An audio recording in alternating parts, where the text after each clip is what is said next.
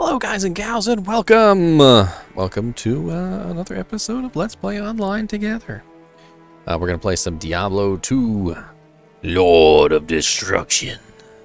You don't know how bad I want to say Diablo II Resurrected, but Diablo II Resurrected isn't out yet. But it will be, and we will be playing together. It's only a matter of time. It's only a matter of time. Unless I die first.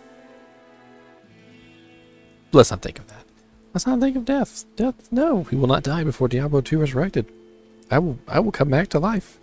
If that is what I've got to do, I will resurrect myself with necromancer powers, so that I can play Diablo II Resurrected for a couple days. Reminds me of I don't know if you guys ever watch any other YouTubers like Arlo. Arlo, he's hilarious, and he made this video when the Nintendo Switch was coming out, and basically the whole video was summed up in a nutshell was he died, like literally the day that the Nintendo Switch released. Literally just died, and like death is standing there, and he's like how dead am I? He's like am I super duper dead? And he's like, yeah, like every single organ in your body failed at once, simultaneously. You're like super duper duper dead, like super duper duper dead. And he's like, wow. He's like, so no chance of coming back? He's like, nope, no chance of coming back. You're super duper dead. He's like, dang. He's like, can I at least play my Nintendo Switch for a little while? He's like, you got a Nintendo Switch? He goes, those things are sold out everywhere. And literally he bribes Death into letting him stay alive to play the Nintendo Switch, but Death gets to play it first. It's a hilarious video. It's one of my favorite videos of Arlo's, I think, like all time.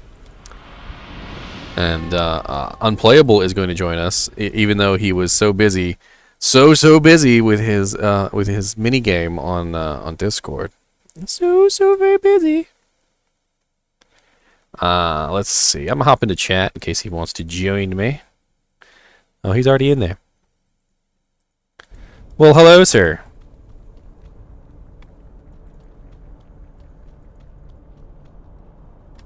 Did I join in the right chat? Do I still have Hawaiian's Majesty up there? Look at that.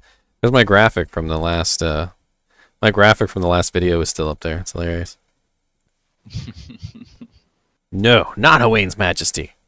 Or Hawaiians. Not Hawaiians. You never have to correct yourself with me. I like the way you pronounce it. I was actually looking at I've never pronounced that one. I'm pretty sure I was looking at it and I'm like, what an HW? How do you pronounce an H and a W together? I'm like, I don't and then it's like ANIN, and it's like a possessive.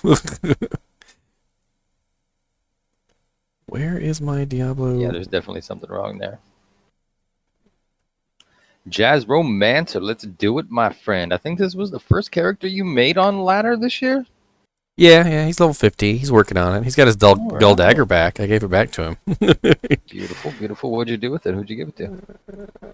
Oh, it was on my barbarian for a while because I was like stabbing stuff with it. It was fun. Oh, you were running around horking bodies, maybe? There we go. Get some graphics. Get some brains in there. We need some brains. Hold on. Get some brains on there. A little bit of some eyeballs. Oh no, that's the paladin. We don't need paladins. There you go. Eyeball. Gotta add some. You gotta have graphics. Gotta have some graphics. People like graphics. What actor are you in? Or are you already are you already G-rushed? So we're gonna be walking the River of Flame. Yeah, well, I'm actually in all the acts, so I mean, I just don't know where my character belongs.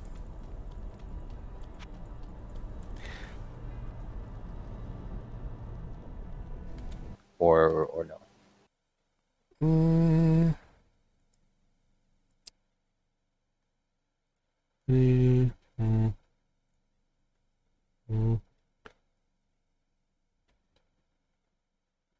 No. Are you not able to hear me? Can you hear me? Oh, I can hear you now. Okay, I was messing with my settings.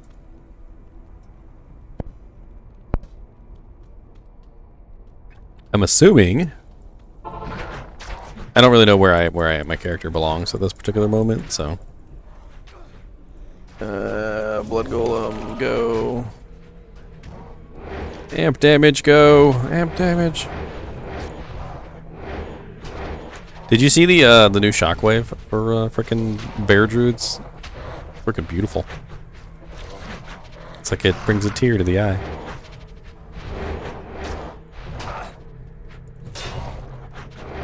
I need some minions, sir.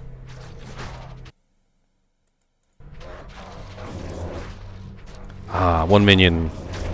2 minions, 3 minions.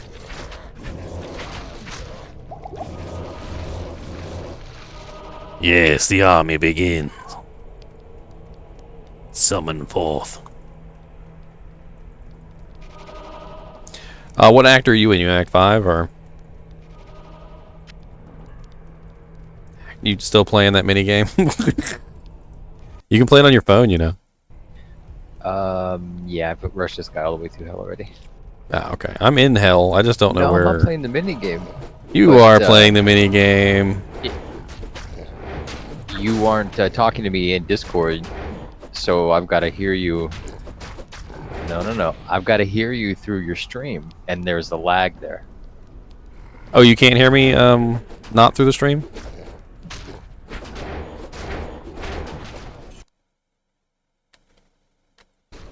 You know what that probably is? No, in Discord you're not triggering any voices. Yeah, it's probably administrative rights. Hold on. Let me exit Discord and re-enter.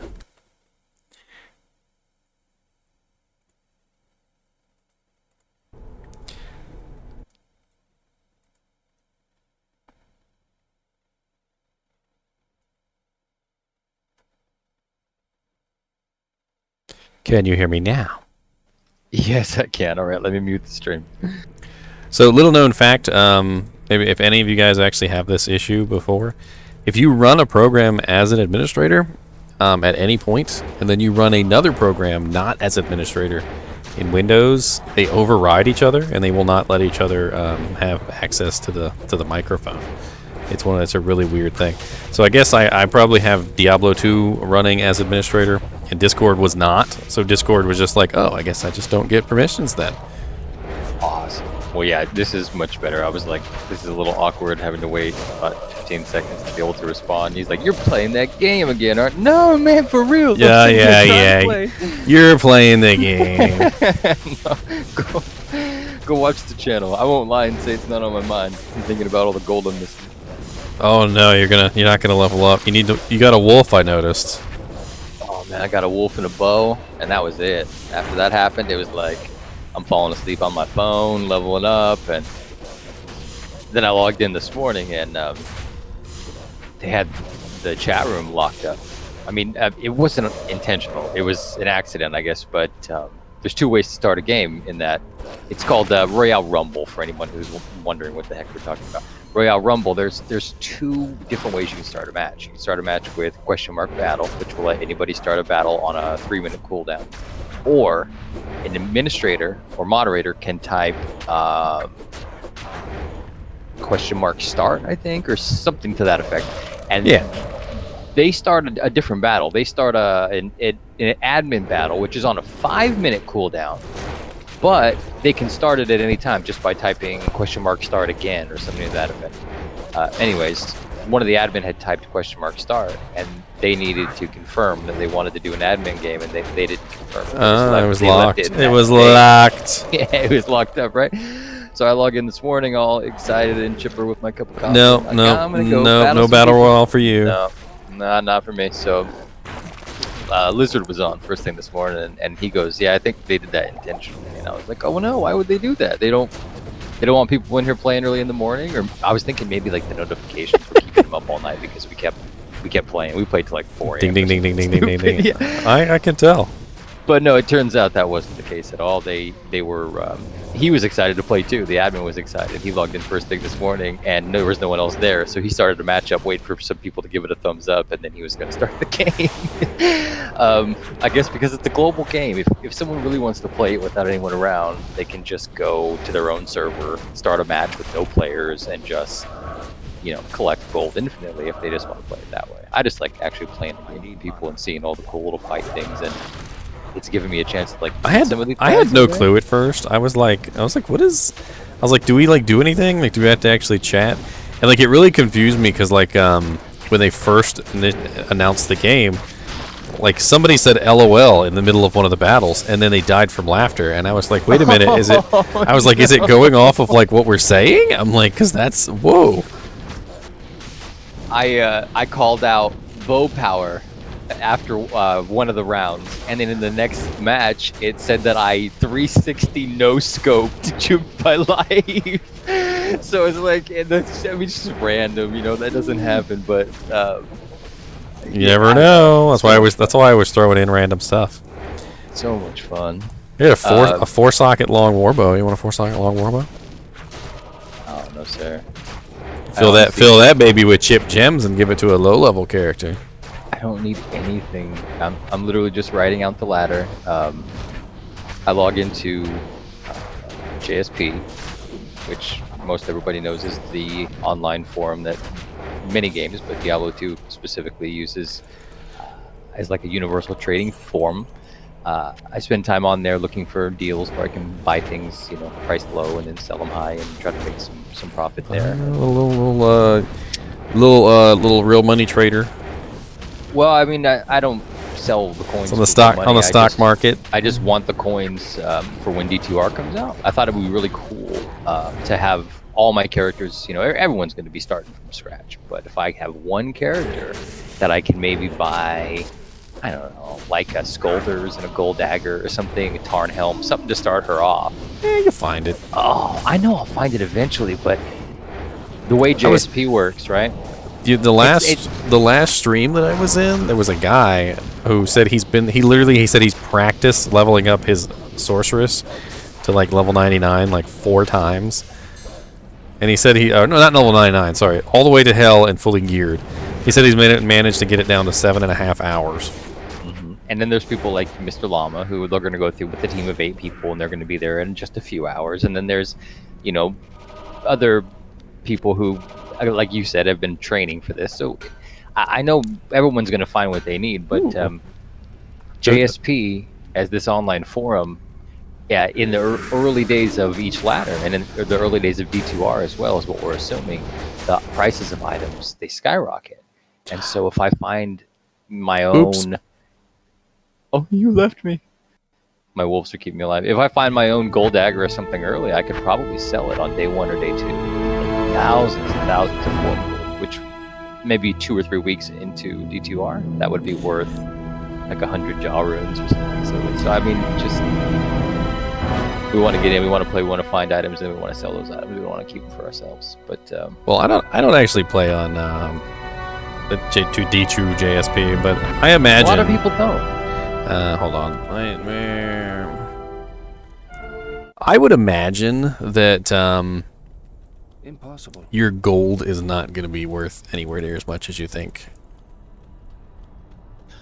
Like it's going to be an interesting transition because you're looking at an entire world essentially right now full of bots who are essentially making items worth next to nothing. So you might be thinking, okay, well, this is how much a jaw rune is worth, and so you're basing that off the value. But a jaw rune in Diablo II Resurrected might be worth 10,000 times more. I can't. Right. That's one factor, I think, and I think maybe another really important factor is that the way that Blizzard is releasing Diablo 2, they're supposedly, from what I understand, they're releasing it with cross progression, so I could bounce back and forth on my accounts from PC to PlayStation 5 to whatever else I want, depending on where I'm at. Which is also going to have an effect, yes, because people are going to be able to sell items from console land. Well, I think that's going to be great, but the point that I'm getting at is that no matter what console or system it is that I'm playing the game on, I can always take those items on my account to the PC version and put them on JSP. And I can also do the opposite, which is start on PC and use what will be the new version of bots, which, you know, I know D2R is a new game, there's going to be new formats, but you can't stop the hackers, especially not ones where there's real money involved. And D2 has been a literal economy for 20 years for an entire culture of people who literally just run servers farming gold. They're not going to give that up. They're going to do everything they need to do to get new bots up and running. And I imagine a very similar experience to a new ladder, maybe a little bit more drug out. Yeah, but see, the problem is here is you're looking at the current economy. There is no anti-bot. Like, there's pretty much nothing. They've done a couple things. The discussion of what the things that they have in place. No, well, I know they're kind of janky, but they do have things in place. Yeah, but there's no like active support team. There's no like there's no people actually actively monitoring things, going into games, checking to see what's going on, looking at logs. Now, that being said, just last week they had a huge bot wave. I mean, thousands and thousands of CD keys banned, and those people just went out and used their next wave of CD keys to just get right back into the game and not miss. Well, yes, and that's another thing, is that the original Diablo is essentially free at this point. So you can pretty much do whatever you want and get another key just like that. You can even guess the keys. A lot of the bots have been guessing them. Yeah, that's true. But key generators, right? Yeah. But again, we're talking about Diablo II Resurrected, which is going to have new keys, full price tag on and a full price tag. Yes, absolutely. There are a lot of factors, a lot of variables. You are 100% right, my friend. 100% right.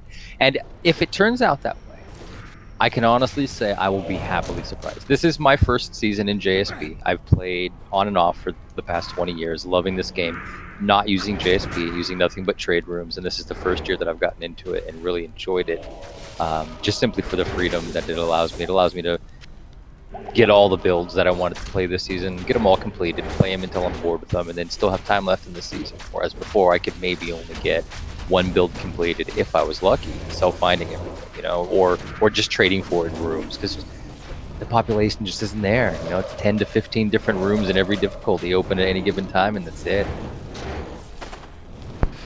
I mean, no, there's pretty much only bots to play with. That's kind of it. There's only bots to play with, so.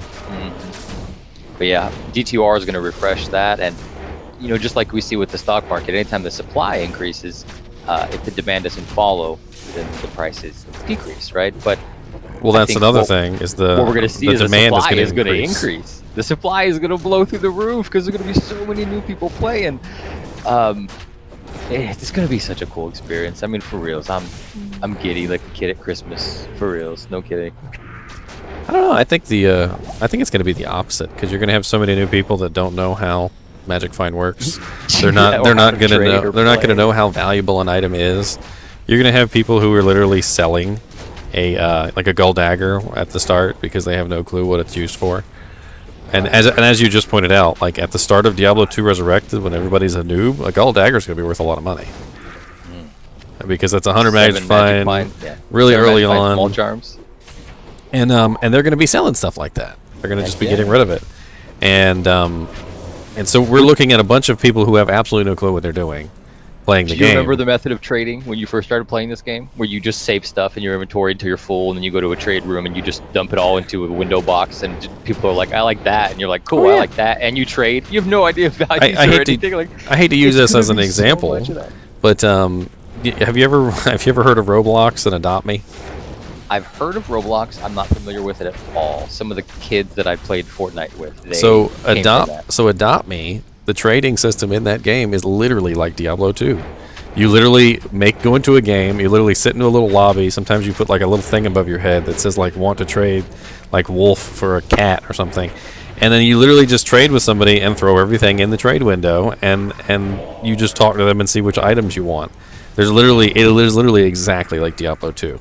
Well, that, as far as I know, all came from Ultima Online. I mean, I played that for years. I would just sit there for 12 hours in a row chopping trees and filling up that bank with wood planks like an addict. But that game had the same thing. Everybody would go to this one part of the main town and just spam right above your head with these big old long sentences of selling this sword with this mod and this weapon with this mod, looking for this item, and everyone's running back and forth from all the different hawkers. It was like such a real and cool economy. No, That wasn't games. There was no limit. You know, it was like 100 people in a town. well, in the latest interview, Rob did say that he did not want to stunt the economy. So, like, I think it's obvious, like, not the economy, sorry, the community. He specifically referenced, how do I put it? Like, how Diablo 2 kind of doesn't hold your hand, and it doesn't really tell you what to do, and there's so much that you have to learn. Best part. You have to learn by going and talking with other people. Like, you don't... Like, if nobody ever told you, or you didn't, like, look it up on a Wikipedia page, you would never know that Fade gave you physical resistance. You just would never know. And you just pulled out one of the even more obscure things that even people who've been playing for years didn't know. But what about just something as simple as rune words? Like, what if you play Diablo 2 and there was an NPC that pops up in Act 3 and he's like, He tells you all the rune words. You're gonna need Enigma. It's Jaw, Ith, and Bear, and a 3-socket armor. Go ahead and try it. Here's your first set. Like, you know, what if there was something like that holding your hand? Like, it would kill the game. The idea that you could get to the end of it, have an end-level character, and then find out what an Enigma is, and realize that your options with your character are more than you even imagined, just with one rune word, and all of a sudden you're like, there's how many different rune words? They can all do what? Like, you go through different graduations of phases in Diablo where you're like, level 1, rookie, noob, you don't know nothing, you think you're playing like Torchlight or something, and then phase 2 you realize, hey, there's something a little more here, maybe this is more Path of Exile style, and then you realize that Path of Exile ain't got nothing on this. This has like complexities and depth and replayability like no other game I've ever played. Diablo 2, I love this game. Well, you know, and it's interesting too because you're talking about like levels, like you get to different levels in the game, like not obviously not level 99, like level of your personal like, level of experience, like your knowledge of how you can utilize the mechanics of the game.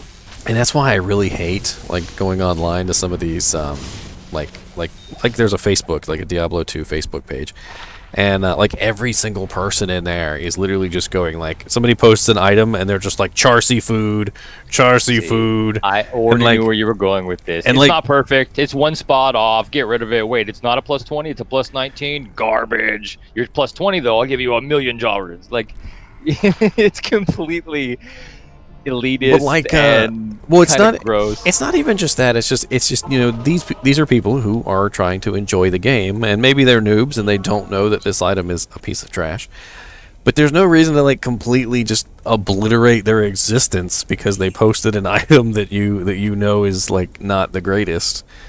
Oh man, you're tugging at my heartstrings here because, again, I told you this was my first season with JSP, and it has been hard knock life. Let me tell you, there are vultures, my friend. They, I'm sure. You. My very first post that I ever made on there. I'm trying to sell this item. I want to sell it for this amount, you know, and I can't remember what it was, but a guy posts on there, if you think it's worth that, you're stupid. Yeah, you're that was stupid, sucker. That was my first interaction with a person on JSP, and I went, well, this really motivates me to sell something else and keep playing. I mean, I'm glad that I did, but it's pretty rough. It can be rough. No, I don't have an Ort rune. Do you have an Ort rune? I'll trade you. Dude, I found a 2-socket Saleh. I wanted to make a better lore helmet. I've got 3 gold runes on me. Okay, no, I'm just kidding. Let me get. I got a General's Tando Laga. I know you want that. 50% slow. Come on, man. No, I got something for you. You need that for your merc at some point, buddy. He's using a Razor Tine. Dude, it's a 4-socket F. It's for your merc. But he's got an upgraded Razor Tine. Oh, is that like endgame? Endgame. No, you want to see it? Here, look. Your Thresher, you could do Bear Mount Ballist in it and get your. Oh no, you want. I upgraded it just for laps. It's the normal one. Okay, it's got the slowest target by. We'll put the other one in your inventory. Let me get you. No, look, I don't have room for all this. Shut up. Just shoving shit at me. Alright, if you don't want that for reals, like, I'll take it back. You can get, like, high room for that. What is it? Ral Ort something? I don't even know. For what do you want to make? What is it that you put in here? In the 4 socket, or you could. Well, first thing you could do is you could do infinity. Okay, that's low level and is gonna give you like infinite mana. But you probably don't need that on your build. What you want is Yeah, I don't need mana. you want Bear Mound Bear Ist. Oh, Yeah, sorry. I don't got all those That's- high runes. I know, but one day you will. That's infinity. That's the conviction ore on all the enemies, right? That's what you want. Why do I need that as a necromancer though? Conviction also lowers defense. I suppose if you wanted something better, you probably want to get like fanaticism on a faith bow and put that on act Yeah, 1 mark, yeah, conviction but, does lower defense. I guess you're right there. anyhow, you said you want an ore rune. You need anything else while I'm doing the rune hopping? No, I was just trying to make a better lore hat. I thought maybe you had one laying around. You don't gotta Well, I like. do. I got them on my. You don't gotta like run all over the place.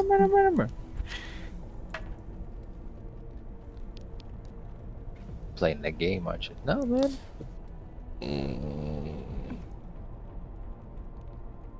I got all these freaking runes on here. I need like a rune mule.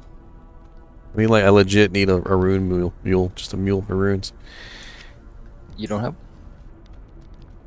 I don't have a lot of things. I told you all my characters got deleted a long time ago. Pretty much every time I play, it's on stream. So if I haven't done it on stream, it hasn't happened. I was wondering if that was the case. It's not that I don't play unless I'm on stream, it's that I don't have time to play. Yeah, So if I'm yeah. streaming, it's usually because I have time, and if I have time, I'm playing. I told you I had more runes, like the only one I don't have. I can't even equip it. Freaking 108, 140, freaking yeah. End game. It's yeah, but I'm not even at end game, sir. It's to grow into. For you to grow on. This character doesn't even have like any gear. I kept stripping him of gear every time I made a new character. I would give like the gear away to the next guy, and so he keeps like going down in gear every single time.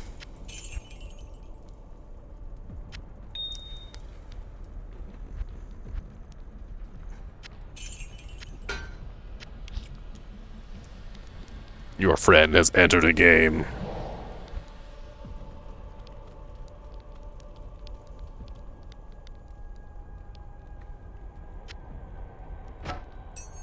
I was gonna try and put this armor on right here, but I can't even put this tigulated mail on because it's too much strength. Because I stripped I had a I had a freaking what's that thing called? The one that all the sorceresses like to use. We have the gold dagger. We have the whiz spike. We have the oculus. Oh no, the armor. The serpent Skulder's skin Ire, or whatever. Serpent skin of the viper magic. Yeah, I had that on me, and then I took it off and gave it to somebody who actually needed the faster cast and stuff. And then I was just naked, and I logged into him, and I'm like, oh, he's naked, okay. So I just like threw anything I had on him, because it doesn't really even matter. He's a necromancer. I don't really care. He can just run around and just be naked. It doesn't really matter. Just be naked. I need mana. I mean, he does have mana issues, but it's not like I really cast anything. Are you refreshing your minions? Oh yeah, I just grabbed a couple. Why not? Gotcha.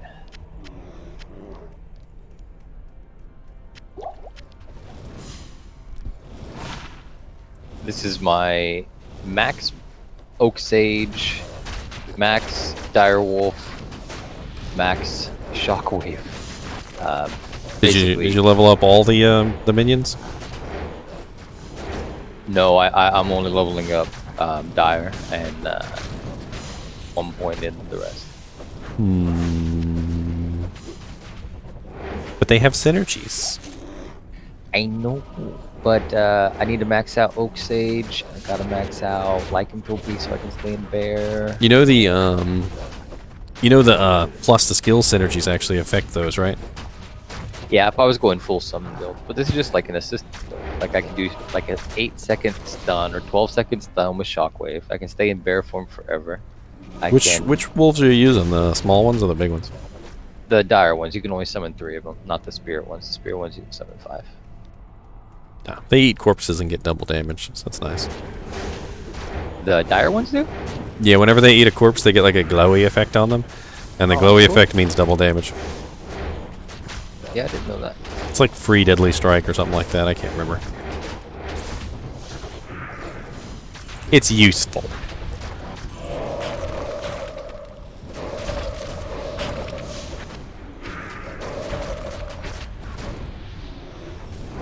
Ah, the slow walk of the necromancer. Switch to my magic find so we can find some stuff. Aha. Like just casting a couple curses like caps out my mana. Like, oh, okay. I got like no regeneration. Because I'm using like 2 Nagel rings. I literally have chance cards on 2 Nagel rings. Frickin' gold wrap belt. Some magic find boots. A gold dagger. A rhyme shield.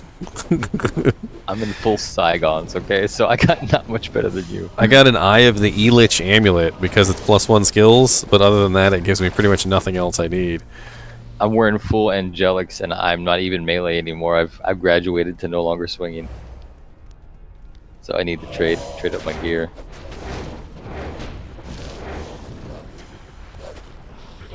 So one of my YouTube viewers actually asked me an interesting question on one of my set videos. He said which sets can be worn together completely, and I was off the top of my head. I was like, okay, well, Bull Kathos can be worn with a bunch of other things. Because it's a sword. Yeah, but like I thought of one, like Asuras and what was the other one? Berserkers. Asuras and Berserkers can be worn together. Yeah, there's a lot of weird 3 pieces. Like Death's Touch is a main hand weapon, which there's not a lot of set main hand weapons, right? So it's a torch, and then it's a hat and a belt, I think. You can definitely have Infernal set on. Death's is weapon, Gloves and belt. It's a sash. No, Infernal Cranium, the little weird looking hat. I thought you were talking about Death's. Oh, see, I am. I'm mixing Deaths and Infernals. I'm imagining the 2 of them together as one set, but they're not. They're 2. Oh yeah, Infernals is hat, wand, and what else? And belt, maybe. I don't know, but yeah, there's definitely some of those smaller sets you can wear multiples of.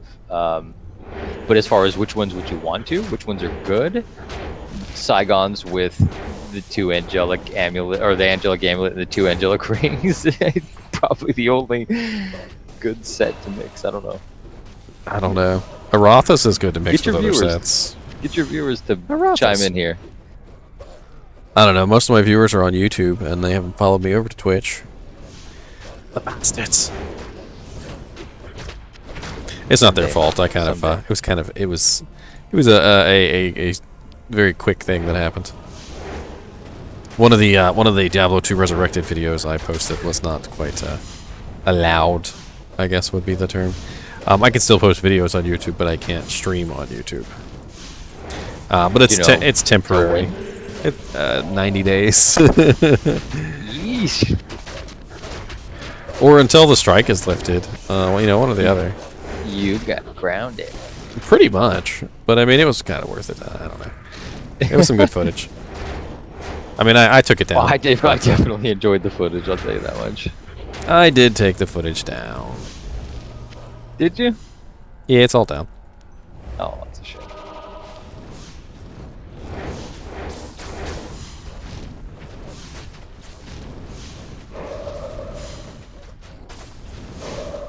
So, quick story about the toxicity of JSP. It's like 2 a.m. in the middle of the night, and I'm on there, and trades aren't coming in. You can refresh, and there's just not much popping up, but I am still awake, so I'm still refreshing. And a trade pops up for buy 20 jaw runes from me right now for 100 form gold, which is less than half of their value. And I kind of looked at it for a second, and I went, is my math wrong? Am I about to buy a package and the math's not right because I'm tired? It's 2:30, and I went, no, I think the math is right. This is a huge profit. I need to buy this. So I bought it, and then almost instantly, right after that, a whole bunch of other people start chiming in. If I'll buy it if he dies. Now, if they both die, I want to buy it. If they all die, I want to buy it. and then some other people start chiming in. Okay. Well, then I got those runes, and I was like, thank you, and I won, and I bought them. And then I took those runes, and I went to go resell them. I reposted them for their actual value, right? Well, I guess I reposted them too fast. Okay, if you're gonna buy things and then repost them, you want to leave a little bit of time in between because it makes certain people angry, right? What? No, they could have bought all of them if they wanted not to. the guy who sold the items. The guy who sold the items, he knew exactly what he was getting into. I'd like to look at his history. He's done this before. He gets a bunch of runes, he unloads them in the middle of the night, and then he disappears. I even saw some of those guys who were giving me a hard time.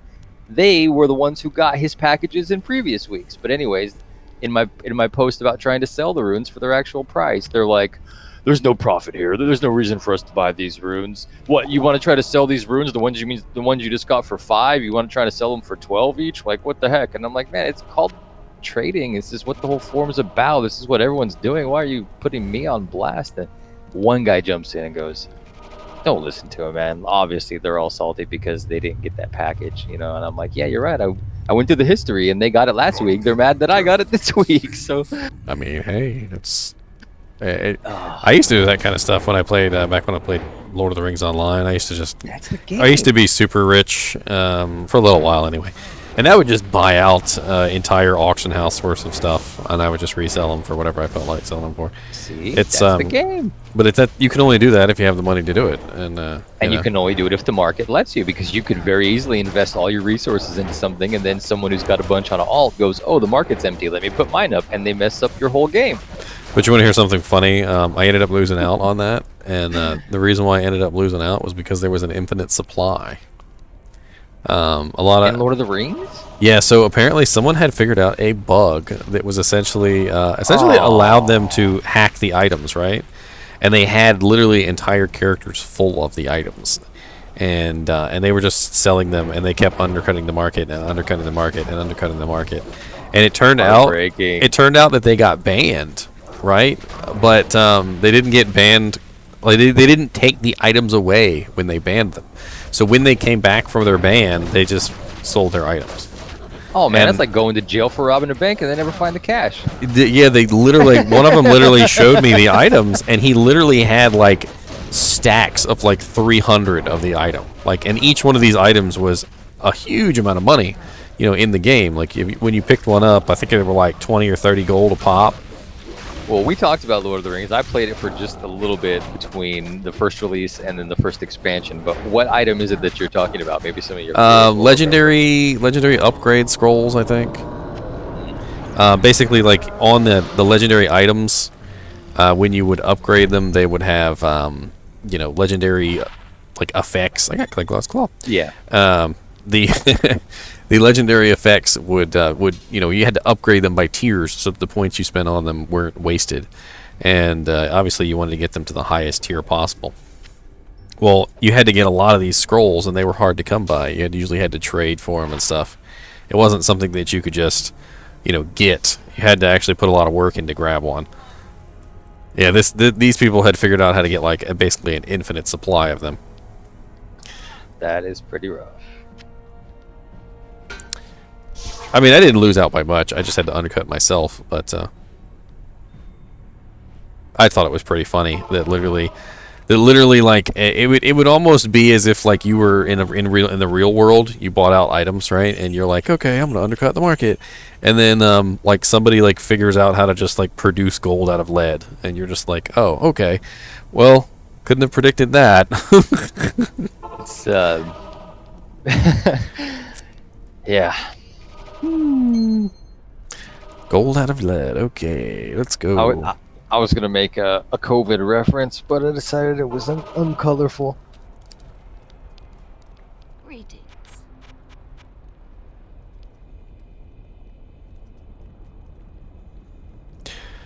Are we going Act 5? Yeah, why not? Let's go get that socket. I was actually thinking, like, because you were talking about how the people on JSP are pretty toxic. So there was this guy. He was actually no. It was a lady, and she was talking about how feminism like became toxic, right? And she said it wasn't that feminism was always toxic. She said feminism was actually a very good thing at one point. She said, but all the good feminists married and had children and moved on with their lives, and the ones that were left over were the toxic ones, the ones that never basically got married and had children and became, did something with their lives. And it's the same thing with Diablo when you think about it. Like all the Diablo 2 players kind of moved on, and what was left over wasn't maybe the cream of the crop. The cream of the crop. Well, I suppose that is one way to look at it. However, I guess maybe because I've left and come back, and the people that I'm seeing that's me as well. vultures, those are the people that have been here the whole time. They never left. Like their starting dates show like 2012 on JSP. They've got like 12 billion gold and 7 million comments. You might have something to that, my friend. I mean, it's not 100% theory. It's just, I heard that story told by someone, and then it occurred to me when you were talking about how, like, you made your first post on there and it was just instant, like, why would you even post this item? Charcy food. Charcy food, yeah. Dude, that whole Charcy food thing, just like, I don't know why, but it's obnoxious. Like, especially when some new character, like, who's literally, like, level 5, like, finds something like a Cathin's ring or something, and it's like, is this any good? And they just, like, they tell him to, like, throw it away and, like stomp on it. And, like, it's totally a good item for him. He's, like, level 5. Just tell him to keep it and put it on. Right. And then what's really sad is these elitists, they put these ideas in these people's heads that these items aren't worth anything because they don't meet this mold of these perfect things. And then 5 minutes later, you see someone who posts in trade that they want that Chthons. They're actually trying to put together a full Chthon set because they're a collector, and there's a lot of those on there. Oh yeah, collecting is totally and a thing. They could have sold the Chthons for 1 forum gold, which to a billionaire on there is nothing. But to someone who's brand new, 1 forum gold can buy you any high rune you want, with the exception of like John Bear. So it's like, if that guy needs probably a good number of little set items too. Man, I mean, he all kinds. He could have bought pretty much 3 or 4 any items that are worth less than a high rune. Like, I mean, he could have gotten like chance guards, and he could have gotten like maybe some low war travs. Like, he could have gotten an Aki. He could have gotten all kinds of stuff for that.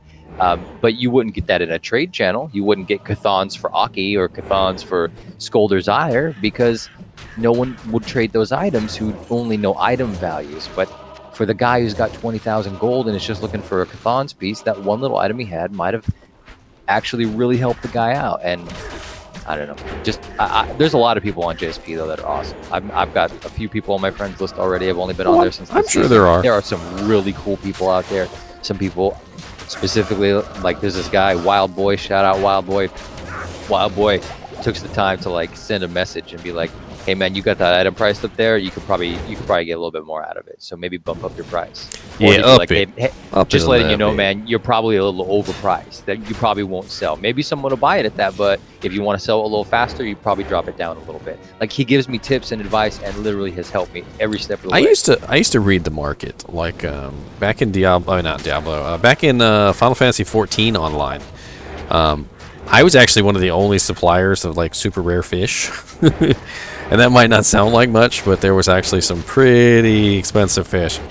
I bet you were fighting the women off, weren't you? And okay, so these fish, like there was this one fish that made this one piece of food. It was like in Final Fantasy, you ate food to increase your stats, and there were some really, really good food items.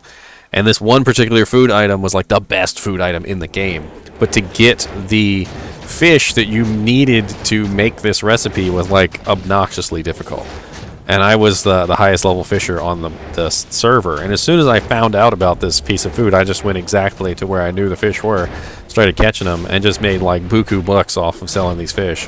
Had like people coming to me because I was like the fish supplier. Like, if they wanted this food, they had to come to me and pay like outrageous amounts of money for the fish, just so they could eat this item during their raid. It's for that just that small extra bonus. You were like Fisherman Joe. And I made tons of money. I was super rich when I stopped playing that game. I actually gave all my money away to somebody, and they were like, "Are you serious?" And I'm like, "Yeah, I'm probably not coming back." I did that in Neverwinter. I played it through the alpha and the beta, and then right before their first expansion came out, I don't remember there being Thorned Hulks here. Like, they don't spawn every time. Like, and there's a lot of them. Like, yeah, I don't think they spawn every time.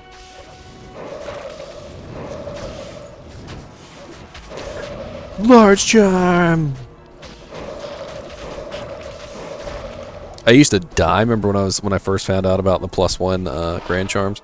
I used to literally dive for the dang Grand Charms. Doesn't matter what character I was in. I just right in the middle of the thick of it, dying for 1 Grand Charm. I still do that in like bail runs. Grand Charm, get it! Oh, here's the yellow ballista. What a cloudy sphere. +1 to teleport. Hey, some socketed shark tooth armor.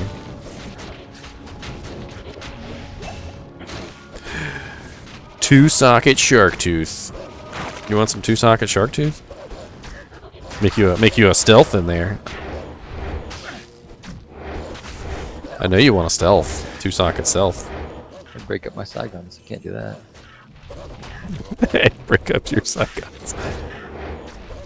Saigons has the worst resistances, though. How are you alive? I got Suicide Branch. What's that? I don't even remember. Oh, it's a wand that gives 50% faster cast rate, and so I can just spam these stuns. Nothing can touch me. Oh, so you're just staying alive by stunning everything. Yeah, that's all I have is stun. I am not even fighting. It's all your guys and. It's all me. Hey, I was watching this one video of yours, and you're obviously talking to one of your buddies in Discord, and you say, "Hello, Jimmy." You have a cat named Jimmy? I'm thinking maybe. JR butt stinks, boy. Okay. Oh, Chimmy. Chimmy the cat. Yeah, Chimmy. Yeah. So you go, "Well, hello, Jimmy," and then like a couple seconds later, it's like a combination of delay. And I think maybe the dude you were talking to had been drinking, but he comes in and goes, "Well, hello, Jimmy." Just like it cracks me up every time I hear it. I've watched that video like 10 times, and every time he comes in, I don't remember "Hello, that. Jimmy." Oh man, it just floors me. I don't remember that. Oh gosh. You should timestamp it. clip it. Next time You I should watch clip it, I'll timestamp it. I watch your videos like every night, for real. No kidding. Let's see if I can get Chimmy to come over here. Chimmy, chim, chim. Sometimes she comes and run. Come here, Chimmy. Alright, say hello to Chimmy. She's going to be up on stream. Say hello to Chimmy Choo Choo. Everybody say Say hi. hello. This is Chimmy the Choo Choo. She's the fartingest cat. She farts. It's a fart right in your face. What's up, Chimmy? She loves to fart. She's a farting cat, I tell you what. Pick her up, she fart right in your face. I mean, not even a hesitation. The nerve. She's like, "Oh, hello, Daniel. What's going on today?"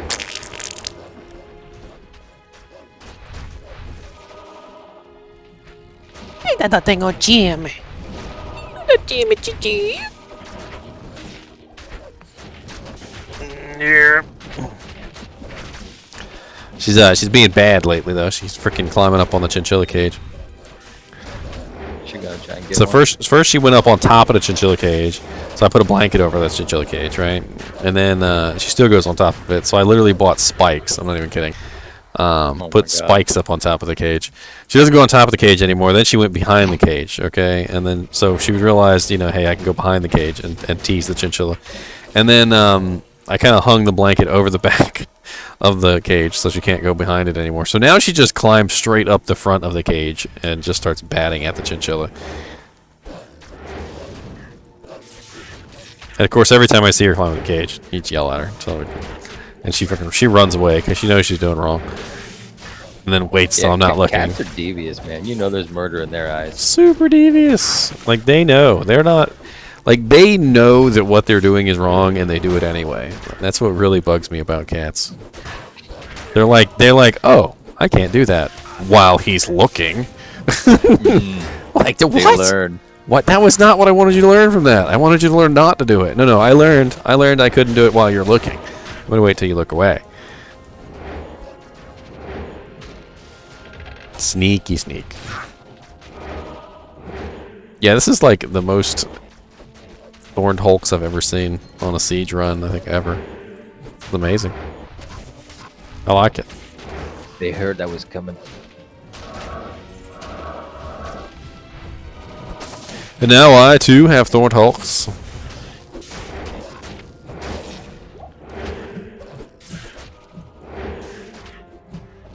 I'm such a passive druid player. I even have corpse explosion, but I haven't been using it just because I don't want to switch to it. Well, you're also a passive necro. I wish they would make it so I can put corpse explosion on my left click, because it's on my right click. I don't want it on my right click. I want it on my left click. Keyboard I want to have be updated on the controller. I want to have my curse on my right click and my corpse explosion on my left click. This is imperative. I don't know why corpse explosion can't be on a left click. I feel like that's a racist move against necromancers. And possibly left-handed people. It's very mean. It's very mean. On a socketed circlet. Yoink! How'd you know it was socketed? It could have been F. They are usually not F. It was 2 sockets. You can make a Ort soul on that. I don't have an Ort. Well, we might find one. Actually, don't you get one for free for doing Ancient's Pledge? And we're about to do that. We're gonna free the soldiers. Maybe. I don't know. I have a 5% faster hit recovery small charm. Hey, that's not bad. Which is good, because I just sold my 12% faster hit recovery large charm. I was like, I can't hold on to that. No.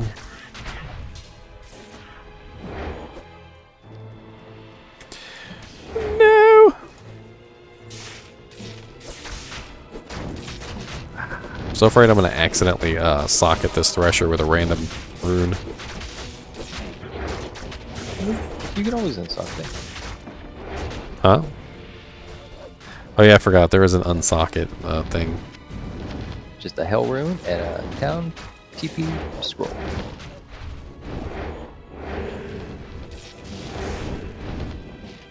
I make a Spirit and it comes out 28% fast cast. I throw it in the cube with the Town Portal and a Hell and start over.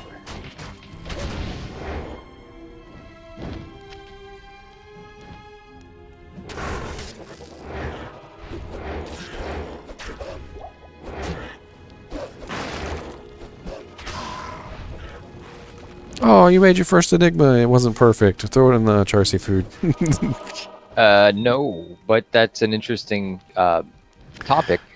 This ladder is about to end. We're coming up on it within the next month or so. And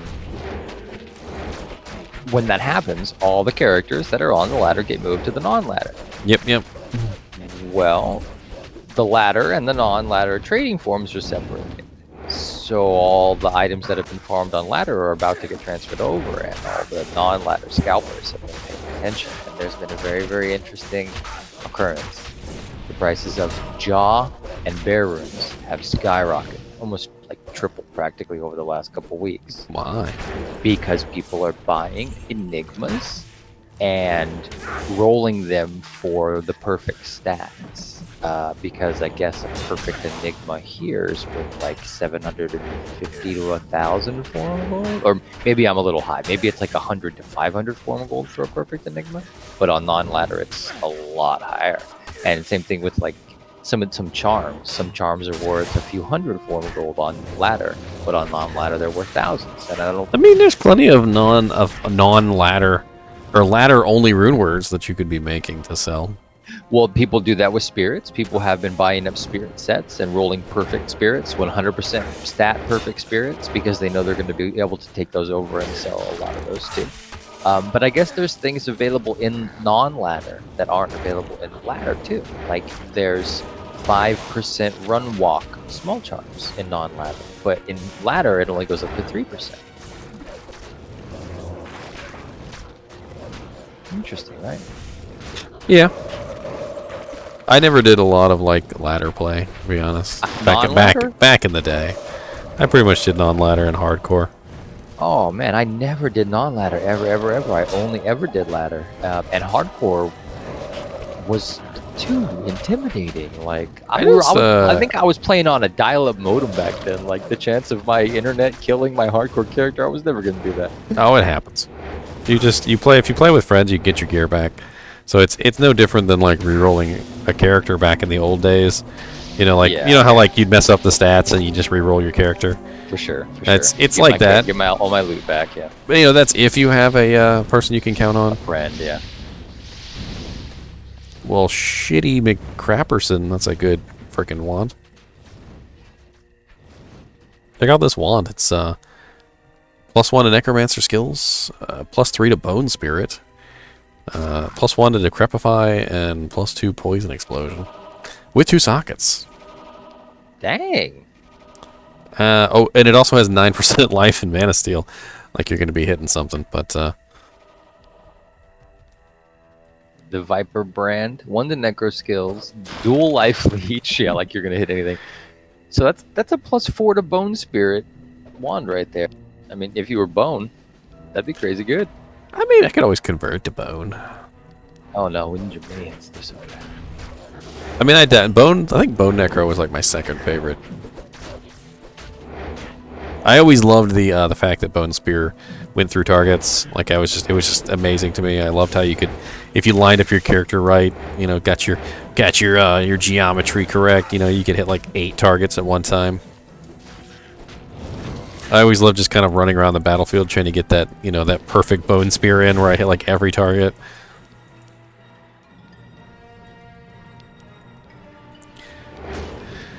And then, of course, you know, Bone Spirit's kind of fun to use too, but not as fun as Bone Spear.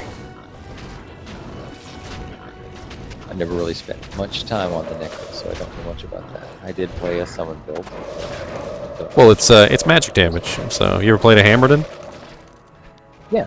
I mean, it's basically the same thing. You get that amazing, you know, like unresistible, basically, magic damage. So it doesn't matter how much damage you're doing, because it's probably going to be better than the crap that, you know, other people are doing. So much crap. I want to check this bow. You know, magic damage is just great. And then Bone Spear goes through targets, of course, so it hits multiple targets at once. It's almost a lot like a Boazon, sort of, except instead of physical damage, you're dealing magic. Yeah, it's pretty sucky. I don't need that Sanders superstition either. 3-socket blizzard weapon.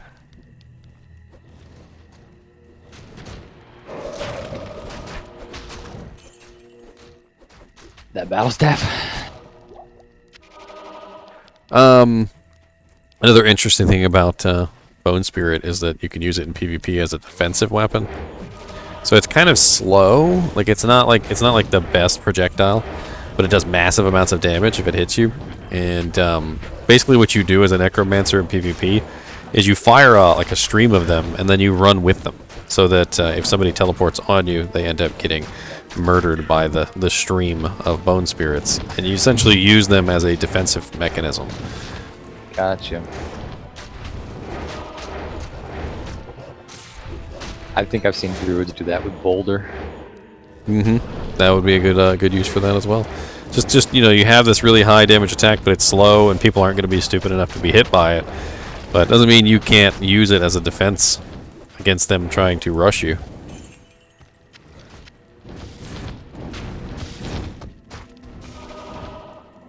I saw a preview on the PS5 for a open world RPG styled, like make your own wizard and Harry Potter type game. It's called like Hogwarts Legacy or something like that. Have you seen that?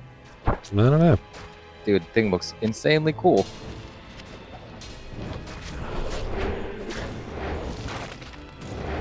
I did meet somebody at work today who was very excited about Diablo Immortal. Oh, what's wrong with them? I mean, they're kind of like a mobile gamer, so I can understand. and I was kind of trying to explain them, you know, that if they're excited about Diablo Immortal, which isn't out yet, by the way, to go check out Diablo 3, because you know they don't have a PC, they're not going to be able to play Diablo 2, and I told them about Diablo 2 Resurrected, but it's not out yet anyway. It's not out yet either. So like for a console user, a person who doesn't have a PC, I think Diablo 3 is like the closest thing to an actual Diablo experience you can get. Yeah.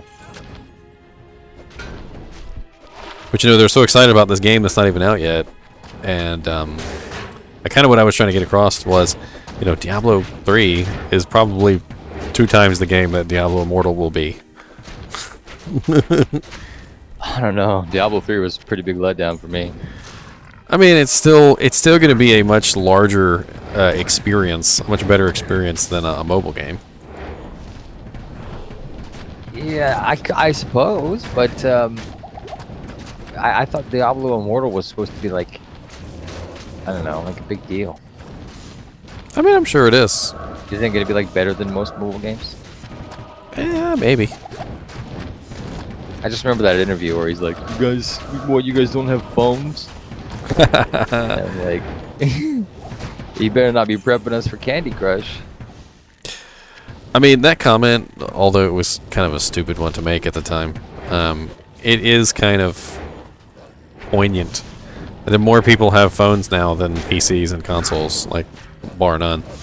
I guess, but we all have like cars too. Is he gonna make it for the dashboard? Like, I don't want to play my video games on the toilet. Don't build it into mirrors. What, you guys don't have bathrooms at home? So what if we have phones, but I don't want to game on my phone D2? But see, I want to game on my phone for 5 minutes while I'm waiting for the dentist. I want to game on my system for 3 hours. But the other problem is that even though a lot of us who also have phones also have consoles and PCs, a large percentage of the phone users don't have consoles or PCs, which is weird. Like, there's so many people out there who use phones that don't have a computer, they don't have a PlayStation, an Xbox, or a Nintendo Switch. And I don't think of those people as the kind of people who would put any time or effort into a game like Diablo Immortal. And like it's weird. Candy Crush, maybe I could see like my grandma playing that for 20 years because she has a phone, but she don't have a system, and she's not going to play a real game. But she'll go sit there and do Words with Friends for about 8 hours straight, right? Those kind of people aren't going to play Diablo. And that's the kind of people that Diablo Immortal is trying to appeal to. The people who don't have consoles, who don't have PCs. It's weird. Yeah, they had one moron. I mean, I hate to be mean, but they had one moron in that group, and it was probably the guy, what, you don't have phones? He's so tired of having to make that argument. Because he's seen all these mobile games, and they're, you know, making multi-billionaires. These like mini game style cell phone games, they can make these games, fund them, put them out there for like a year, make a bunch of money, and then just close the game down, and there's no repercussions. They just make billions. So well, it's because they follow the numbers, and you can go as far back as the PlayStation 2 and you can see this effect. When the PlayStation 2 came out, it had horrible attach rates. Do you know what attach rate is? Nope. Okay, so attach rate is when a console sells, let's say a console sold 100 consoles, okay? And out of those 100 people who bought a console, say 2 of them bought, 2 games, and like 99 of them or 98 of them only bought 1 game. The attach rate would probably be 1, which is essentially that, they've only managed to sell 1 game per console, that they sold. Well, the attach rate on the PlayStation 2 was absolutely awful because the people were not buying it for the purpose of playing games. They were buying it as a DVD player. Well, that makes sense. The PlayStation 2 was literally sold as a DVD player mainly. Like, that was its main purpose in life. And it wasn't until like 2 or 3 years later that they actually started to get a good attach rate of around, I think it was like 4 to 5 attach rate, which is pretty decent. But it didn't happen early on because nobody was buying the PlayStation 2 to actually play games on. But they didn't care. The PlayStation 2 had these amazing sales numbers, and that was all the game companies were looking at. And so they kept putting games on the system, and even though nobody was buying them, they kept putting more games on the system. That's crazy. And the mobile market is literally the definition of this, because so many people have phones, and the number is so high. But that doesn't necessarily mean that these people are actually buying any games. 10,000 downloads on the App Store versus 10 million downloads on the App Store. What's more important, 10 million downloads or 10,000 users who download it and like regularly play and feed money into it, and download the upgrades and all that stuff? You know, it's Yeah. So what they're hoping for is they're hoping to capture just a small percentage of that market. I mean, if you say that everyone in the world just about has a phone, I mean that's like even if you pull out all the third world countries, that's still like 5 billion people. And of course, you know, some of the markets are kind of cut off. Like I think the Chinese market is like completely cut off from the rest of the world. And Tencent Games owns that market. If you've never heard of Tencent Games, yeah, it's a really big like Chinese company that does mobile gaming. They actually bought out a couple IPs a while back, and they were making some really weird games. I think I had a partnership with some big company a while back, and it fell through. What was it? Oh, Valorant. That's right, Valorant. Have you ever played Valorant? I have not, but there's a guy in Discord that is playing it as we speak. So Valorant is actually owned was actually owned by Tencent. It's like a kind of a roundabout ownership, and a lot of people have refused to play Valorant because it uses like a really aggressive form of anti-cheat that actually like loads up with the kernel of your operating system, and people don't want to play it, not because it's using a kernel-based anti-cheat program, but because the company that owns the kernel-based anti-cheat program is literally the Chinese conglomerate Tencent. And they don't trust Tencent not to sell all their information and everything that they're worth. Which I can totally agree with.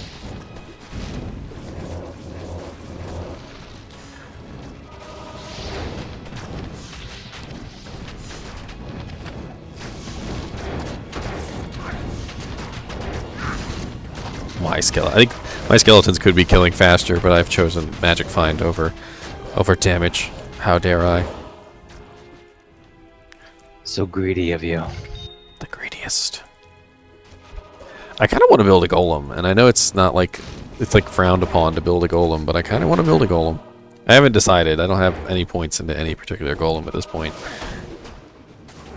I kind of want to do the clay golem because the clay golem would be good for PvP. That 20% slow is really nice, and then that actually stacks with other slow effects, which would be very nice. I guess if you were rich and you could just afford to pump out insight, right? That's the reward that does mana regen. You could pump out a bunch of insights and turn those into iron golems. That might be the best of all, but that's expensive. I've never figured out iron golem. I don't even think iron golem is really that good.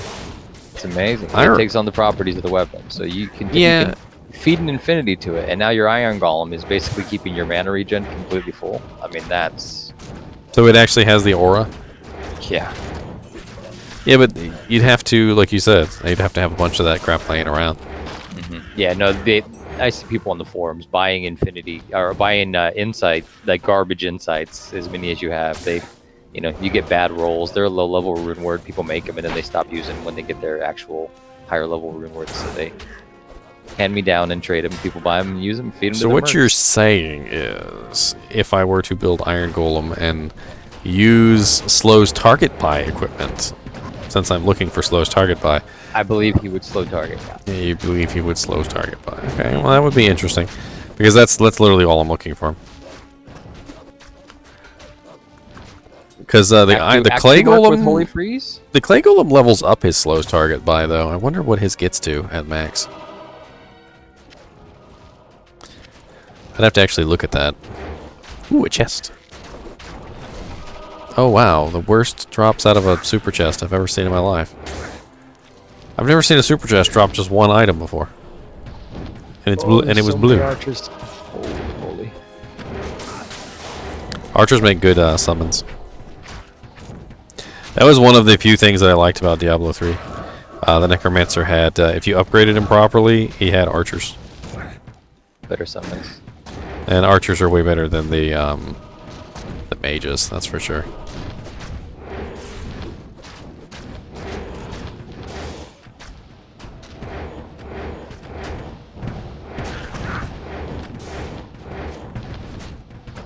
The mages, I don't know why the mages are so bad. They're just awful. It has to do with their scaling spell damage or something, because I think they are kind of good, like if you give them in the very early, you know, stages of normal and whatnot, but by the time you get to hell, Well, like they're fodder. Like I built another necromancer on solo, like before I did the this, you know, the ladder characters, and I spread the points out. So instead of going straight into skeletons, I spread it between the mages and the skeletons, and I also beefed up mastery. Because if you're going to spread, you're going to have to beef up mastery to beef up both of them at the same time. And I could not keep the mages alive. I could not. Like the mages would just die. Too weak. They were just so weak. Like even with like every point I could spare into them, trying to like spread it evenly, they would not stay alive. And it's no matter how many points I put into them, it was awful. It's a game of you have to have your right click on skeletal mage, and you got to be looking at your numbers, and you got to be replacing them as they spawn, and looking at them as 1 or 2 shot fodders. You know, again, it's the whole build around it where you got to dump mana into it. You got to build. Here's the other problem. So in that build where I spread everything out, nothing was strong enough to fight Diablo. Like Diablo would just do 1 fire attack and he would murder I've everything. Heard that with the Necro, you get stuck in normal Act 1 if you go summons. So what I did was I respec'd, of course, and then I went and put everything into the skeletons first, and then once I finished putting it into skeletons, I did skeleton mastery. And they had enough HP and damage to take out Diablo without the mages on there. But with the mages, they were completely useless. Like they couldn't do anything. Splitting up your damage too much, for sure. And if you don't build mages, you don't have to build mastery. That's the weirdest helmet. Here, have a +2 to natural resistance helmet. No, thanks. Yeah, so you know, like the math actually works out where if you're building a summon necromancer, you put the points into skeletons, and you don't even put the points into mastery. Maybe just 1, like just so you have it. But putting the points into skeletons actually is more damage and more health and more everything than splitting it between the mastery. Makes sense. And then after you max out your skeletons, you start beefing up mastery. I don't really want to build revives. I always remember revives being just a pain in the butt to keep up. Yeah. But they can be powerful too. You go get those Umber Hulks. Oh no, they definitely can be very powerful. I just didn't like how they only last for what, 180 seconds? I don't even remember. I was just gonna say like 1 minute. It felt like not long. 180 seconds is what it says. It's not great. Where's these last 5 soldiers? I mean, 1 point is okay. This way I can get like 3 revives. I don't really care. It is affected by skeleton mastery, so I am getting a since I maxed that out, that they are getting a pretty good damage buff. Some revives are so useless. Like you revive like a vulture in Act 2 and it just flies around. It's like, whee! Let's do it.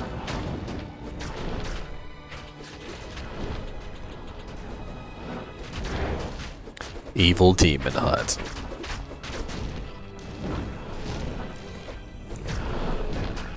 Clay Golem.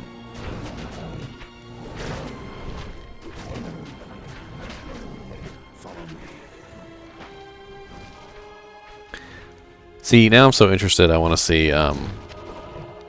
What his slow percentage gets to at max. Ort Ral Tau is what we just got for fighting the last soldier, so you should go turn that in. Make your helmet. My hell, I still have it? Oh yeah, I still have it. I didn't throw it away. Oh, but I lose my cool bone helm aesthetic. Do you remember the spirit rune words off the top of your head? Tauful or maybe? I usually have to look them up every time, especially since I'm worried that I'll put them in the wrong order. I'm like, no, I'm looking it up. I'm looking it up.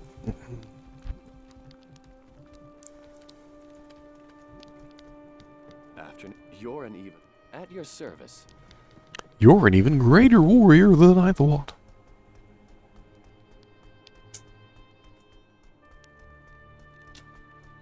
Thank you. Afternoon.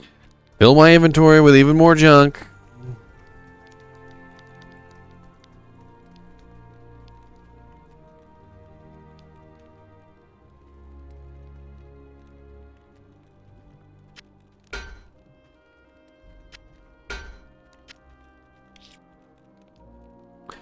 Hmm.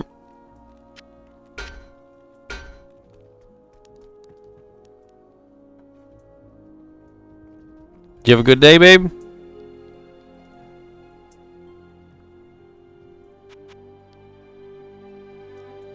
Do you need a lore helmet? Because I have an extra helmet if you want it.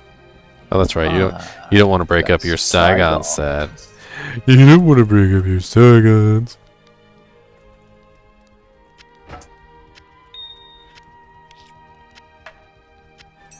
The hell would I even put in a socketed wand anyway?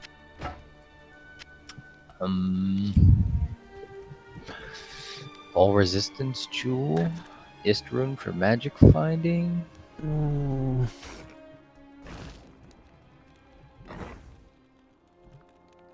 Haha, a dual rune for hit causes monster to flee. Of course. Of course. Put that on your double life leech wand. Shale runes, obviously, so I could get extra. I mean, it's obviously a melee weapon because I got 9% life, 9% mana steal.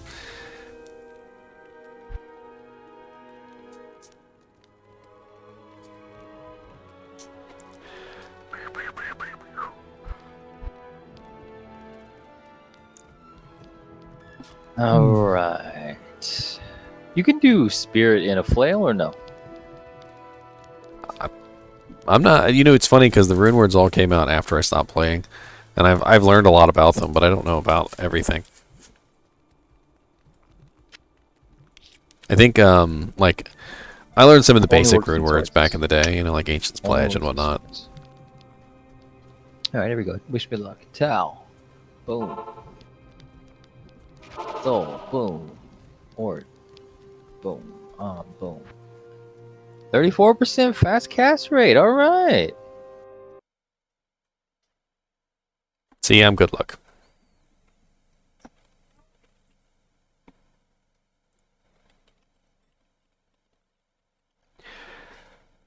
Yeah, clay golem. Let's see.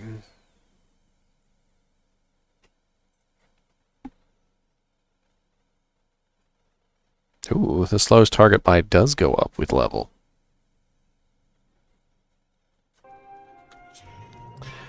At level 20, clay golem gives negative 63% slow. That's absolutely beautiful. 63% slow. Mm-hmm. Yeah, I dropped a couple things in Act 1. I don't know if you want them, but come check them out, yeah. Act 1? Need to, actually I have chance cards, but I'll definitely compare those with mine. Oh, wait till you see these. Ethereal? I'll take them. Here, you can have my non-ethereal ones. Oh no, you're gonna hang on to those until the ethereal ones break. I'm a necromancer. They're never gonna break. I'll be fine. Style points if you keep them alive. Bone Shade Leech. I haven't done the unique items for the wands yet because I don't have them. I need to get the wands. Well, that's a good one right there. It can have the last 3 plus skills on there could be +2 or +3, but they're all +3, so that's a perfect one. Bone Spirit, Bone Spear, Bone Wall, and Bone Armor. Nice. That's not bad at all. It beats out my +2 to summoning skills wand. Well, there you go. I mean, it does have +3 to Blood Golem, but I've recently determined that Clay Golem is superior.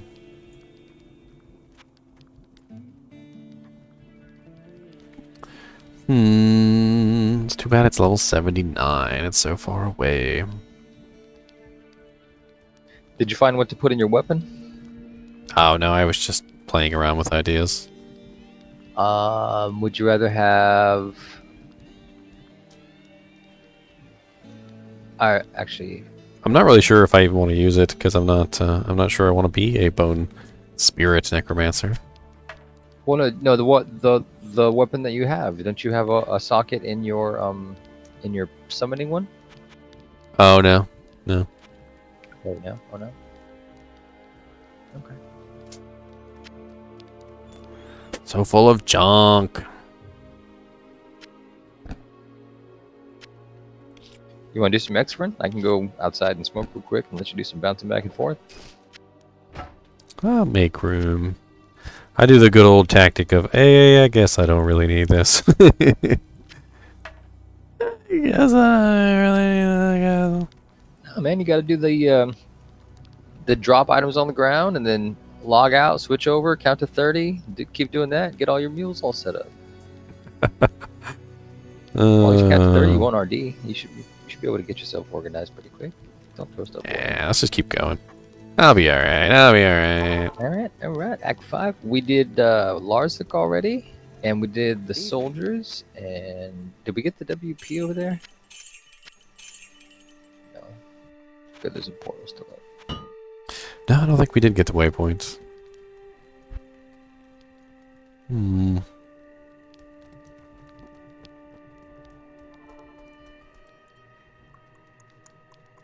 Which portal is the freshest? The freshest. They're right next to each other. The freshest portal. I said freshest. You mean the most recent? No, I mean the most fresh. Get it right. We determine portals by their expiration date. Bring the old portals forward. We must sell them before they expire.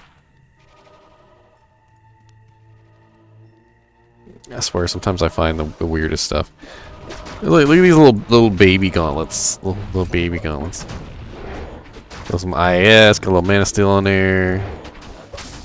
Like all the stuff that you might actually want, but like none of it in the actual numbers that you'd want it. Yeah. Required level 27. So, are you familiar with low level dueling? I mean, I think you were talking about it before, yeah. LLD, low level dueling, man. Level 30 is the cutoff for that. So if you find items that are in the threshold of 27 through 29, they have like these stats on there, but max, but better, right? Not like 10 IAS. You want 20 IAS. So exactly. 3% mana, right? Exactly. But you're right. That's cute little baby gauntlets. Dead baby gauntlets. I need to resurrect. You know what? We're switching to Clay Golem. Get out of here. Blood Golem, your time is over. Clay Golem's life is now as nigh.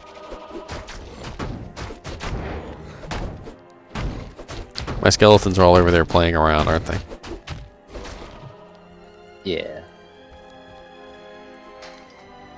And it doesn't help that I'm weak. They slack off. I know it. They slack. They're slackers. They were trying to find you a fresh portal. I didn't order them to find Sally Forth. You ever seen Army of Darkness? I have not, but now you make me want to watch it after saying the rips that the guy's jaw falls off when he's trying to say that. Have you ever seen Evil Dead? I haven't seen any of those. Okay, so Bruce Campbell made these two movies back in the day with Rob Zombie. Yeah, Rob Zombie, and they're called Evil Dead 1 and Evil Dead 2. And then he made Army of Darkness, which is like sort of like a more of a comedy based on those horror movies. And they all follow the same storyline, same plot line. And when I was growing up, they announced those movies, and I was just like, so wait, the guy's name is Rob Zombie, and the movie is called Evil Dead. I was just it's a great movie. You should watch it. How emo gothic can you be? You should watch it. Dude's hand tries to kill him. It's awesome. So basically, the plot of the movie is that a scientist or like an archaeologist or whatever, he uncovers this book, and the book is called the Necronomicon, and it is essentially a book bound in human flesh, written in human blood, and like has like things to summon demons and stuff in it. And the archaeologist didn't believe that the book was real. You know, he's sitting there like translating the words and reading them out loud, and he literally summons, he summons the demon. And he doesn't finish the incantation though, but he dies.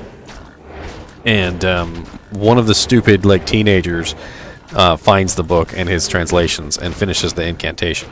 And so then the demon is actually summoned forth into the into the world, so to speak. And that's like the whole plot of the movie. It's pretty good. But it's just like people getting their heads ripped off, and So it's not like a standard horror movie where like like in Jason or like Friday the 13th or whatever, there's an actual like villain, like Freddy, and there's something that you can focus on. In Evil Dead, it's more of like an entity, like like how the Bible kind of describes demons as like these things that can enter in you and like take you over. Like it's more like that. And so like the kids and stuff in the movie are actually like being possessed by the demon. And at one point or another, his hand actually gets possessed by the demon, and he cuts it off. It's all hilarious. okay, hilarious. You gotta watch it. You gotta. Lots of blood everywhere. Tons and tons of blood. And then Army of Darkness, like I said, Army of Darkness is more of like a comedy. It's almost like Three Stooges, like as opposed to horror. Bruce Campbell even said he had like Three Stooges in mind when he made it.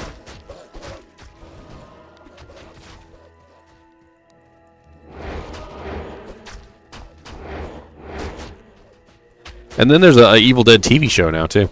I think it was on not HBO, but with the other one, like the lesser one. Showtime? I can't remember the name of it. Showtime, Stars. Stars. I think it was Stars. Stars is definitely the lesser HBO. Yeah. I mean, don't get me wrong. Slogan, I think. Evil Dead, their official slogan. Evil Dead has always been a B movie, so it's not like they ever advertised it as anything else.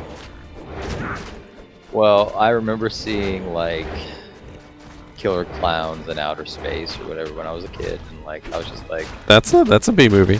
I was Definitely. like, why watch this stuff? Like I don't know, I don't get it. Like Scream, never liked that kind of stuff. I mean, it's just like, I don't know. Like I get trying to make yourself feel happy. I get trying to make yourself feel high. I get trying to make yourself feel drunk. I get trying to make yourself feel rested, powerful. Like I understand a lot of those things, but I don't understand trying to make yourself be scared. I don't get that. Well, Killer Clowns from Outer Space is definitely what I would call like a making fun of yourself kind of a movie. And that's kind of... Yes, but when you're young, I mean, I was like maybe 5 years old, and it was playing on like TBS in the reruns in the middle of the night. It's just like creepy clown faces. You know what I'm saying? For real. I don't know. I kind of can see it. You're like when you're really what's a bassinet? When you're really like hot, sometimes you go outside in the cold just to like see how cold it is, and you come back inside and you won't be as hot anymore. Or like same thing the other vice versa. Like if you're really cold, you go outside like in the freezing weather, and you'll a +1 to skill summit. Ooh, Sabazis. So you're saying live a life without a lot of things scaring you, and the littlest things will scare you? I don't know. You just kind of like harden yourself to it, I guess. No, I've lived a pretty hard life, my friend. We don't need to go into that on stream. So but I think Bozzies. maybe that's the reason why I don't like that stuff. I've maybe just seen a little bit too much of that kind of stuff in real life. I don't know. So, interesting fact, Sabazis is one of the only 2 sets in the game that can actually be put completely on a mercenary. The other Isn't it a sets... weapon? Huh? Isn't there a weapon in that set? Yes, it's a one-handed sword. Oh, so you can put it on an Act 3 mercenary? You can also put it on a barbarian. Oh, I thought they had to have the two-handed sword. No, remember, barbarians can use 1 or 2-handed swords. I knew the character could, but I thought the Merc could only use the big one. I've never actually used the Act 5 Merc. Yeah, I put Sabazis on my Act 5 mercenary when I had a sorceress, and it was actually really good. I remember pretty good buffs. Oh yeah, what's the bonuses for Sabazis? He gets the full set bonus. Here, you want a +1 summoning druid helmet? Well, yeah, I wanted to check that out. One to summoning, and one to volcano, and everything else. Here, hold on. I'll see if I can find it real quick. I think I actually did a video on it. I don't know if I posted it yet or not.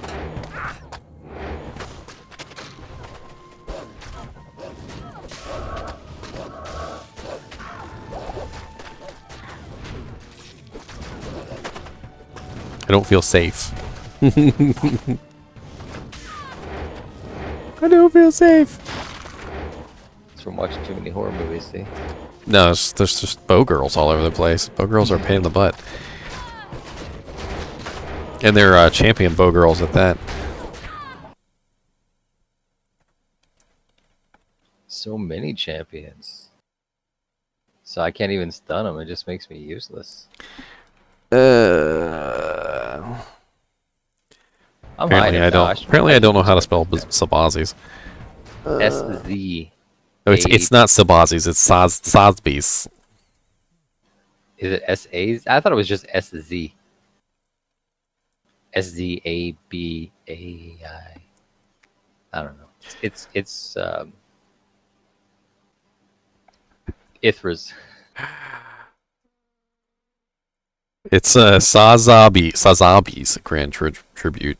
SAZABI.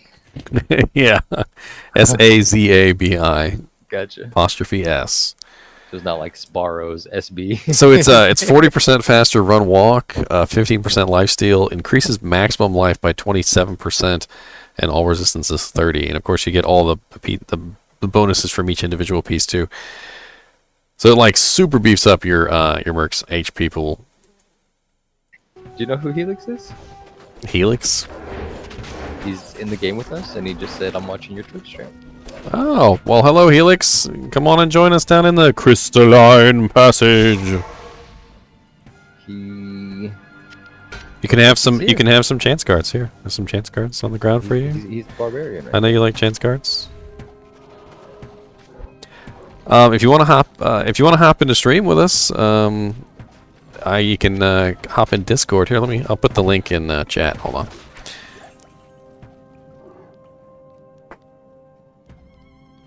Yeah, for real. I mean, if he was watching us play and thought that looks like fun, let me join these guys. And then there's something wrong with him, just like with us.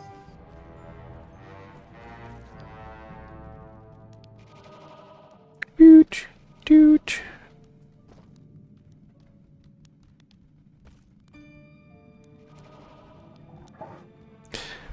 There we go. I posted the link to my basically that's my personal Discord.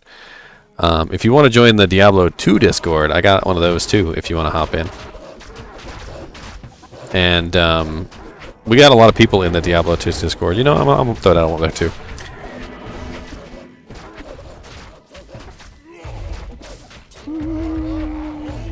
Dang, I got 4,000 life.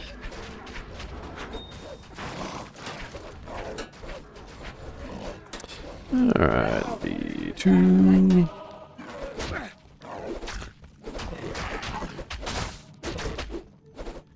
Alright, there we go. And I put the Diablo 2 Discord in there as well. He doesn't have a Discord on at the moment. That's alright. Just maybe save the link and join us at some point. That'd be good. We've been having a lot of fun in Discord lately playing Rumble Royale. Yes, we have to fill the void. The void.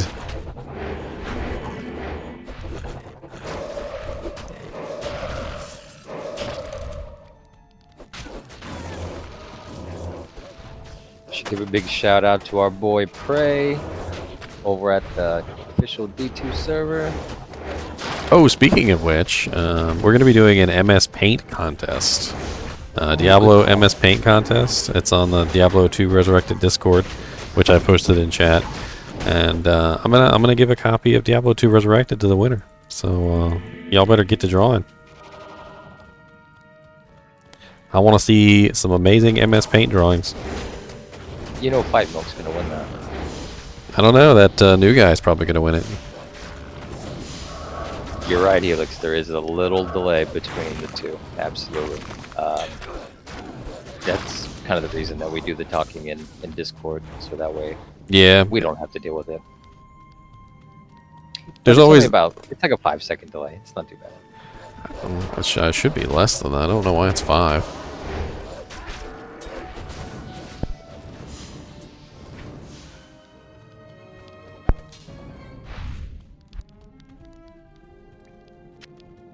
Playing on one PC and watching on the other. Let me check my settings and see, but I'm pretty sure I've got the delay as low as I can.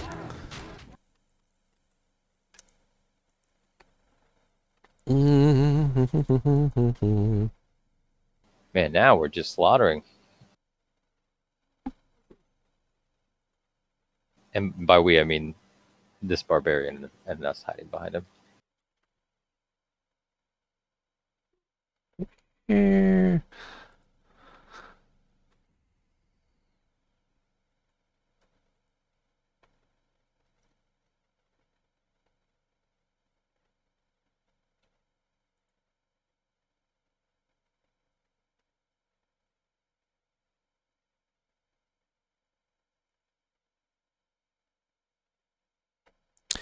No, stream delay is turned off. Interesting.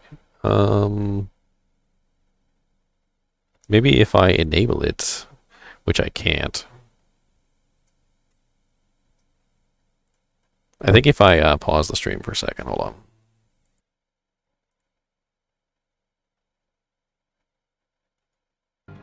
I don't know if that helped or not. I changed I turned on the stream delay and put it to 1 second. I don't know. You said you guys said it was 5, so maybe putting it to 1 second will help.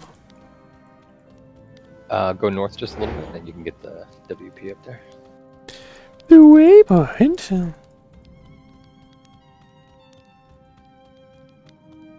The WP.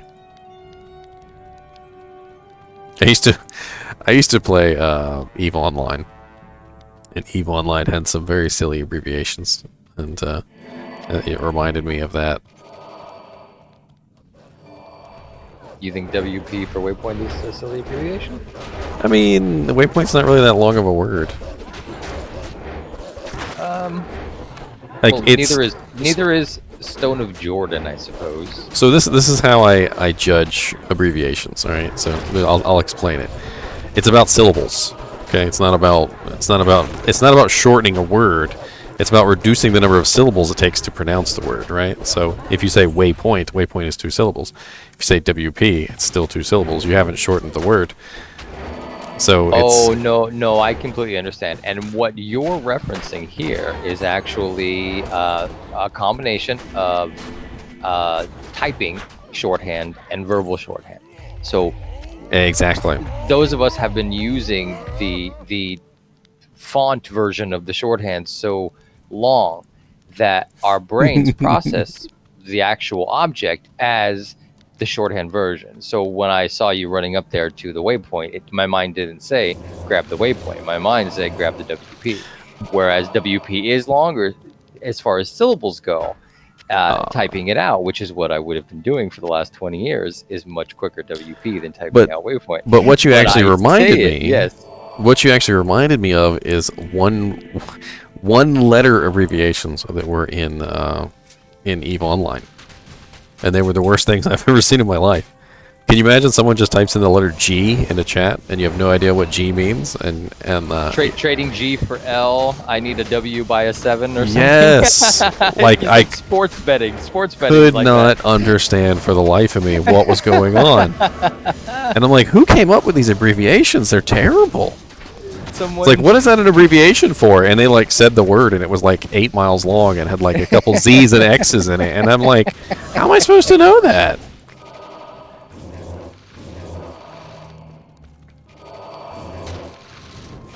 It's like, I need a G, guys. I'm like, what? What? For real. For real. No, I mean, it just reminded me of it. It wasn't that yours was that bad, because you know, No, I know. that's what I'm saying. I love picking things apart like that, though. Why do we do the things we do? Why do we say the things we do? That's super interesting. So No, but to me, Well, I did it's point not that worth abbreviating in speech unless it's You're less 100% syllables. right. If it's You're less 100% syllables, right. because like my name, for instance, people always like to abbreviate my name. Just leave it alone. It's only 2 syllables. It's not that hard to say. My name is Daniel. What's so hard about that? They're like, "Hey, Danny," and I'm like, "It's still 2 syllables. Stop." Like, it's not my name either. You ever watch Star Trek? Yeah. So you ever see that scene where Data is like, it's like somebody comes on the ship and they're like, "What's up, Data?" And he's like, he doesn't answer. Like, he just doesn't answer. And it's like, "Data, can't you hear me? I'm calling you." And he's like, "What?" He's like, "I'm calling your name." And he's like, "No, you're not." He's like, "My name is Data." I don't remember that. And she goes, "Well, what's the difference?" And he goes, "Data is my name. Data is not." That's a good response, yeah. Dude, he's all snarky with it too. And you know, he's supposed He to. was one of my favorite characters. He's supposed to not have any emotion. Brent Spiner, right? That guy was a Yeah. G. Well, he's supposed to not have any emotion, and even in that when he says that, like, she goes, "I thought you weren't supposed to have any emotion," because he was just like snarky as crap about it. Yeah. his Hey. character arc is so great. Didn't you say something about 7% magic find charms? I did. You just pick one up. 7% magic find with +2 to mana. Okay. So even without the secondary mod, a +7 magic find charm is basically worth, at this point in time, end ladder, half of one form. So that right there is, you should be able to trade it for like 2 ist runes. Early ladder, however, it's going to be about 10 to 12 high runes, or maybe 20 ist runes. So we can see how the values, they change so dramatically based off early versus ladder. I think it's mine. That's what I think. Oh, no, for you, I know you're not trading it. You're keeping it. Self-found is self-found.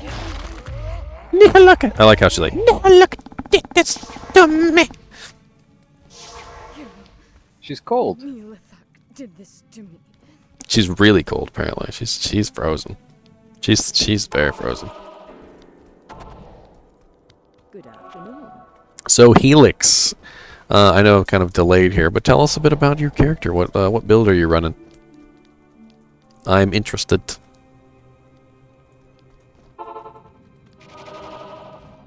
He had some pretty killer shouts. I mean, I see you got the battle orders and the. Are you a BO barb? He's probably spent to win. That shit used to always make me laugh. BO. Everybody's like, "I'm a BO barb," and I'm like, "You're a stinky, huh?" Get the stinky barb. Can I help you? I can't do that. The nightmare boost. The Nightmare Booster. I like that name, I'll be honest. I mean, it didn't really tell me anything, but it's amazing. It's an amazing name.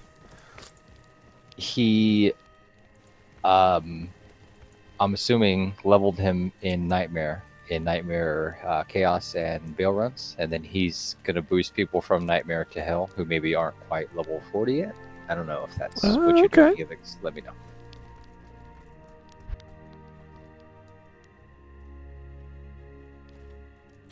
Oh, I gotcha. So okay. he uses him as just a buffer for his other characters. He's a buff stick. He keeps him there. Yeah, he's a barb, or a bard even. How about that? He's a buff sticker.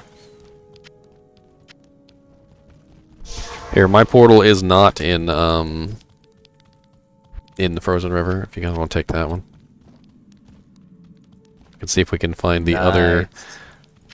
Oh yeah. So Helix uses 2 PCs, and he's got, I'm guessing, 2 accounts. And so, like, whenever his other account is coming through Nightmare, and they need to get buffed up, he can just basically self-clear Nightmare because this guy's all strong. Why is there a lore on the ground? I dropped it. I said it. Did you want it? Oh, I didn't hear that. Yeah, I want that. Thank you. I was literally just replacing my lore with a better lore. That's all I was doing.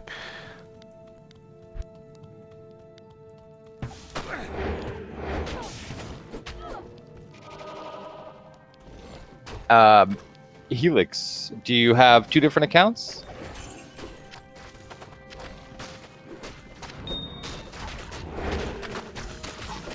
You can bring whatever character you want here, Helix. You don't have to power level us or anything. We're cool. We'll help you. How about that? Oh, he's saying he can't hear us now. Oh, because I think he turned the Twitch stream off, is what he was saying he was doing.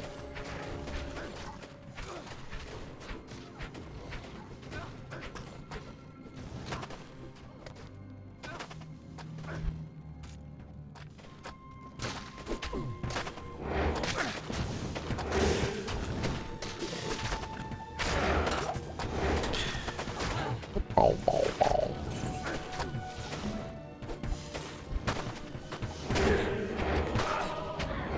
Maybe he's thinking we want him to rush us? Nah, no rushing. We don't need rushing. Well, I know, but I'm wondering if maybe that's what it is. Oh, he's showing his trick. Oh. Oh, okay. He's got a bone. He's got a bony mancer.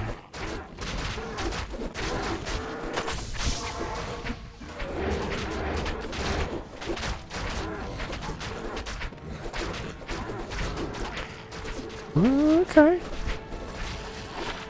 No, I mean, it kind of makes sense to have a battle orders barb just laying around. It's kind of cool. And an enchant sword, like he's saying, just have them all ready to go. And just piece yourself through everything. Well, and a lot of people look at enchant and they think, okay, well, the enchant has that fire damage, but enchant also has a massive amount of attack rating. Like, just as for attack rating alone, I think it gives like 200% when it's like really maxed out. Good little 200% attack rating bonus is nothing to sneeze at. Yeah, at this point in the game, too, you've got access to a lot of nice gear. Things that can really amplify that fire damage, or like piercing that can, you know, duplicate it. So.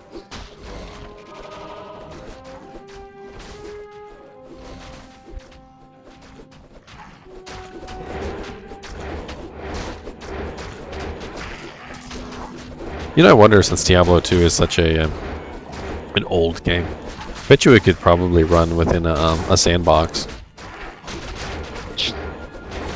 In other words, you could have multiple Minecraft. Diablo 2s open at the same time.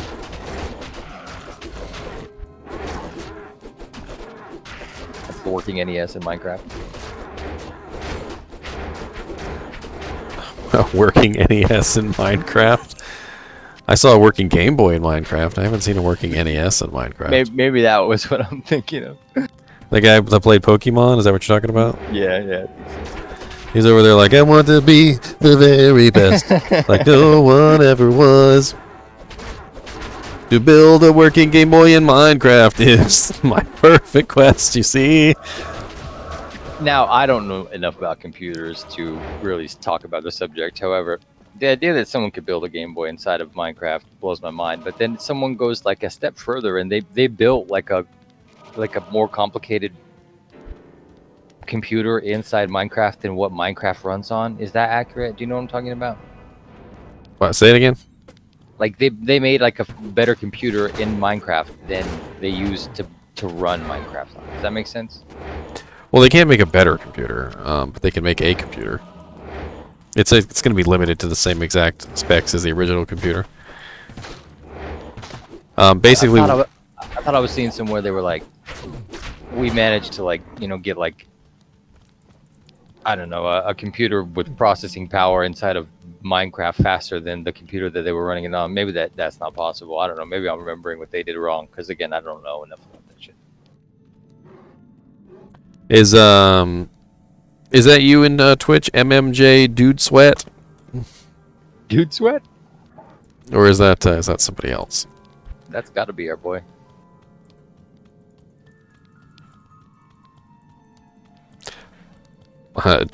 Dude Sweat.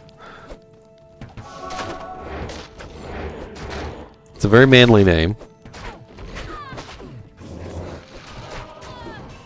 Oh, it looks like maybe he was talking about the 7 Magic Find Small Charm. I think maybe he was saying it's worth 1 Eastern all day, which in trade rooms probably. He said there are a ton in this game. Nah, I'd say 1 Istroon all day.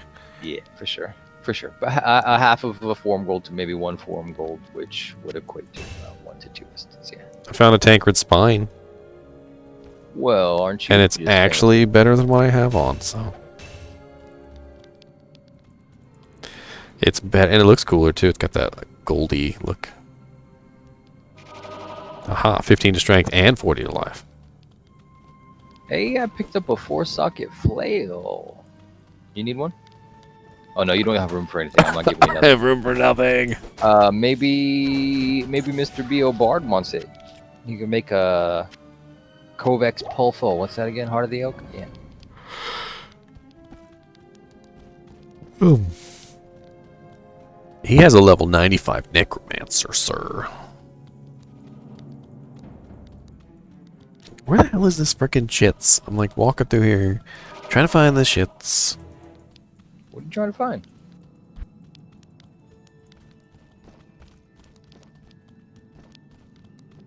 Hey, that's a good idea, Helix. Test it out. I'm gonna be AFK for just a moment, Daniel. I downloaded a Twitch app on my NVIDIA Shield TV Pro. Works pretty good. Has the chat up there and everything. I can't remember what it's called right off the top of my head because I literally downloaded it yesterday. But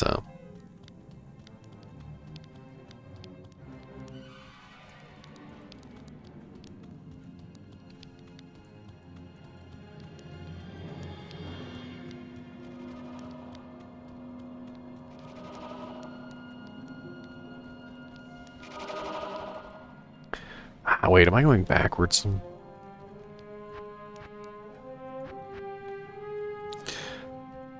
yeah, that's right. Doesn't Anya give me a doodad?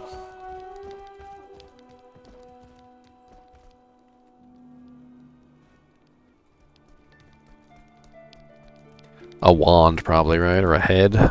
Good morning. You have proved. Thank you. Here. Yeah, that was definitely a head.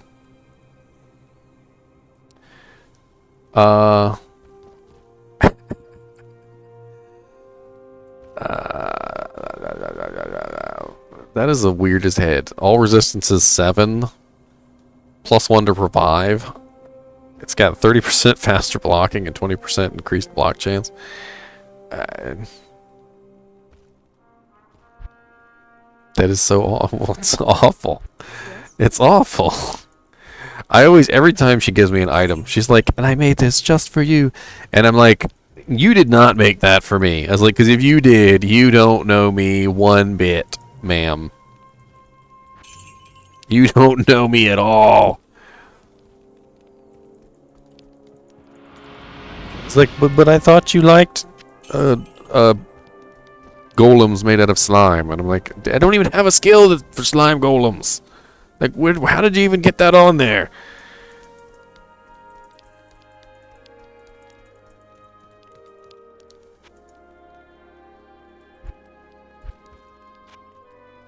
It's like, you look like the kind of necromancer who'd beat things. Here, have a wand with lifesteal, mana steel, and some crushing blow. Like, let's go.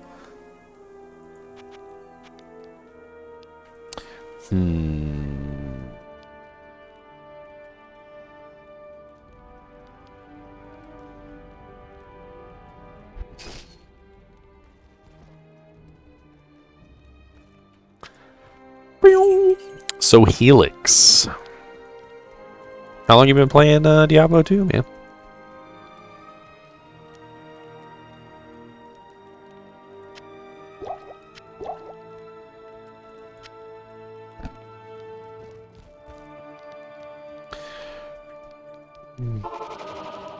Alright. Let's get in here. He's busy installing stuff. He ain't got time for us. Oh, there you go. So you're a hardcore lifer like the rest of us.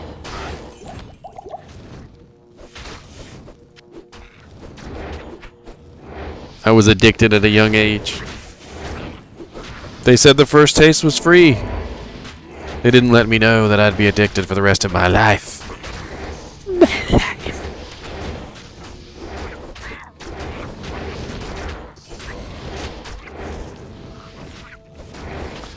So you super excited about Diablo II Resurrected then?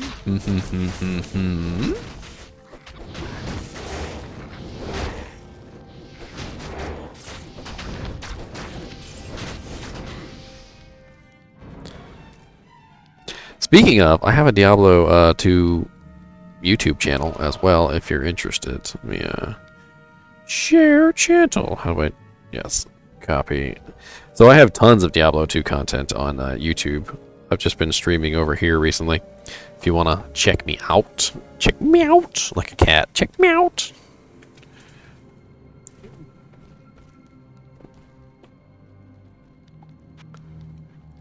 You're excited to see the stash? What do you mean? Like the bigger stash?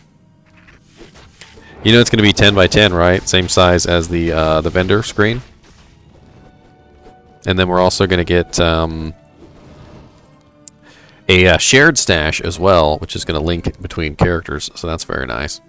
And that's also 10 by 10. Oh yeah, beautiful, beautiful.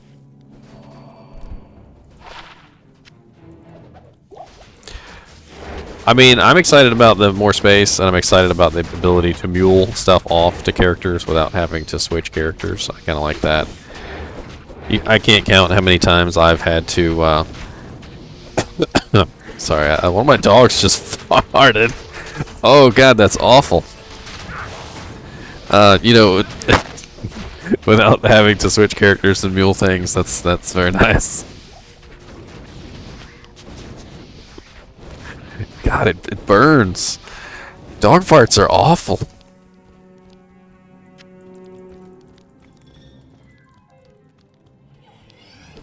Like tears in my eyes from dog farts. Gotta be sleeping right next to me too. He's gassing up in his sleep. I'm freaking dying over here. Need to open a window.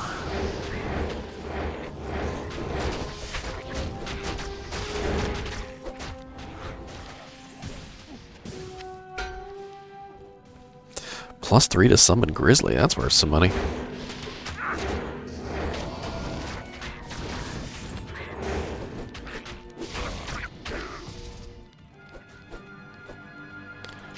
Actually, it's 2 socket with +3 to summon Grizzly. That'd be fun to put a little lore into. Then you get +4 to Grizzly. Can be a Grizzly bear. Oh yeah, I forgot ghosts make the best revives. I'm gonna grab some of these ghosts. Ghosts don't have the physical problem where it, you know, you have a limit to the number of monsters that can be nearby a target. So when you have revived ghosts, they literally just stack up on a target and they just rip it to shreds because they don't have any physical limit on how many can be nearby the monster.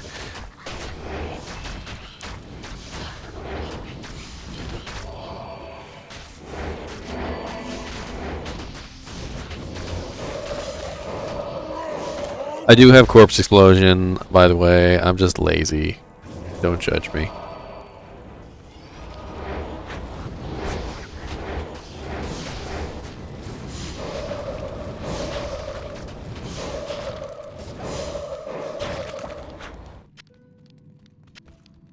I can't carry it. Short siege bow. Terrible drops. Terrible. I don't want to look at this short siege bow, though. I don't have any ID scrolls. Never mind.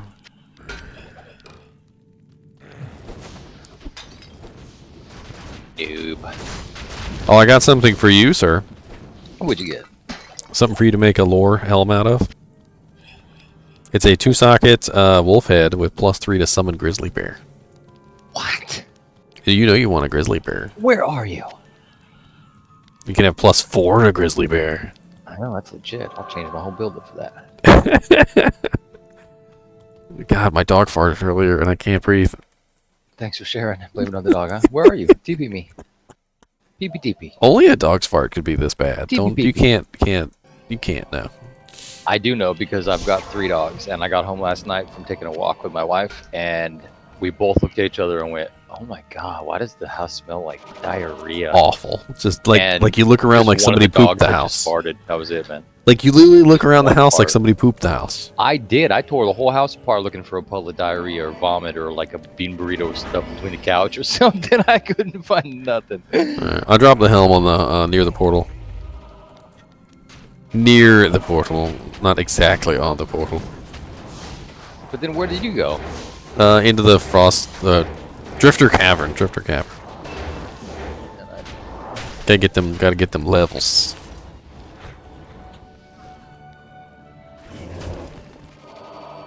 God, it freaking burns. It's just I can't breathe.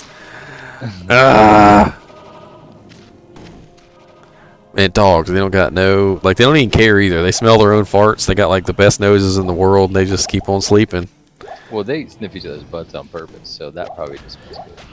Yeah, but I mean, at least there's scent glands there. Like, there's a purpose. You know, dogs have scent glands in their butt, so it makes sense. Like, they don't just walk around smelling poop. Oh, what is this? A full tomb of identity?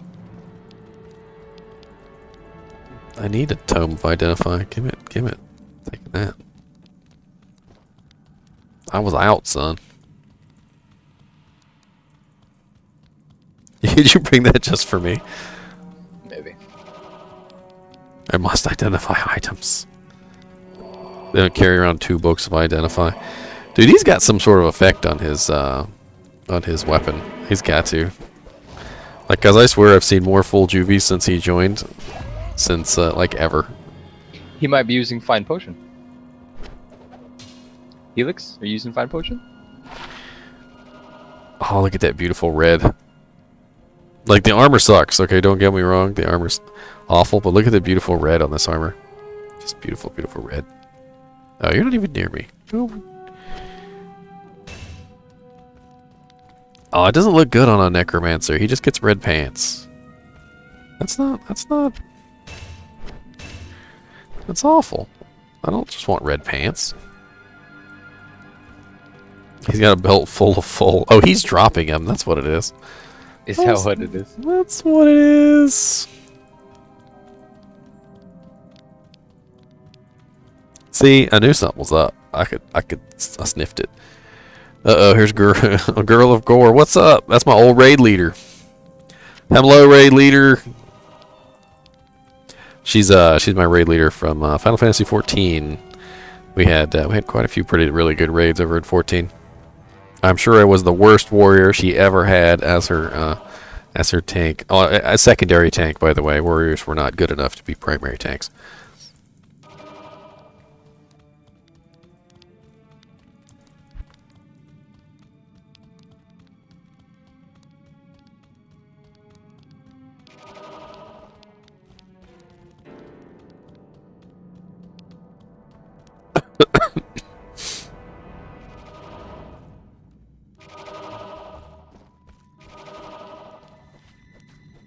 Once a raid leader, always a raid leader. We had some really good raid leaders back in Lord of the Rings Online. J-Mez, he was freaking awesome. And I'm sure none of these names mean anything to you, but J-Mez was literally like the best raid leader like I'd ever came across. PvP raid leader at that. Leading a raid where you can like pause and you can like plan out things and you know, you can make, you know, strategies and whatnot is one thing, but leading a raid where, you know, the enemy is not giving you any room to breathe is an entirely different thing. Where literally the enemy raid is just targeting you because they know you're the leader. Freaking awesome. Like, he would sounds like Albion Online. He would get killed like 10, 20 times in a raid and he would still not lose his cool. And it was just amazing. And we'd just sit there and we would just slaughter. Of course, we did everything in our power to keep them alive because it was important to. The more you could keep the leader alive, the harder it was for them to kill the rest of the people in the raid, because they were so focused on killing the leader. So that was part of what I did because I was a captain back then in Lord of the Rings Online, and a lot of what the captain does is literally keeping people alive. Like, we're not so much a healer as we just are like we're not gonna let you die. We have things like bubbles. I can cast in harm's way, which essentially takes like 75% of all the damage that you take and gives it to me. Like there's a whole bunch of little things I can do to like try and keep someone alive in a PvP match. As well as stun, like whenever they would mob him and like jump on top of him, I would use an AoE stun to keep them from being able to kill him. Or run into the... you were like a support class. Oh yeah, the captain was the supreme support class, like above all support classes you've ever played. Played a bard in DDO Online. Played a cleric in DDO Online, and played a priest and a shaman healer in WoW. So I know about them support classes, but you're saying he's above and beyond even that, huh? Yeah, like the captain's whole life is support. Like he has buffs that increase damage, increase like mana regeneration, things like that, and they have to actually be cast. He has very small heals that will keep people alive. He absorbs damage from other people, bubbles to decrease damage that people are taking. He also has like an effect that goes on the enemies, which increases the damage that they take. He has this one really cool mark called Revealing Mark, which basically makes it so any damage that's being dealt to the enemy returns health to the person who's dealing the damage. Like he's just all around a support class in every way, shape, and form.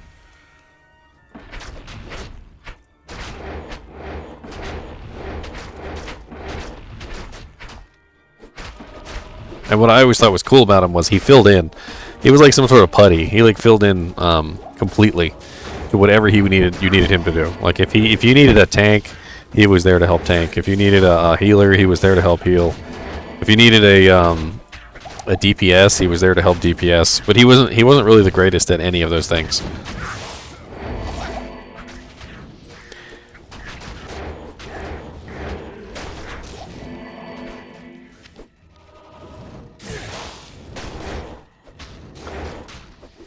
So, in a PvP raid, a support class like that just shines. Because you're just supporting everybody. In Lord of the Rings, what would the purpose of a PvP raid be? So in Lord of the Rings Online, they did it very interestingly. So they had no alternative side. So you basically, everybody played Free Peoples of the Earth, Middle Earth, and then when you leveled up to the max level, there was a zone where all the monsters existed, controlled by players. And there was basically just the monster side, and the monsters and the Free Peoples of Middle Earth essentially battled. And in Lord of the Rings, there was no point to the battles because until the ring was destroyed, it was never going to end. So you're basically just fighting to like maintain the status quo, I guess. You gain ranks. You got there were some little bonuses here and there, but for the most part, it was just for fun of PvP. Gotcha.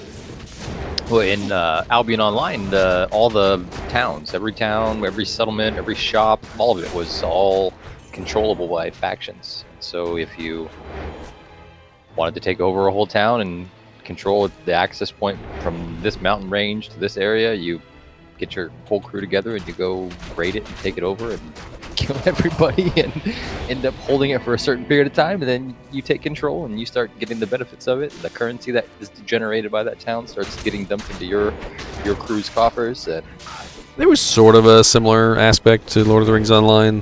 But like the Etten Moors, which is where everything took place, was this huge area, and there were like 6 castles, each one of them not really the same, and like one giant one in the middle, and you fought to take them over. And you did get benefits for having the castles. It wasn't like the most amazing benefits, but they definitely helped.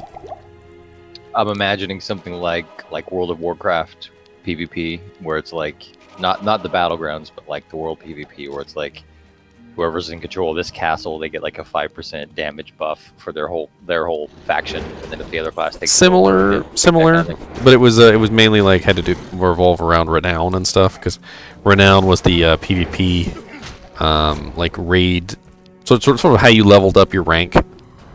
So like if you can manage to hold on to like the really good like keeps, you would gain your rank faster. But it was really difficult to gain rank. Like When I left, I had played for a really long time, and I just hit rank 12, and rank 12 was like insanely hard to get to. And I think they made some patch like a couple years after I left where they made it super easy to get to rank 15, and I always kind of hated that because I tell people I'm rank 12 and they're like, "That's it." I'm like, you don't understand.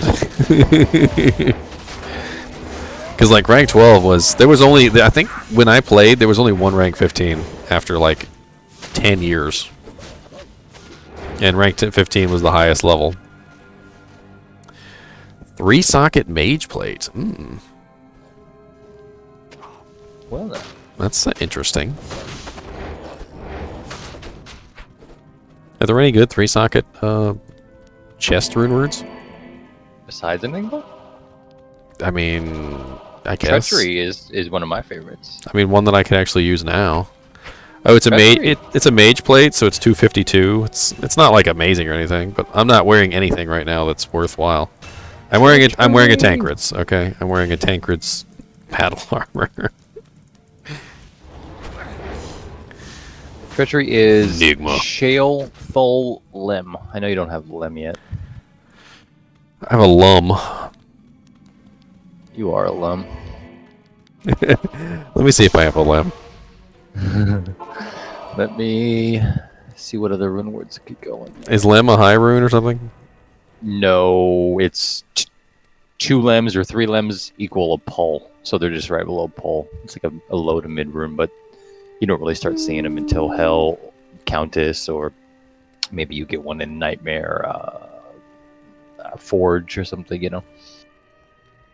What's the recipe for that? For Treachery? Yeah. Shale Thul Lem. Okay, well I can get rid of 2 of my runes at least. I can throw a shale and a Shale and Thul in there. Thul in there. That way I can make some room.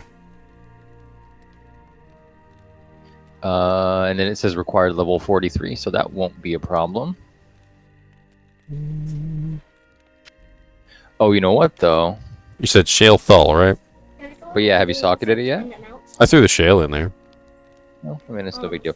Treachery is the one that's going to give you like the fade when struck and faster hit recovery and faster attack speed. So I mean it's probably not going to really be too beneficial to you. It'd be great for your merc.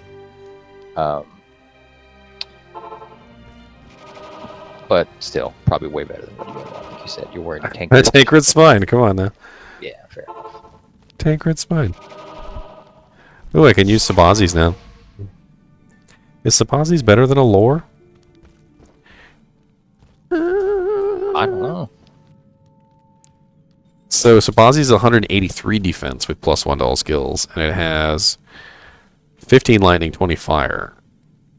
And Sabazi's, I think, actually kind of is.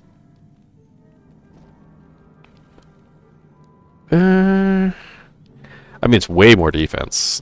That's for sure. I'll put on Sabazi's for right now. Kind of ugly, though. It does have that ugliness factor not going for it. You want to come help kill the ancients, sir? Heck yeah. Yeah, man after a kill. I guess you're right there. Huh.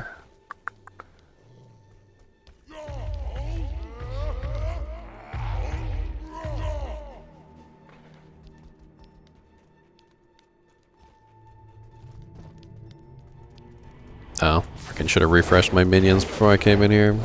Guess it doesn't matter though, since I have OP Barbarian with me. And whoops.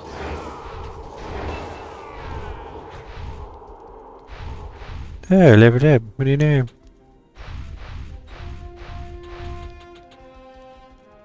Got him.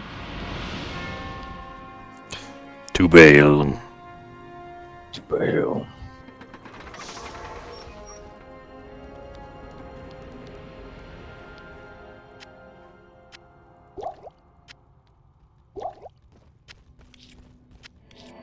Yeah, that's one thing I noticed when with an fine potion barbarian. Like, holy crap, you get full juvies like no tomorrow. Like I could totally see just having a like find item barbarian or find potion barbarian, and just run around getting full juvies, and then fill up a whole mule with full juvies. And you just have full juvies for whatever you want to do. That is super smart. There's another streamer. Actually, I can't handle watching a lot of the main streamers. There's too many things going on in the chat to pay attention, but I do enjoy the smaller ones. And aside from you, there's one other gentleman by the name of Judgment Oz. He's, I want to say, an elder gentleman with an Australian accent who has been playing D2 since it started, pretty much. And I mean, this guy, he knows everything there is to know. He's got level 90 something of all of his characters that he's all leveled single play. He uses I don't know if you can hear the ice cream truck in the background. He uses a mod that helps him organize his storage called Muley or something. I don't even know what it's called, to be honest with you, but he logs in and out of the game to organize his storage. So he logs out of the game and he opens up this program that shows him. Oh, I have it. Stuff. I've seen. I use it in some of my videos. You ever seen it? No, I've never seen. I haven't seen it. You play any single player in any of your videos? Oh yeah, all my videos when I was playing Diablo 2 at first were all single player. Oh yeah, I don't think I've seen any of those. And I mule over my stuff with that app. It's called Go Mule or something like that. I think that's what it is. And it's pretty cool. What it does is it kind of gives you like infinite stash space. It limits itself by not having any cheats involved, so you can't like load in items that don't exist. Right. And essentially you just sort of like mule an item to this imaginary storage, and then you can pull items out of this imaginary storage, and it's pretty cool. And you can like you can make like different boxes, and you can store all your items in like the different boxes. Well, I mean, he's got pages and pages and pages and pages of characters full of every rune, of every potion. Once a week he does a stream. I think it's Wednesday nights. He does a stream where he does most of his crafting, and he does, dozens of blood and safety amulets and all the different types of like craftables that you can do. And oh yeah, that'd be fun. I mean, the guy's awesome. The guy's so awesome. He's so chill. It's just quiet and calm, and usually doesn't have tons of viewers. It's really mellow in there. And he is like, again, the most organized guy I've ever seen. You talk about having one character with a belt full of rejuves. He's got an entire character with a full stash and a full cube and the belt and all the character inventory all full of rejuves and full of everything else too. Every other rune and every other item, and it's like, it's such just a crazy experience to see. Well, you gotta admit there is a like certain air of like OCD-ness to Diablo. Oh, absolutely. It's a collector's heaven, man. Oh, speaking of, I found a 4-socketed ancient armor. It's a very interesting find. Fetish. 4-socketed ancient? Yeah. Yeah, 4-false. Ow! Stop biting me! Oh my god, the dog farted again. God, what did he eat?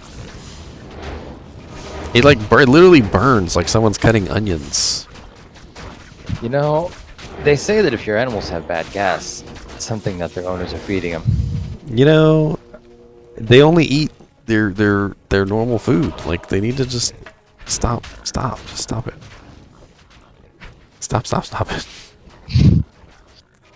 Please. Just take a deep breath. Be a man about it. I mean, I don't think that's even an option. I pass out on stream.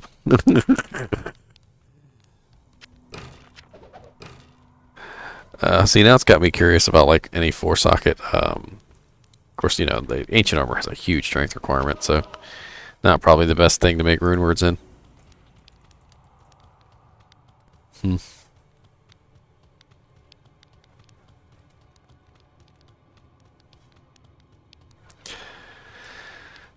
I put it on my Merc, but he has a Duriel shell, so I'm not really gonna help him any.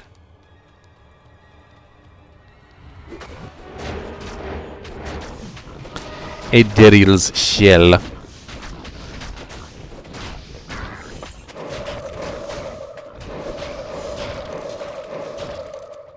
All right, my friend. It has been fun.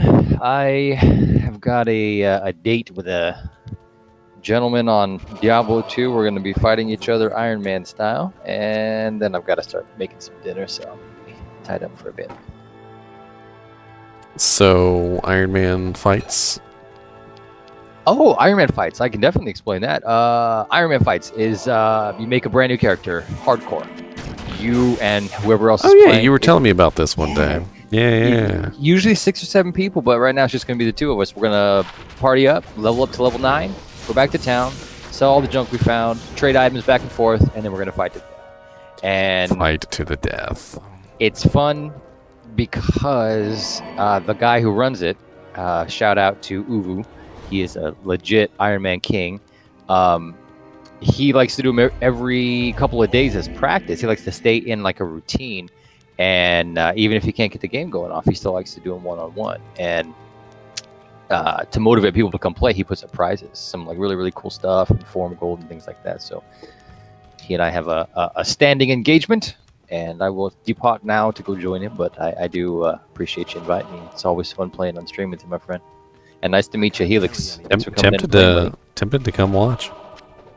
You know what? If you want to do it, if you want, I'll get you invited. You want to go do Iron Man? Like, it takes maybe 35 to 45 minutes, maybe to level from 1 to 1 to 9, and then we just kill each. Come join in, put it on stream. It'll be fun to watch. It's been so long since I've PvP'd though. I don't know. I'll die. Horrible. Well, here's the thing: is it's all self-found. So whatever spec, whatever build you put in, like, I mean, that's only goes so far. It's more about the cool items you find. And, you know, maybe you hit level 4 and you find Rexar's key and you can scream it out. Now we all know that you're the gangster and we need to be afraid of you. But yeah, I mean, really, if you want to join in, you let me know and I'll send you the game message or the game room. Maybe another day. I'll think about it. We'll call it an open invitation. If you just ever decide you want to do that, you just let me know. Grand charm. All right, my friend. We will catch you guys later. All right, man. Have a good one.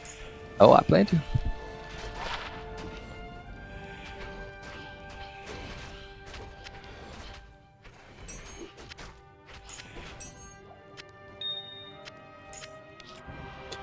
Never enough room.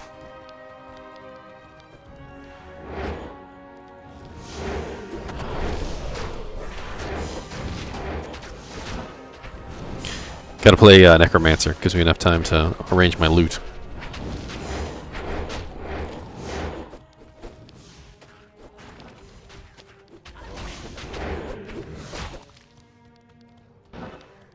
A gem try. I don't think I have any gems on me.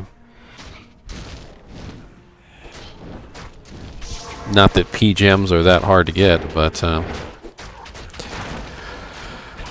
Helix, I got a Tesladin running, which I haven't finished. I've got an Enchant Sorceress, which I also haven't finished. She's using the Demon Machine crossbow for laughs. I've got a bow Amazon running. She's still level 21. A throwing barbarian at the moment. He's I know he's a throwing barbarian, so you can laugh, but he's funny. He's only like level 21 too, I think, or something like that. All my characters got deleted a long time ago, Felix. So I'm kind of just starting from scratch. You know, when Diablo II Resurrected came out, I was like, I'll come play single player, and I played single player for a while. And then after I played single player for a while, you know, people wanted to play with me online, so I joined and did some ladder characters, and I just kind of started rebuilding everything, I guess. But of course, you know, I've been making videos. Like, if you take a look at my YouTube channel, I've got like a million videos on Diablo stuff. You know, like Diablo sets, unique items. I've been covering like every single one of the unique items and every single one of the sets. You know, I've got a bunch of things that have been distracting me from actually leveling up a character and, you know, getting them to max. Plus, I've never been a very big, you know, like rush to the end person. Like, I always get to the end, and I always make a level 99 character eventually. But I never just rush straight to the end like a lot of people like to do.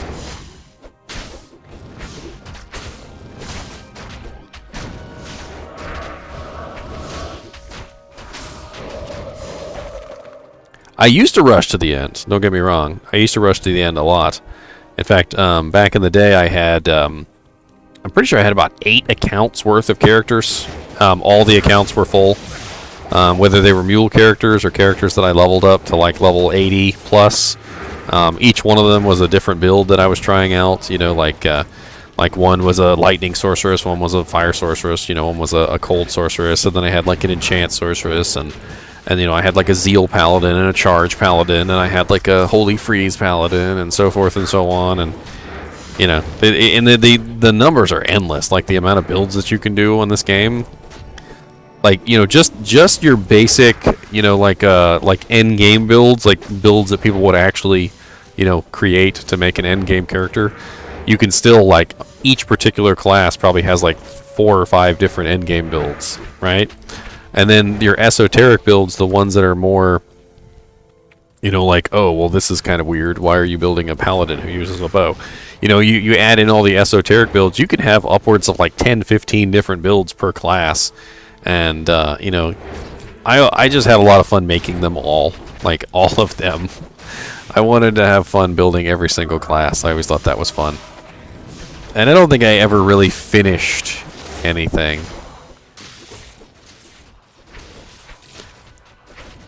Yeah, I left that gem shrine for you, sir, because I didn't have a gem on me. I thought you had a gem.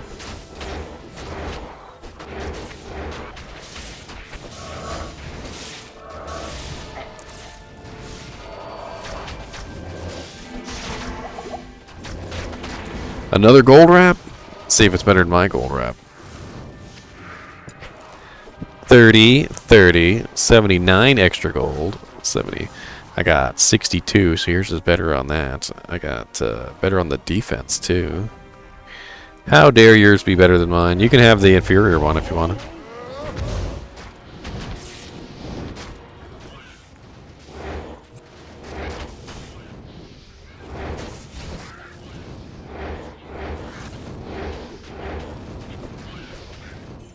I wonder if my minions will even be able to kill Bale. Had a lot of trouble killing Bale in normal. It wasn't easy. It's never easy being cheesy.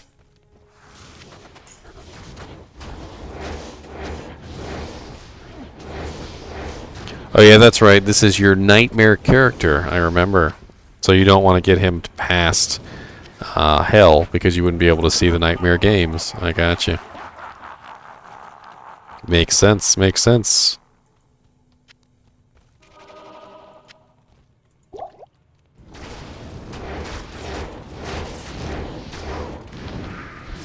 Oh, I'm level 57, look at that. Oh yeah, they're taking away that with Diablo II Resurrected. Did you hear about that, Helix? So they're gonna make it so that all characters can see all games. So you don't have to worry about that anymore.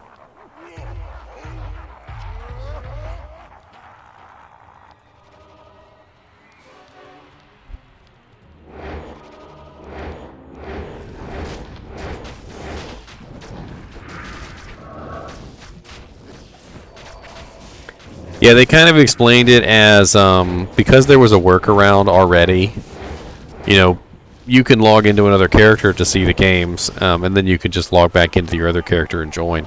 So they basically said that because there was already a workaround, they weren't really worried about it. They were just going to let it, you know, let people actually be able to see the games.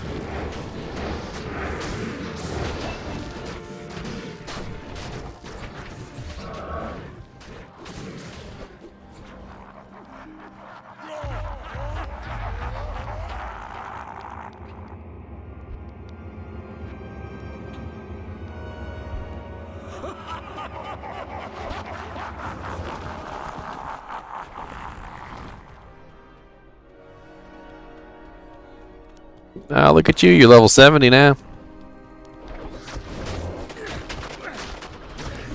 Oh.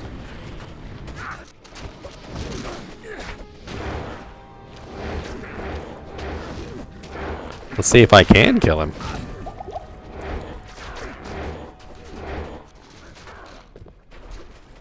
I basically have no offensive abilities on this character, so it is strictly summoning.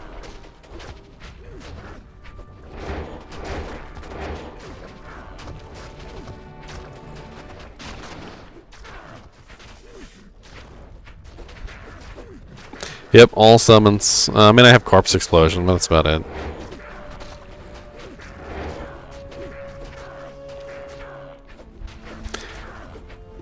Oh, this is the, that's the clone. I was trying to get the clone out of the way before I went over here to find the real one.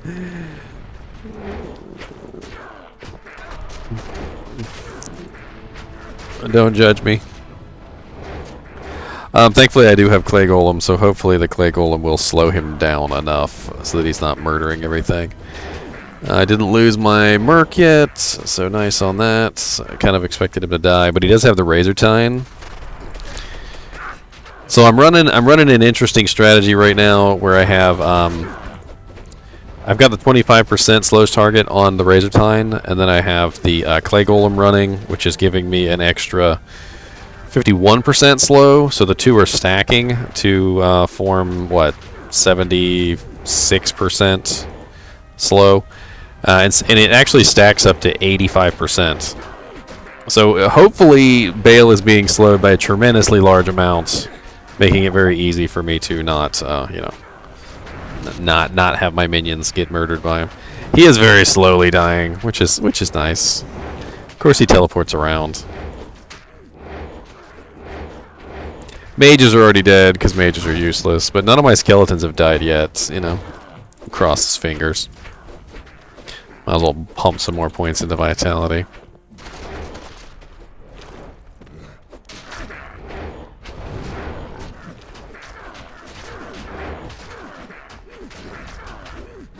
The only way I could bump my slows target by even more is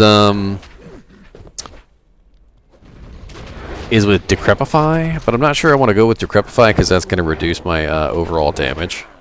He's almost dead. I should be all right.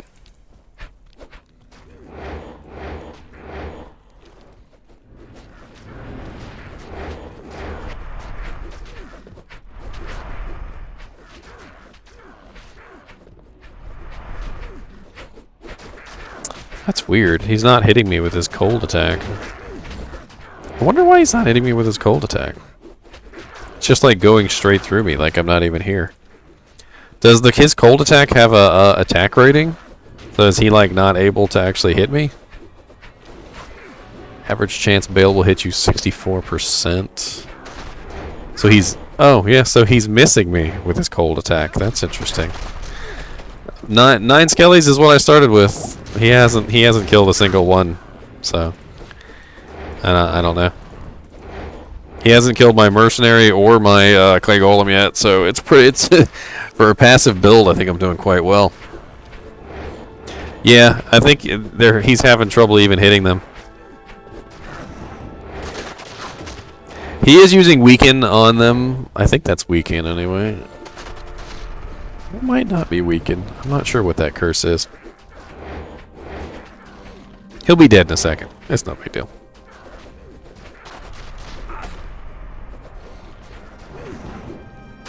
Passive necromancers are very patient. We're very patient creatures. We're not worried. Terrible drops, though. Like, okay. Just an awful, awful blade talon. Awful, awful. And +2 to cold mastery. Awful. Just awful.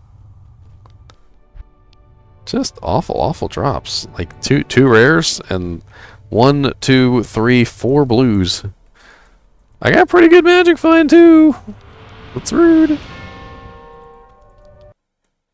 Alright. Champion Jazzromancer.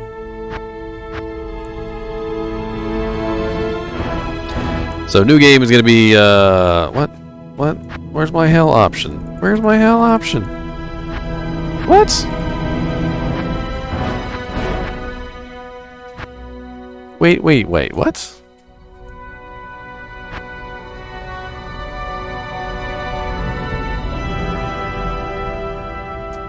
Oh, there we go. I had to log out, log back in. Interesting.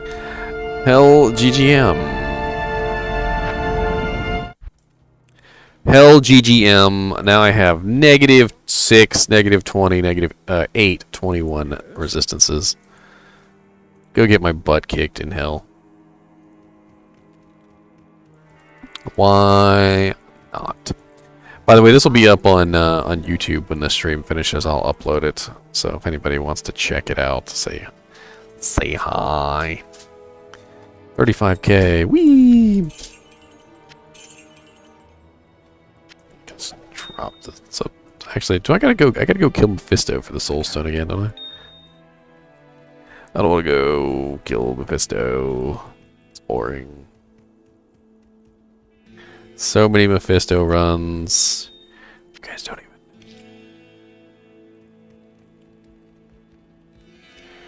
Alright, so let's go out here and make myself an army. All who oppose me. Get some free skill points.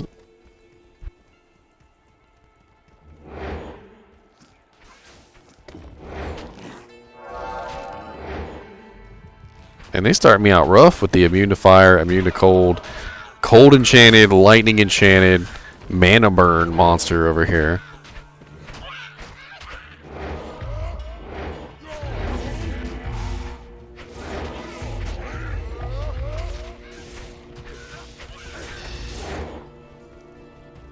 Oh, I need some more healing potions. Bloop, bloop, bloop. Oh yeah, skeletons. Skeletons, skeleton, skeleton, skeleton. I'll make skeletons out of all of your corpses.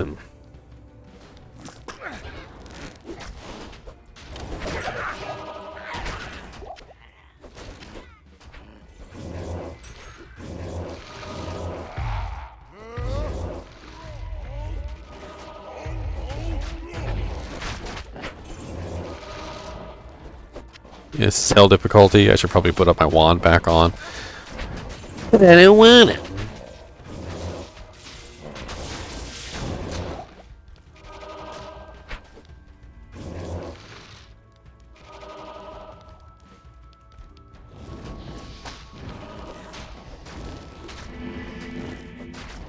Of course, everything in hell is like extremely physical damage resistant, so I'm sure this will go very well.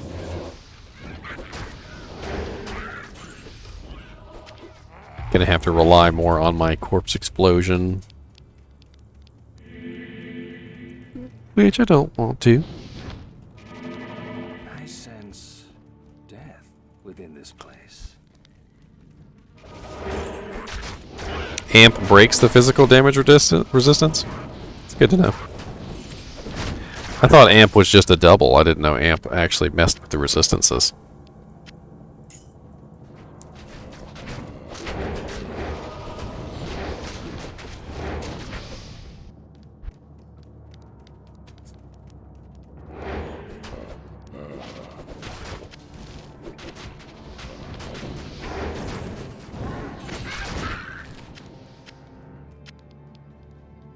Well, that explains why they're dying so fast when I cast amp on them versus when I don't cast amp. I mean, I assumed that, you know, obviously double damage was going to make it faster of a kill. But it seems to be a lot more than double, if that makes sense.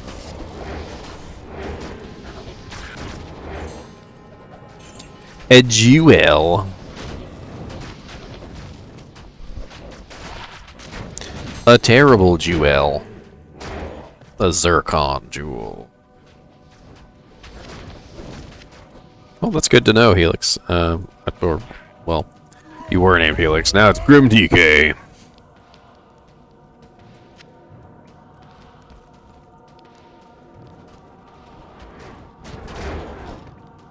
Small gem.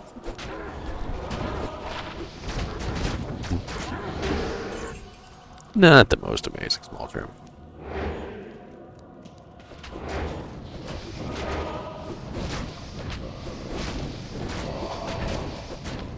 I think this is the first ladder character I've actually gotten to hell legit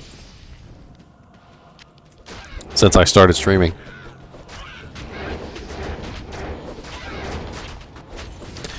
I have my enchant sorceress is in hell, but she doesn't belong there. She does not belong there.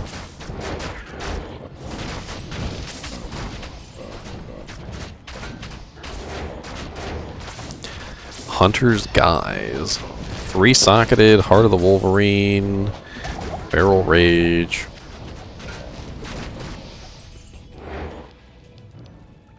I don't think anybody actually uses Heart of the Wolverine, do they? I think most people just opt for the superior...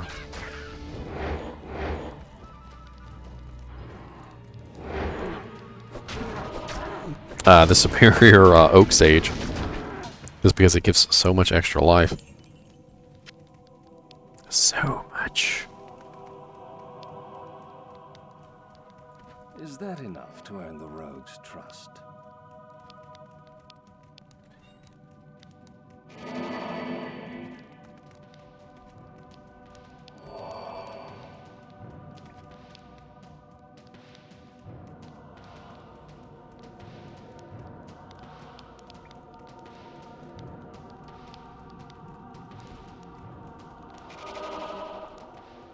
The Necromance.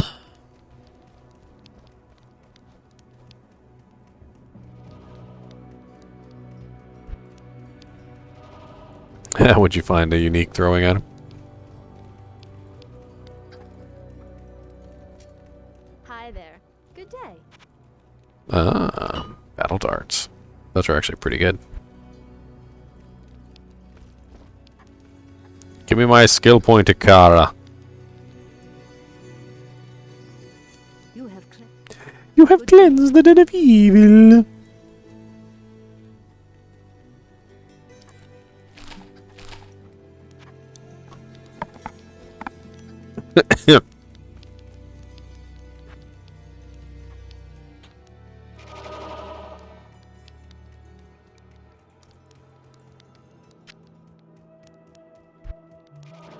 Darts.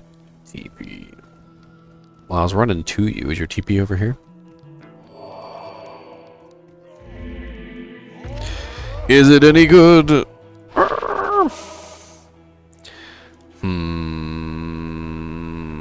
It has level 1 enchant on it. That's actually kind of hilarious. Like, the stats aren't that great, but the enchant charges are hilarious. It's pretty fun. There's ways you can build it successfully. It just takes a little bit of effort.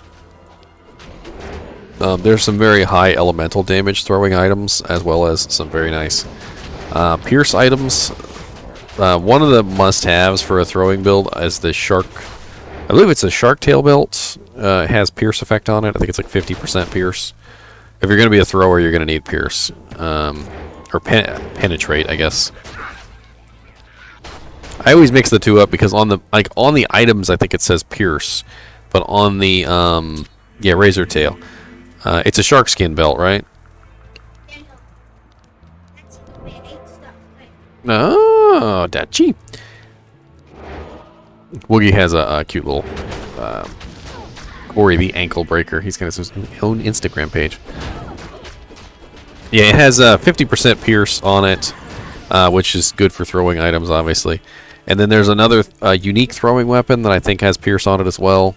And then there's some very good throwing spears and stuff that have some pretty good effects. Like one in particular, I think it's a throwing spear, has like a huge amount of elemental damage.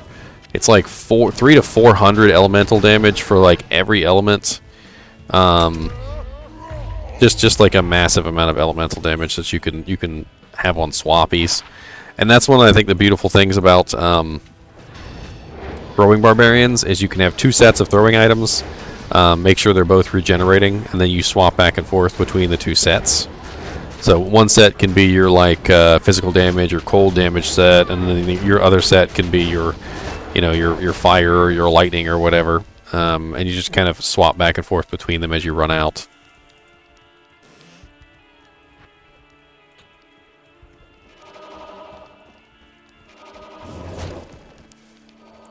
What is he up to now? 54% slow? It's not bad.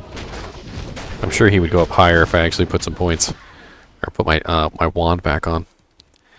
You know what? We're in hell. I'm going to put my wand back on. Why not? So, +2 summoning skills again. Yay! Me resummon my Golem.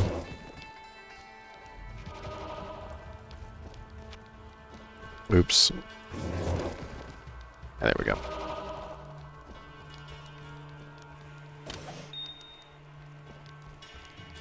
$59.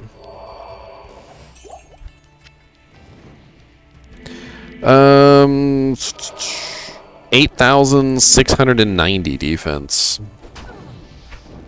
He also has 2,257 life. Yeah, he's running Duriel's shell.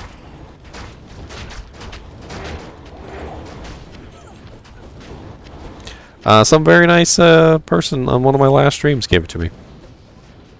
Very, very nice indeed. Very, very nice.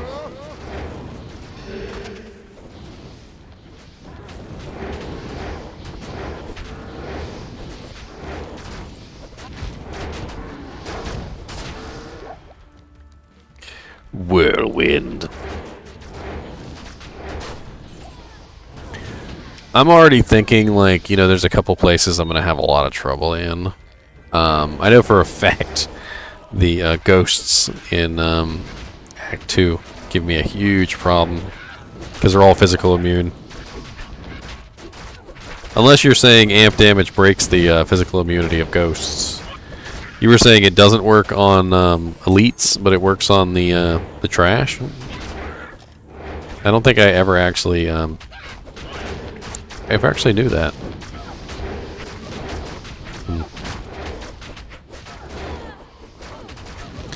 I guess I always thought amplified damage was a bonus to your damage, but I guess what you're saying is it's affecting their resistances.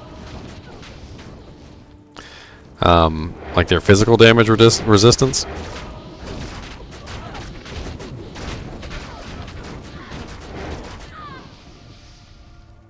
Good to know, good to know. Another reason probably not to switch over to Decrepify. I'm assuming Decrepify does not reduce the Fizz resist.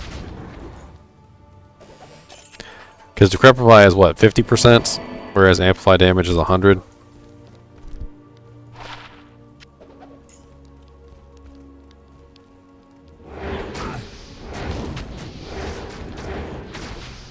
Yeah, I'm pretty sure it's 50% increase.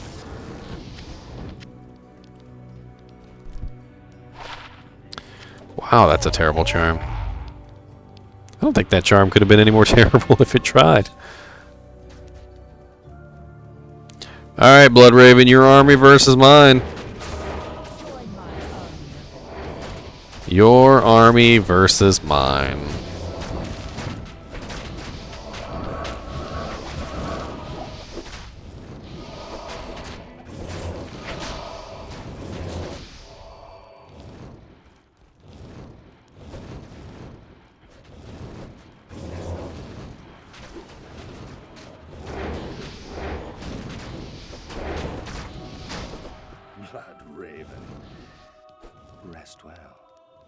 Goodbye, Blood Raven. It was nice knowing you.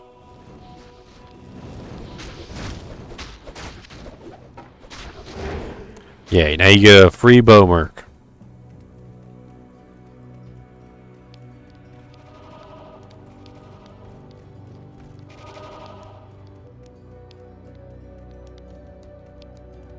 One to the 2 to 3 to 4.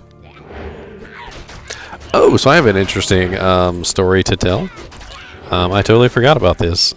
So, you know, like a lot of people, you know, I've been having trouble getting a hold of an Xbox. I've been trying to get one for my girlfriend for like forever. Xbox Series X or an Xbox Series S. Doesn't really matter. I haven't been able to get either one. And I found this guy on Twitter. I'm going to give him a shout out real quick because maybe if you're watching this and you've been trying to get a hold of an Xbox or a PlayStation 5, and you're interested in trying to find one, this is an interesting little thing here. So hold on. Dang it, no, wrong thing, no, open. So this guy's name is, I believe it's Matt. He doesn't really spam post, but he does post a lot, and it's very useful. Basically, what this guy does is he kind of alerts you at the exact time that a restock is happening for the PlayStation 5 and the Xbox, and he does it like he gives you like a warning beforehand, and then he also gives you it's a matte MATT swider. Let me see if I can somehow copy one of his posts. I was actually able to get a hold of an Xbox for the first time, like literally since they came out, almost what, freaking a year and a half ago. And all I did was I just subscribed to his Twitter page, and I just every time he posted that something was in stock, I would just go check, and he was right every single time. And not only was he correct every single time, I didn't get one every single time, but at the same time, I actually got closer than I had ever before. Like, I actually saw them in stock, and I actually was able to try and add them to cart, but it failed. And after like the third time of trying, like following his links, I was able to get one. So I was very excited about that. So if you guys are having trouble getting a hold of an Xbox, or you get trouble getting a hold of a PlayStation 5, and you still want one, you know, but you don't want to pay the ridiculous gouging prices, you know, take a look at his Twitter page. I put it in Twitch, and if you're watching this on YouTube later, it's Matt Swider, so MATTSWIDER on Twitter, and follow him. He's got a bunch of things. He posts exactly when the stock comes in. He gives you the link to the page, so you can go there and you can check. And you know, it's just he makes it super easy for you to know when things are going to be in stock, so you don't have to always guess.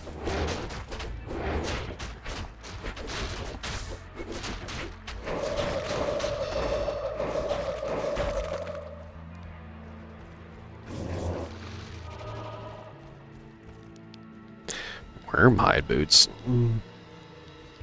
Yeah, that's hell version. Auto repair wormhide boots. Woo!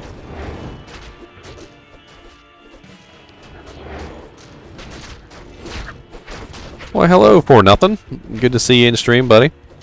What'd you say? Literally haven't seen a new good game in many years. I mean, yeah, I can agree with that. There's been a lot of games, but not necessarily like legendary quality like Diablo 2 was. I assume that you are a Diablo 2 fan? A Diablo 2? Diablo 2 fan?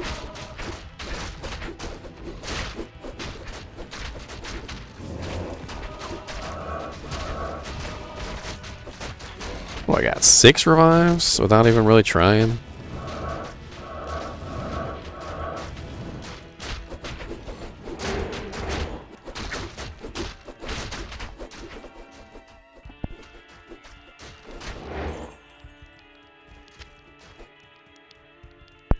Alright, let's see if we can find these waypoints, see if we can find the stones and rescue Kane. Ooh, you know what we could do? We could go back and do some Nightmare Cows. That would be kind of fun. Nightmare Cows sounds like fun. Anybody want to come do Nightmare Cows with me?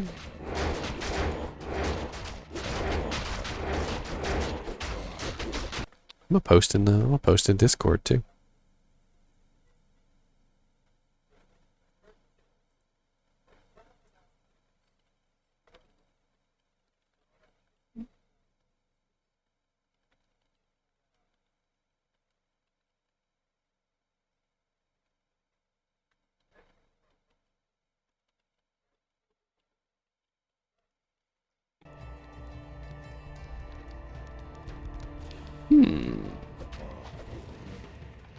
Yeah, US East ladder, softcore right now.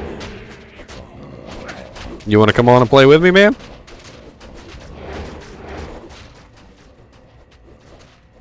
You were so stoned. You killed the cows? What'd you do? Kill the Cow King? You poor unfortunate soul. You killed the Cow King, didn't you? You poor bastard.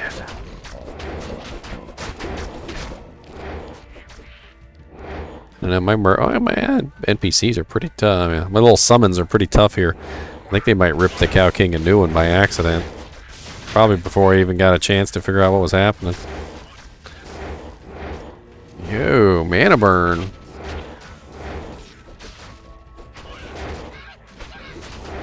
Take a step back. I ain't got no resistances here. I'm not ready for hell. I really just came to get my free skill points. The free skill points. He's killing my mercs. Remember, freaking get out of here with that res test. What is he? Physical immune? A Sexton trophy. Hey, what's up, cheese? Hey, we got an assassin.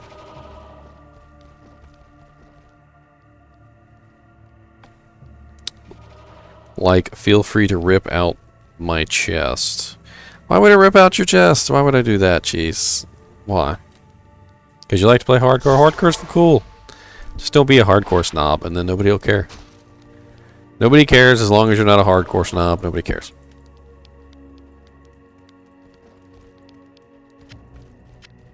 If you're a hardcore snob, then people care.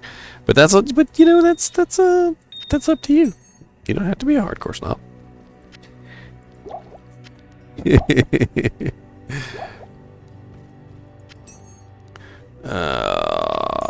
I have no resistances. I need the waypoint before I can go to the next area. Otherwise, I won't be able to get back, and it'll take me forever. Ah, we have a trap sin. Okay, alright, a little trap sin. I love the way that the fire looks. That fire trap. The fire trap in Diablo II Resurrected is a little less cool. Like, I feel like it could be more pronounced, more dramatic, as it were, I think. You got the Death Sentry, too.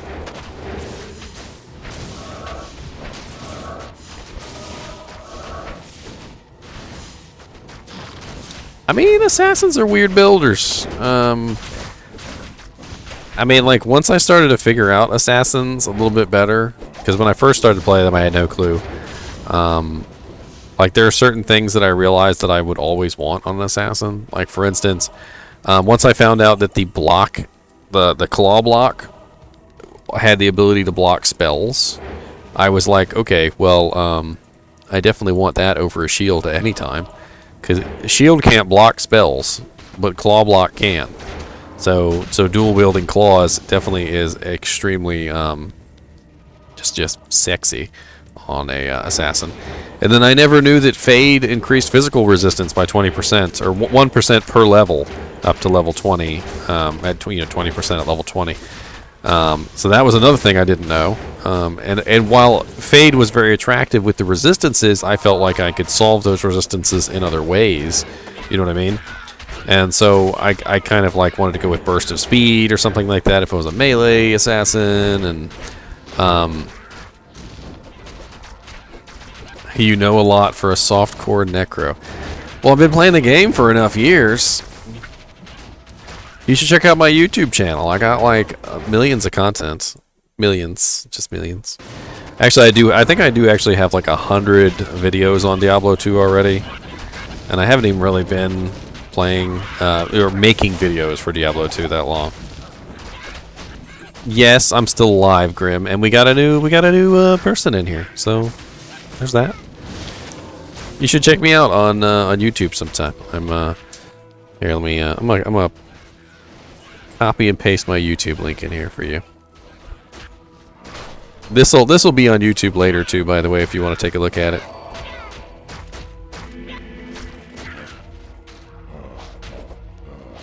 I usually post all my my live streams on YouTube.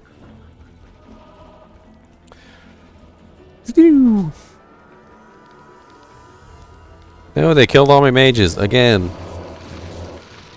My poor, pathetic mages. Not enough mana. Oh yeah, I forgot we got plus the skills from Mr. B.O. Barbarian. Oh yeah, and I got a plus to skills. I'm stupid. Yeah, sure. What's enlighten me. I am always willing to learn. I find it amazing that despite the fact I've been playing for 20 years, I still learn things about this stupid game. And I say stupid game in the most heartfelt way possible.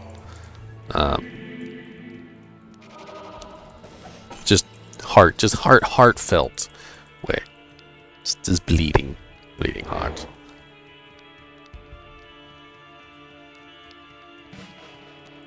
So you normally play hardcore for nothing? That's your normal jam. I definitely have played hardcore a bit. I got kind of frustrated with how easy it was to die in random ways, and I know that you can avoid them with some tricks, but I don't know. I just thought it was kind of cheesy, especially those stupid undead Stygian dolls. I can't stand them things. They just run up on you in the middle of your zeal, and you just accidentally one-shot them and die. Frickin' hate it. I think the undead Stygian dolls have killed me more than anything else in this game. No lie.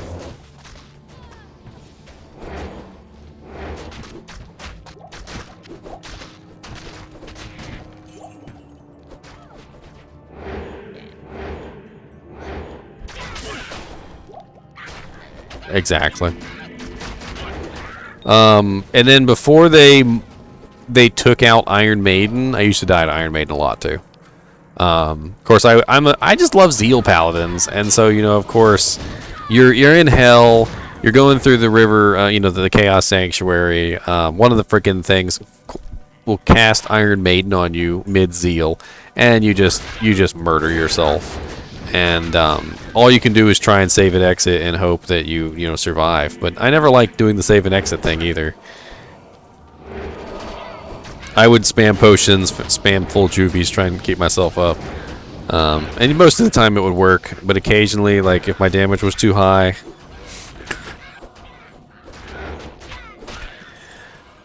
I had considered knockback. So I was actually thinking about this a while back. If you had a knockback item, you could slip it in, and it would break the zeal. You better go get him.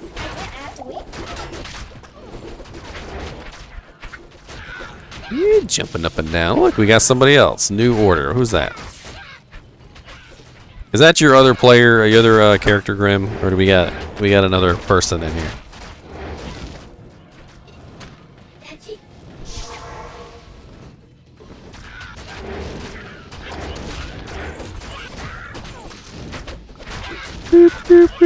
It just answers yes.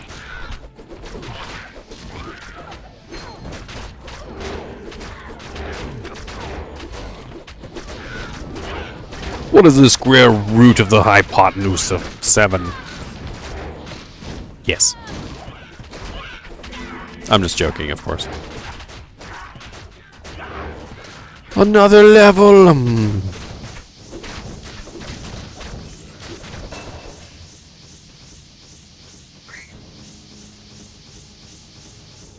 That's some pretty fast enchanting there.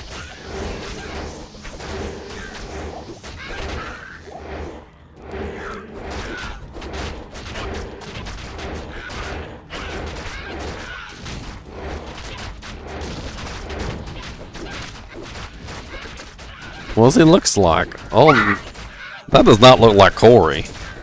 That looks like Dachi. That's Dachi for sure. He's fat.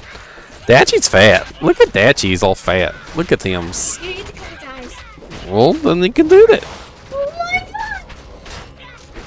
god! Him's cute. He's very cute.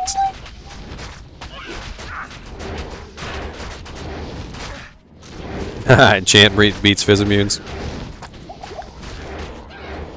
Well, that's because Enchant is fire damage, though.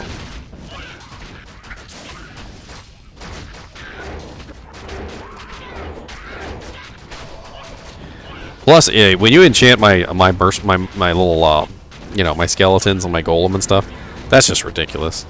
You're multiplying out your enchant by like just massive numbers.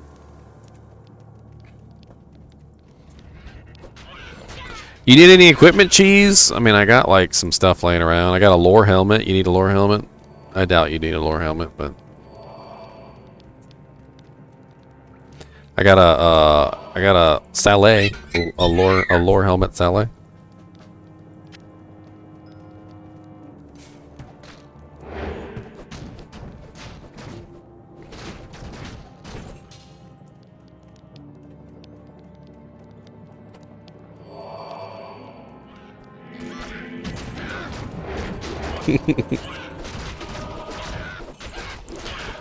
Some more hit points so I can make up for all my lack of resistances.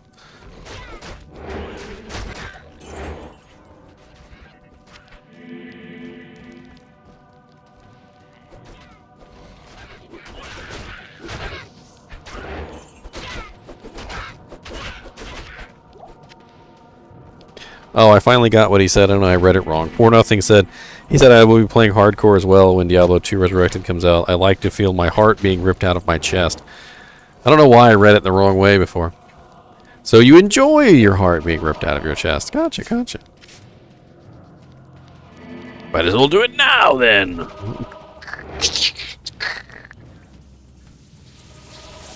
I'll do the Indiana Jones thing while I rip it out. Le Kalima. Kalima Exceede. Num Shaddai. Num Shaddai. Num Shaddai. Num Shaddai. Num Shaddai. Num Shaddai. Num Shaddai.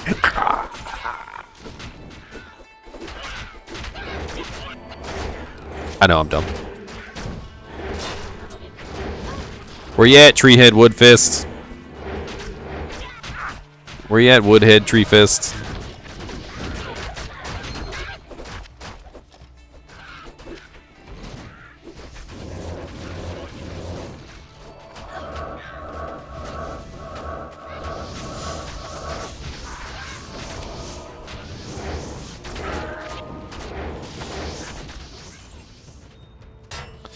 Make Lekulum.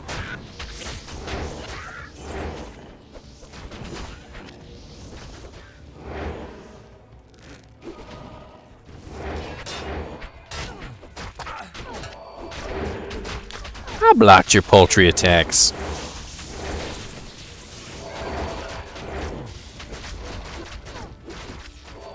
Hey, waypoint. Oh, Treehead.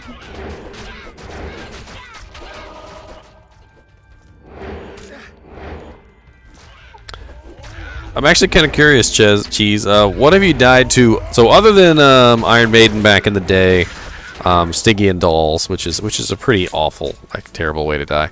What other ways have you died in hardcore besides those two? Yeah, let me see. What's that? That's some Corey. You know what this means? He's got lots of love. Corey got all the love, and this one ain't got no love yet. So you gotta even them out.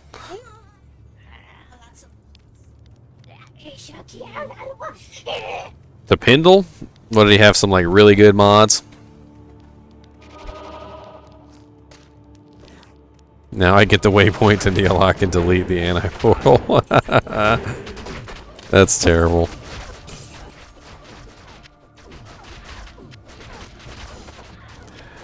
You know what killed me once in hardcore?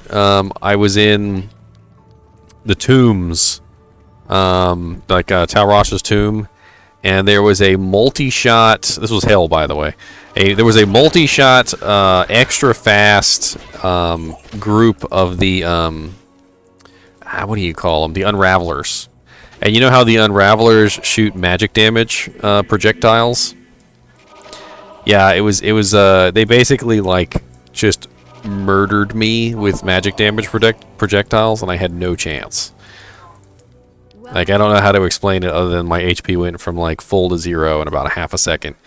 Because it wasn't just one of them; it was a whole group, and all of them had the stupid effect of extra fast, and they were all shooting the projectiles, and then the boss was shooting them multiple, and yeah, it was bad, real fast. It was really bad,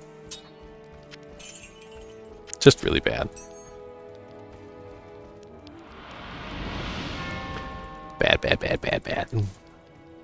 But magic damage will do that to you, because you can't really have resistances to magic damage. I mean, you can put on what like reduced magic damage by gear, but it's not really gonna save you from a massive onslaught of magic damage attacks.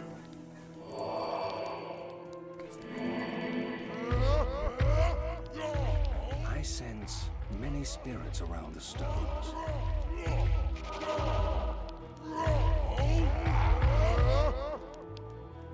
Who's got the Oh, did I not grab the frickin' scroll? I'm an idiot.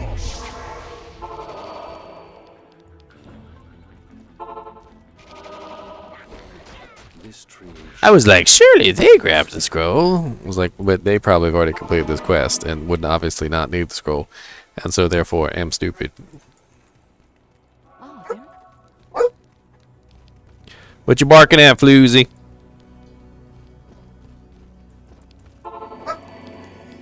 Alright. They need to change this so you can't just like click on it like this. You gotta actually look at the scroll. They're like, no, failed to do it again. No, failed to do it again. They're like, no, failed to do it again. Is that one I ID'd earlier? Yeah.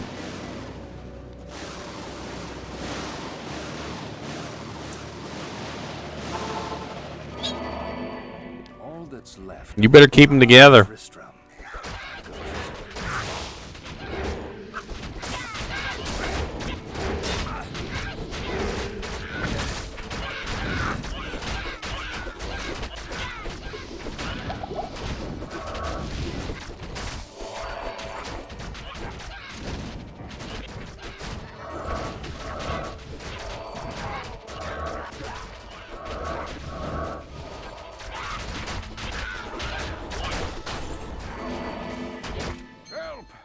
Help!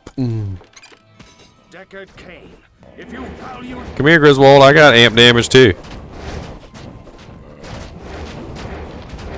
He's immune to poison. I always had so much fun on my trap assassin, just like arranging the traps in like patterns to make like shapes and stuff. I always thought it was hilarious. Make like a pentagram.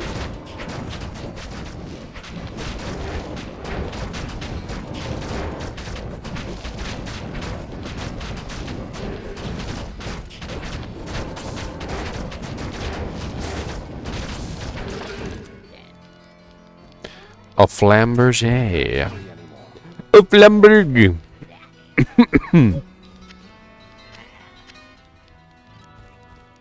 Woogie's so excited. She's got her new friends. That was the one I showed earlier on the screen.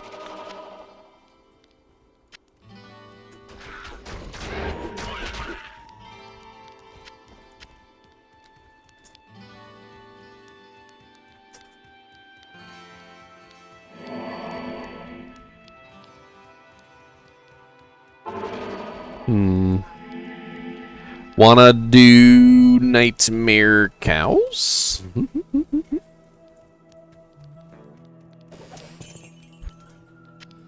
Alright, Cows GGM. Nightmare.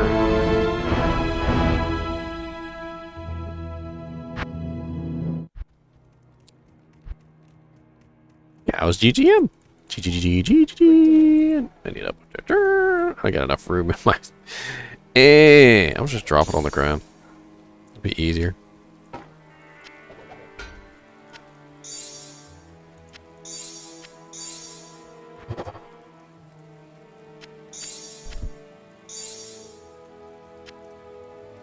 My general's Tanduligan. All these stupid runes I've got on me.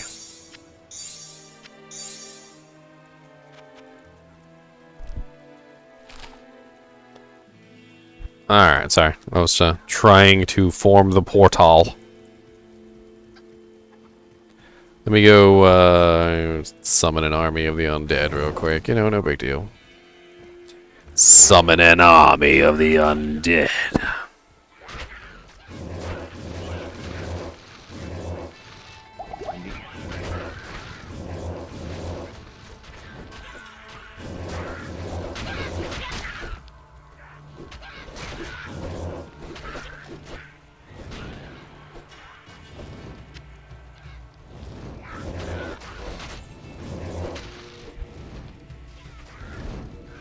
Good. Now I can have cows for pets. Pet cows go.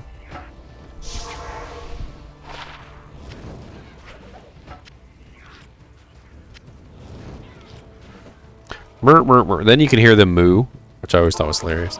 There's like moo moo moo moo moo moo moo moo moo. Burr, burr, burr. Instead of them angry moos. Oh, there's the Cow King.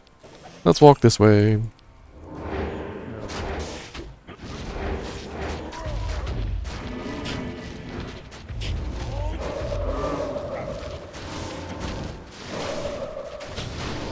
Alright, let's get my cow revives.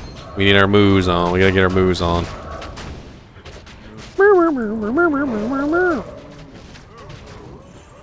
Oh yeah, I guess I should probably put on my my gull dagger. It's a decent place to magic find. It's not awful.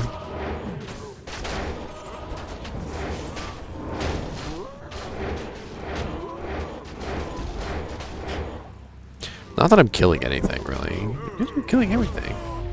You cow slaughterers, you. So rude. I have to get some corpse explosions in. That'll help. Yeah. Spam them corpse explosions.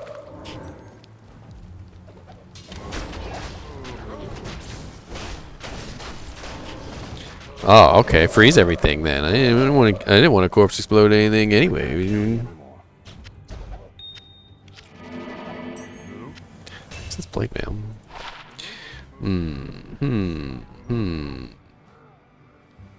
Meh.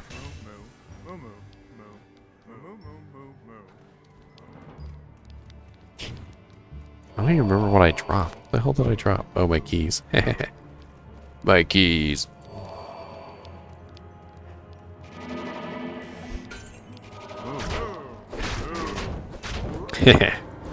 I'm just messing with you, Grim. Don't worry about me. I do a lot of messing. I'm a messer.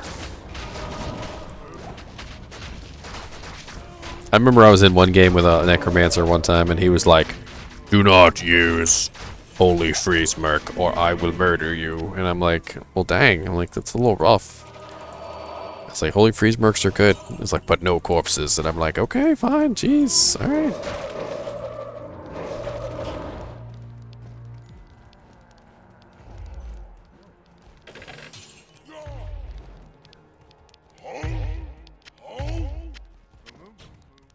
Huh. See, now you got me interested. If amp damage breaks physical immunity in hell, does amp damage also restore thorns? Because you notice I have a thorns merc. I'm sure you've noticed. And the whole reason I had a thorns merc was just simply because I was in Nightmare. I had no intention of using it in hell, but because thorns is physical damage, and physical damage doesn't really work very well in hell. But I mean, if amp damage is restoring that, you know, physical damage so that it's working properly, then does that mean thorns is also working properly again? Yeah, I mean, basically, is amp working on thorns? I guess, yeah. Okay, well, I was going to switch mercs anyway, so. I was probably going to go to a might merc, because Holy Freeze obviously doesn't help me out very much, due to the fact that it kills my corpses, which I need. So might is probably my next option. Once I get, you know, into hell.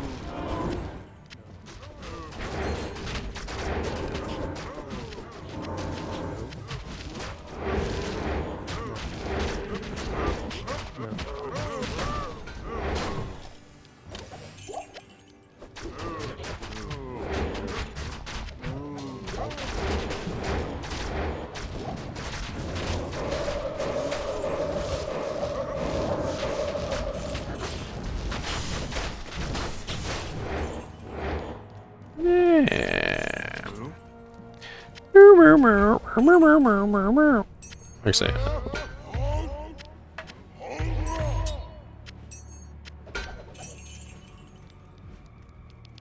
I don't know why I rearrange stuff like that.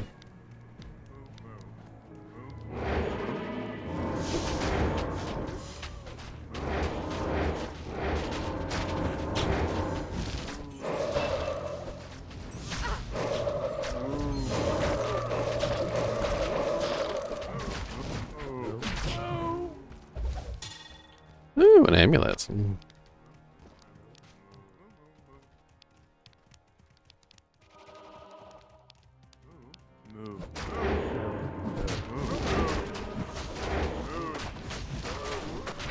I mean, I'd be fine with walking hell. I don't really care.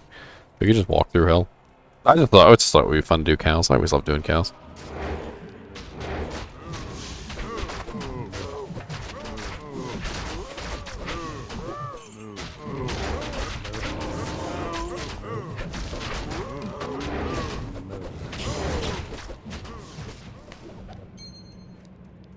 Oh yeah, let me check out this amulet. It's really an interesting amulet. I wouldn't say it's a good amulet, but it's really interesting. Very interesting.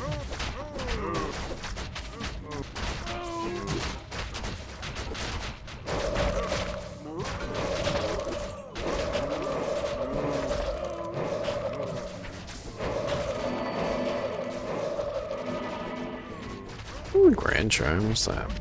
I haven't gotten any summoning necromancer things yet. 1 to 24 lightning damage, of course.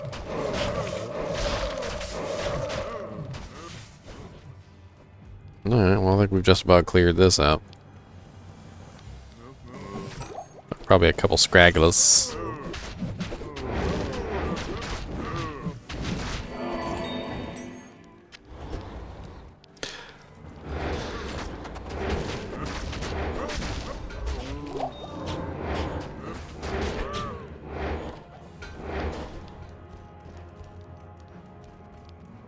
Alright.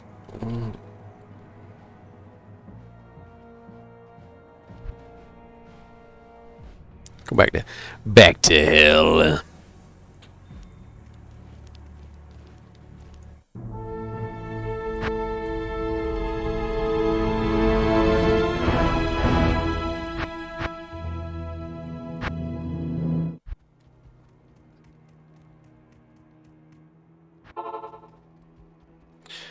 Alright, gotta make my army again. That's the one silly thing about Necromancer. You gotta make your army every single time you come in and out of the game. Whoa there, that's a lot of little Rakanishu monsters.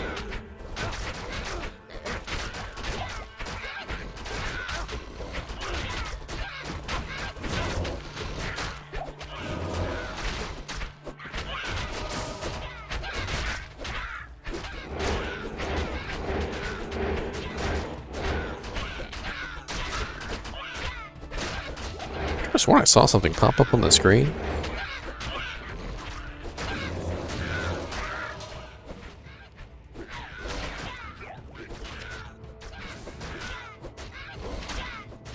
Can have some more fun in hell.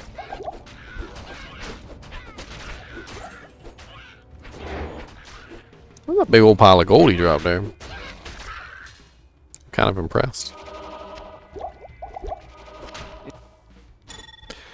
This man, it's level 40. It's pretty high.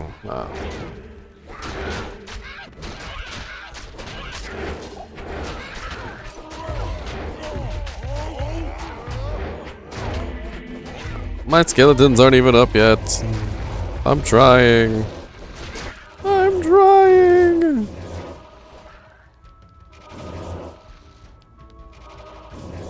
Oh yeah. Freaking, I'm an idiot. I got my gold dagger on still. I was like, why can't I make 10 skeletons? It's like I could make 10 skeletons before.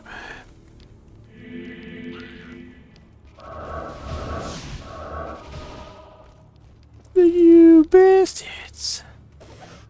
Need 10 skeletons.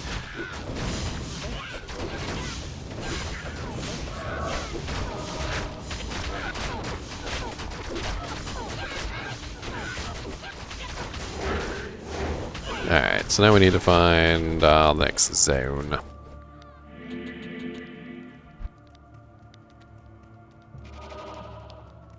14 life. Small charm of sustenance. I'm so full of everything. Like that guy on was it Life of Brian? I think that's what it was. Monty Python's Life of Brian, where he literally can't even eat another bite, and the waiter comes up and literally the waiter's like, "It's just a way for the thin mint," and he's like, "No, I could not have another bite," and he's like, "Sir, it is just a wafer thin mint, just a wafer thin," and he finally convinces him to eat it, and he explodes. Like, I mean, literally explodes.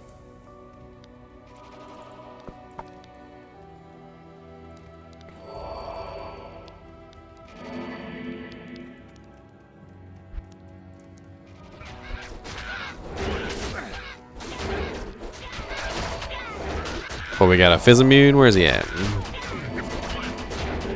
Oh, this guy? Oh, he died. Hey, what's that? Millibragus? Yeah, Millibragus. I already got a Millibragus on my Paladin at that, so I think I'll be fine. Unless you want a Millibragus. He had Conviction, too. Conviction's evil. Conviction will get you killed.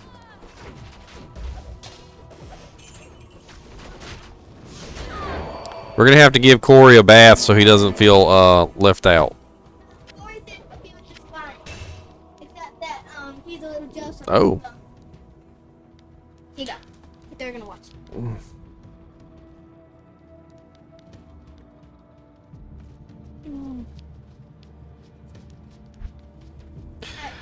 Oh wait, that's right. You can't e-bug it if it's already socketed, right? When you get off of work, come pick me up at my dad's. Okay. Alright, I love you. I love you too, butt cheek. Oh, I need...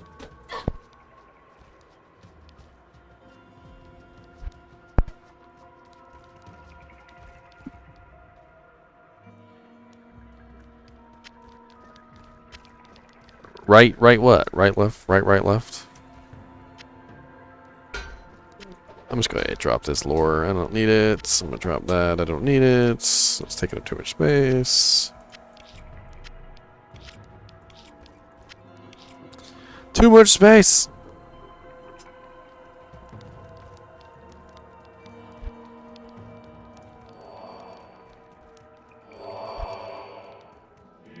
Well, I can't remember. Shark Tooth is what? Is that the nightmare or is that the hell version? That's the hell version, right?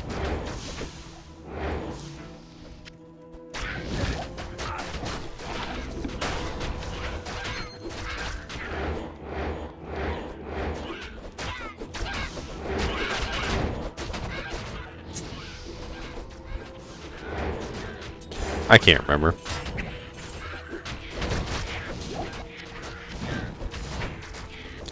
Ah, Kraken Shell. That's right. Kraken Shell's the hell version.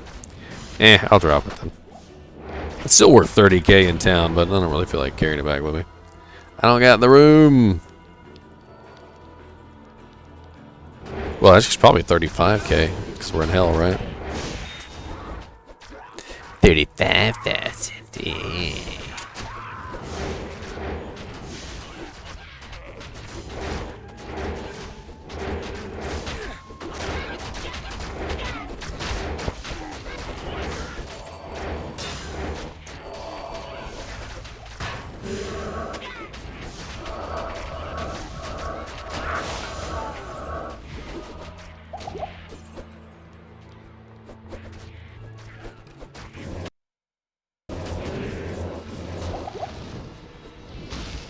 Let's go.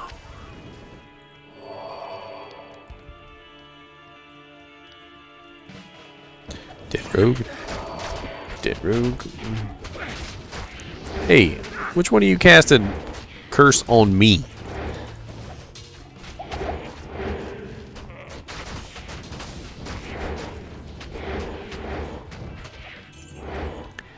You know, it'd be really interesting to see the advanced stats panel when they bring it out, because it's going to have a lot of information on there that we can't see, Like when you get amp damage curse, you can actually see what the curse says it does. Yeah, sure. Bring them on over. Let's go. I only got one mage and he's almost dead. I'll sacrifice him to the gods.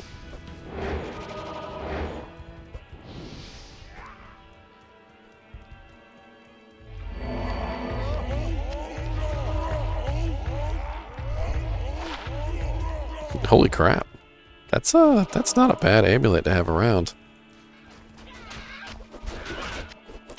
I got a +3 Masteries amulet. And Masteries is level it's only level 45. So like on a barbarian, especially a mastery heavy barbarian, which most barbarians have, you know, a pretty good number of masteries. That'd be kind of neat. Of course, it doesn't have anything else on it, so maybe it's not the greatest, but...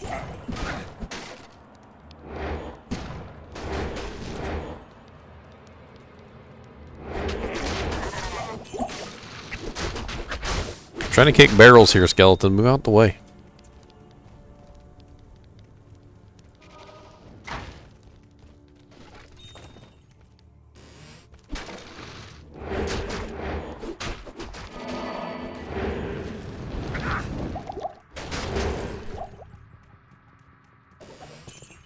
Well, I mean, the best place to find ghosts is ancient, the Arcane Sanctuary. There's usually a freaking butt ton of them in there. But yeah, you're right. Sometimes there are ones in here, but sometimes there are no ghosts in here too, so it's kind of like a crapshoot.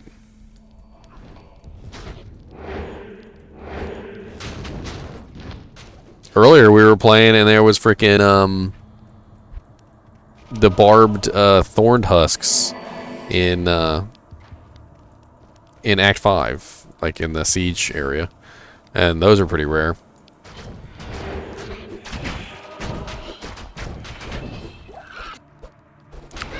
I'm pretty sure the not only did it break the immunity, I'm pretty sure that it actually disappeared off his bar. I have to check that again. Of course, I could just go back on the you know, the instant replay. So yeah, see, it says immune to physical, and when I cast on them, the immune to physical goes away. It just leaves their bar. They're no longer immune to physical. That's very interesting. I didn't even know that was a thing. You'd think I would know that, being a necromancer that plays necromancy a lot and does a lot of necromancer stuff. But, you know, to be honest, I like to play with all the curses, and amp damage was like, you know, your base curse. So maybe I was playing with other curses at the time.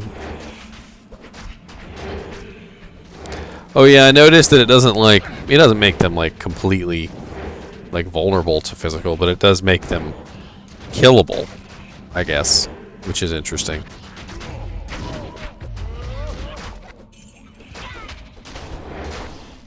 Yeah, when I get to Act 2, actually no, I can't do it here, can I? I gotta do that in crap. To get a Might Merc, I gotta do that over in Act 1. Or sorry, Nightmare Act 2 is what I meant to say.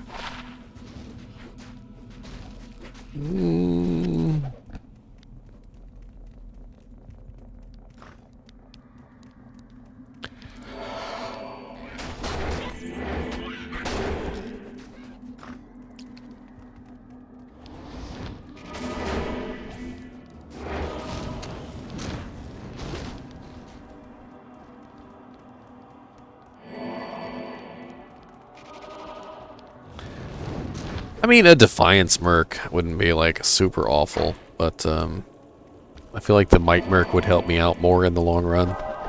The Defiance Merc would help keep my minions alive, but wouldn't actually help me kill anything, which I'm not having trouble with my minions dying. They're staying alive fairly well.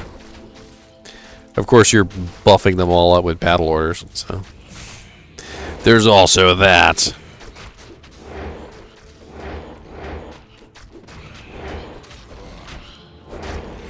Goddamn free BOs. Killer bees. Killer bees.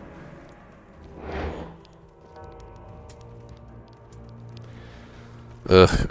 I kind of probably need... What's the highest level that you can hire a Act 2 mercenary at?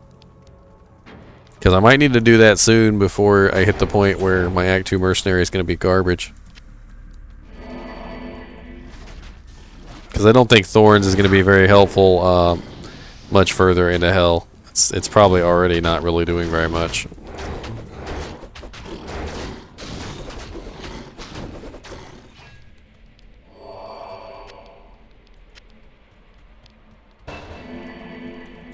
Level up again. Sweet.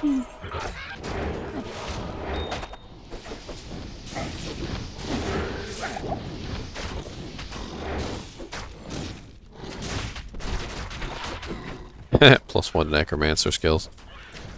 I hate to say it, but I don't need it. Well, yeah, but don't they have like a cap of like the highest level that they could possibly be? Like, you know, summoned at. Like you can't summon like one. I could have sworn though. Maybe I'm misremembering.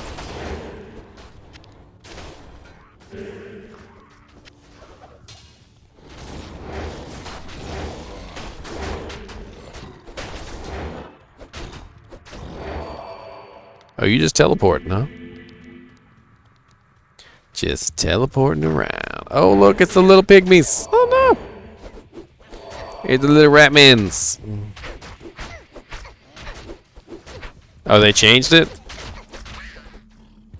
Because I could have sworn it was like...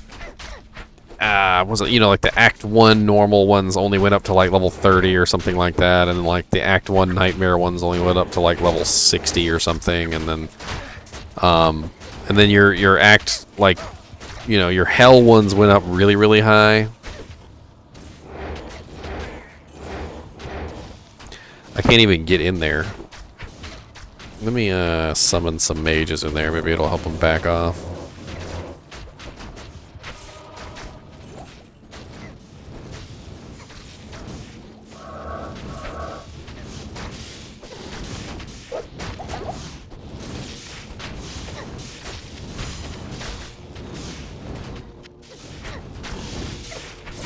Okay, well maybe they removed it. I mean, there's a lot of things that I remember that aren't there anymore. Like, I remember 20-hit Zeal.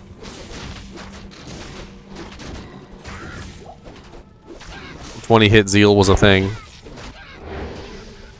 Cap out Zeal and get 20 hits and just die. I mean, I don't know. Not really. Not at this particular moment.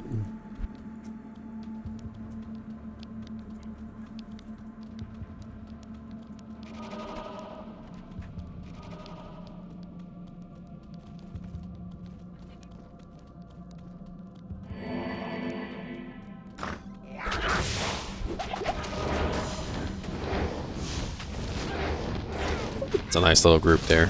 Let me get my golem in there.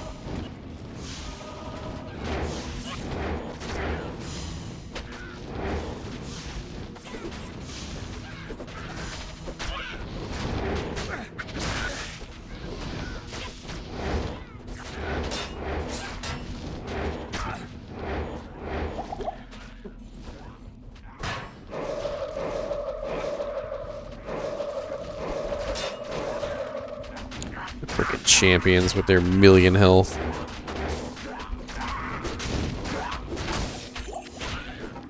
These rat men did not drop shakos. How dare they not drop shakos? You tell them that that's very rude, and that they need to check their inventory to make sure that they don't have one, you know, laying around. They might have one laying around, you know? Double check. Oh yeah, I got one laying around on that merc.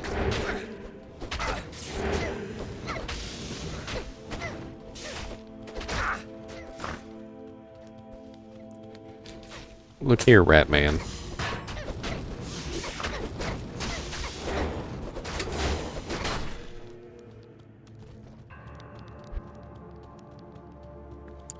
maybe. Andy likes to drop rings and amulets, though. That's her gag.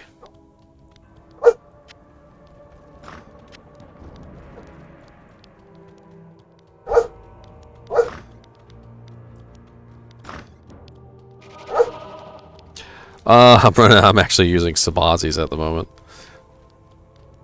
Sabazis. Yeah, Sabazi's mental sheath. No particular reason why. Just using Sabazis. I have found it. And then it was better than the lore that I had on, sort of, ish.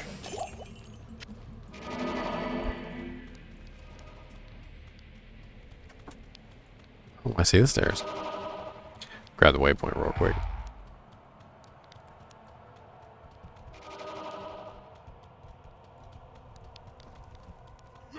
Well, dang. They're just right next to each other, huh?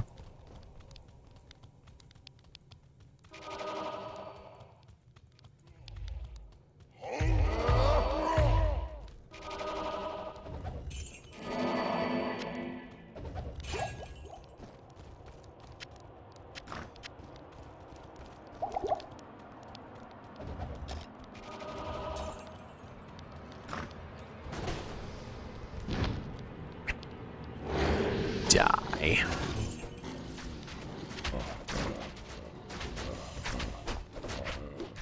Just the whole army comes through the door.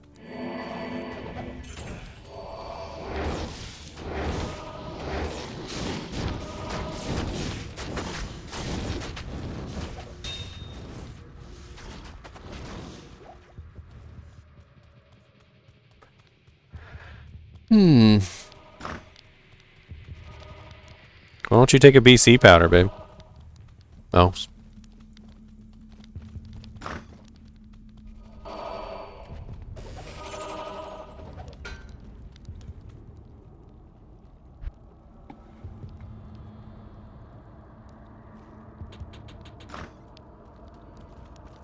Oh yeah, Telly definitely comes in handy for that purpose. Not gonna lie.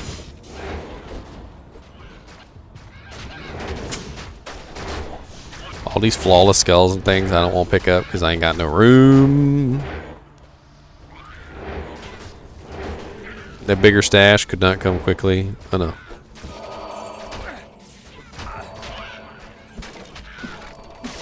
Hey, let me beef up my army for Andario here. Hey, one of you, one of you. There you go. Full army, let's go.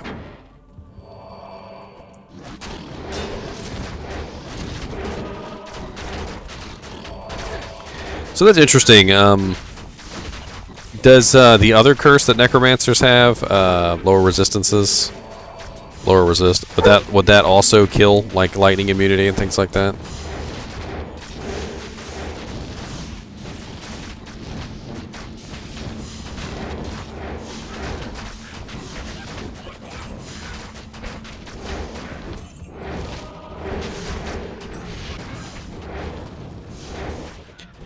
I mean, I knew Conviction did, but I wasn't sure if the Resist Lightning one did. Oh, yeah, let me pop on my Gold Dagger. No! Crap drops! Terrible. Those are terrible drops. A gnarled staff? Here, I'm gonna... What? Is it like bugging Andariel? I'm gonna bug Andariel real quick. Hold on. The caravan is prepared. And then, what, you go east, right? And then you save and exit immediately. And that's supposed to bug Andariel. And wait a second before we rejoin.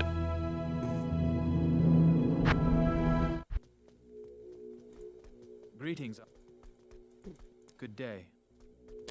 Quest bug Andariel. At least I think that's how you do it, right? Did I do it right? I'm pretty sure it does.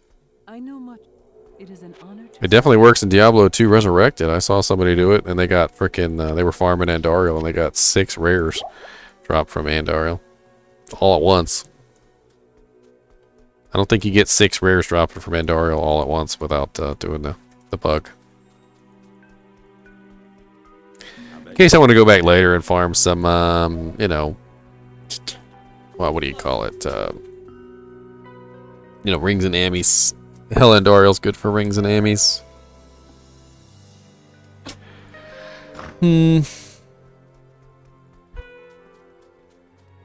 Yeah, but I want a might guy. I can't hire a might guy in Hell, right?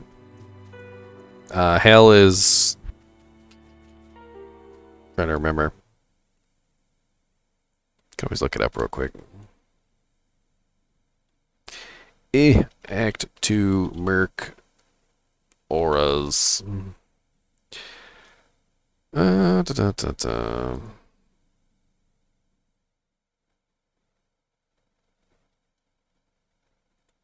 So yeah, I need Nightmare Offensive.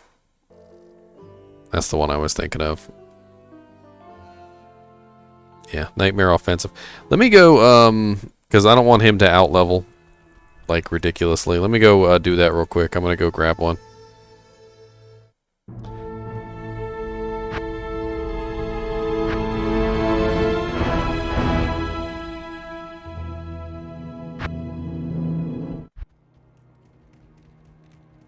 See if I can get a good level one.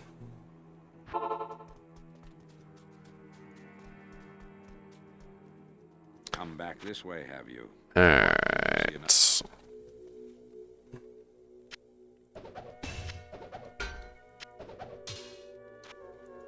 Act 2 offensive. What we got? Azrael. 61. 60 looks like the highest we can do.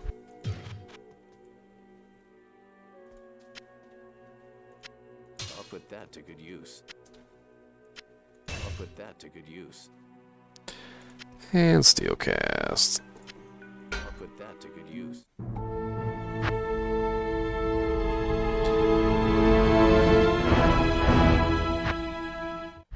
Try not to get banned. Try not to get banned. Alright, I should have a might merc now. A might merc. Hopefully it works better than the thorns. I mean, I don't... in Hell, I don't think the thorns was doing very much. Oh, look, there's a might monster down here. Leave my Gorham alone. My dang dirty Gorham. Will you get down here, Azrael? You're doing a piss poor job on your first day. Just a bone shield, a rhyme bone shield, nothing special. Shale F, you know, standard. All resistances, a little bit of magic fine, you know, nothing too awesome. Honestly, I could use a plus to skills. I don't really need anything, to be honest. I just kind of hide in the back and try not to die.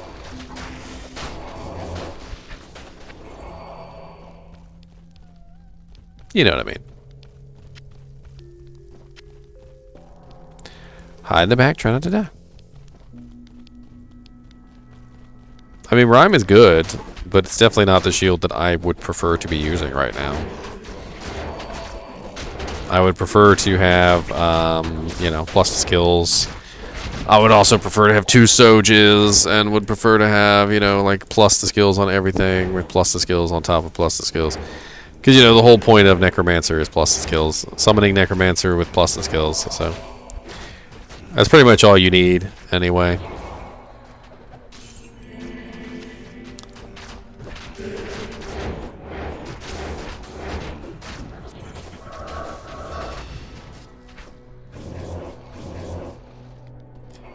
I don't have full...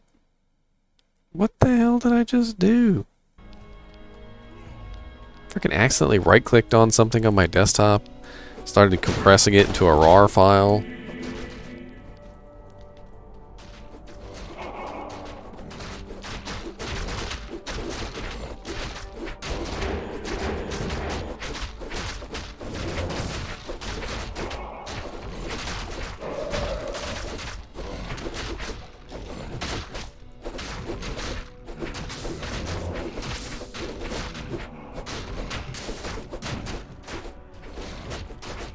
Where's the frickin' curse coming from? Where's the, I don't see him. Oh, there he is. Undead Stone Skin, Mana Burn, Extra Strong. Oh, that explains why he's not dead.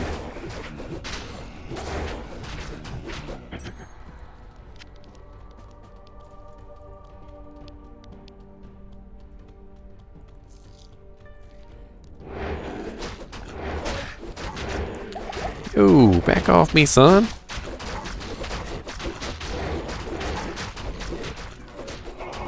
What's up, witch? Witch! Poor little cat. Her name is Witch Away, because we can never figure out which way she's looking. And it's not even a joke.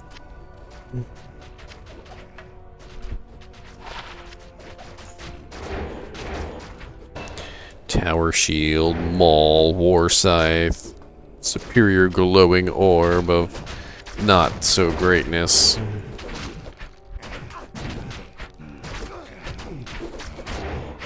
I'm just gonna keep decking out the Flag Golem. I don't really even care. This is a summoning necromancer through and through.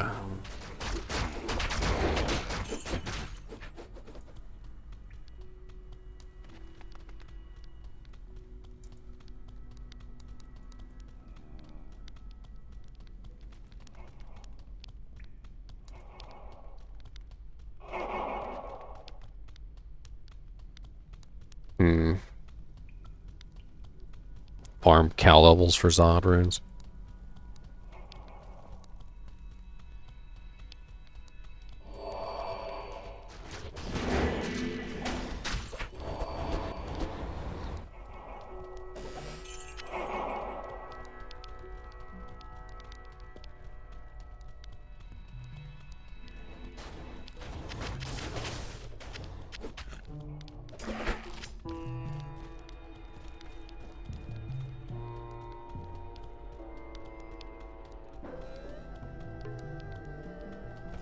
The Immortal Kings.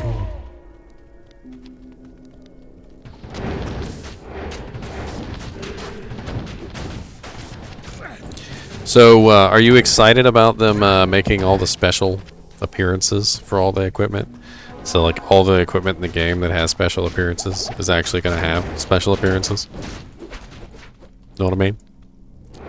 Well, hello, Conviction Haze Burn the Axe. Come over here and get your butt beat.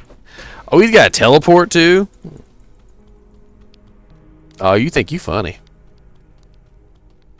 You think you funny. Alright.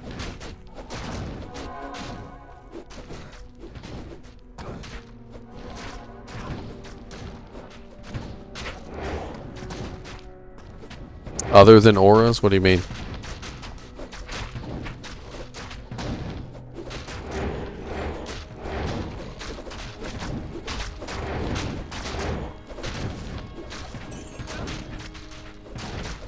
We got a holy shock dude over here. You know, this reminds me of that one time I had like the worst freaking monster spawn in hell. I remember it just like it was yesterday. Dude had the conviction aura. He was lightning enchanted. Oh no, special. You know, did I say effects? I guess I meant special graphics. So like any item that has special graphics is actually going to have special graphics in the in Diablo II Resurrected. So you know, like Silks of Victor or Tyrael's Might, you know, they don't look like a regular ancient armor. So they're actually going to look like a, you know, a really good, really cool kind of effect. That's actually a really nice harpoon. 30% increased attack speed. 177 to attack rating. Damage to undead. Attack rating against undead. Mana steal. Enhanced damage. That'd be great for my throwing barb. God, too much crap. I don't need this. +3 to masteries. I guess. I don't know. Maybe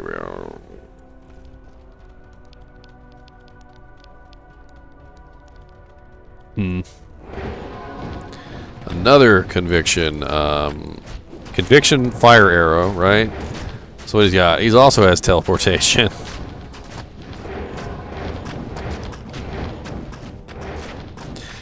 But I wanted to like abuse that 50% slows target by. I want to use it on somebody and actually abuse the slows target by percentage. It's 50% slows target by. Don't it's nice. I like it. Je no stand le gars. Don't judge me. I'm just gonna equip it. How about that? That'll give me some room here. There you go. I have room now. Haha. Ha ha ha ha ha ha. I could go around beating people with a General's Tando Laga. Strategies.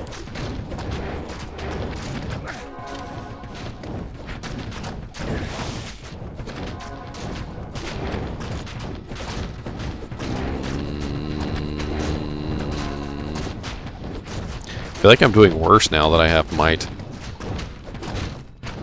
I abandoned him too soon. I abandoned him too soon. I mean, I do need to be abusing Corpse Explosion more often, and I'm not. So, I mean, there's that. But,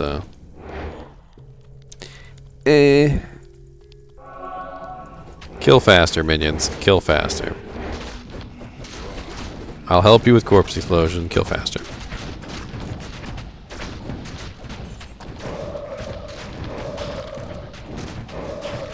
There you go. See, we're doing good now. Good, good. Yay! Moving along.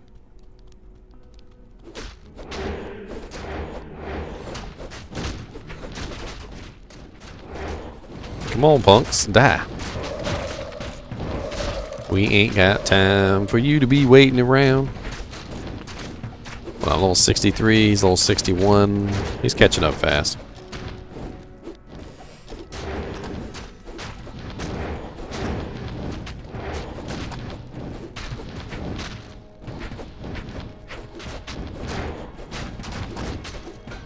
Yeah, I'm about the point in all the videos. Ooh, a totemic mask. Totemic. +1 tornado. Oh, it's awful.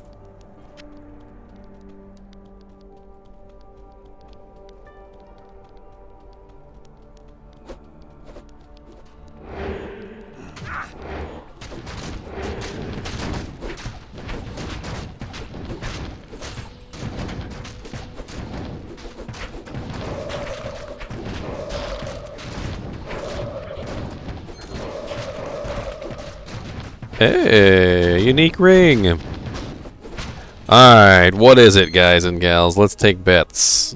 Alright, who wants to bet that it's a, I don't know. I mean, I know what I probably think it is. I don't want to say it out loud because I might jinx it. Because I will. It'll jinx. It'll jinx. I know it's already been determined. It's already been determined, but I'm going to jinx it. It's already been determined.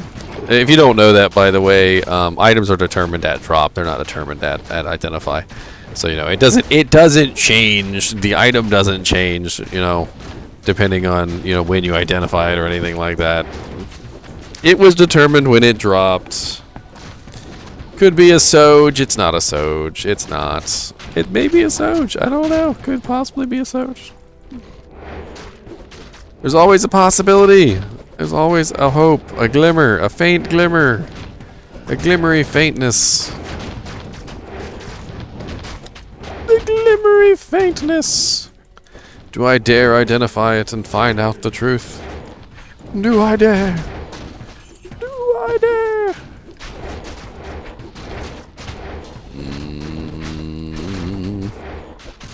I'll identify it after I kill, Radagast the Brown over here.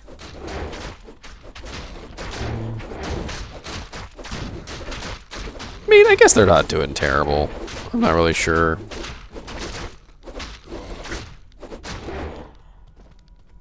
You know, in the Diablo II Resurrected, when you open up the Merc's character panel, there's a it shows both of his skills there, and you can hover over them. And again, it tells you what the levels are of the skills.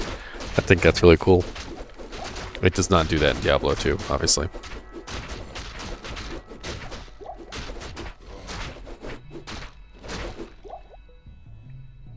I got 2 new followers on TikTok. I don't know how. I don't even have a TikTok account.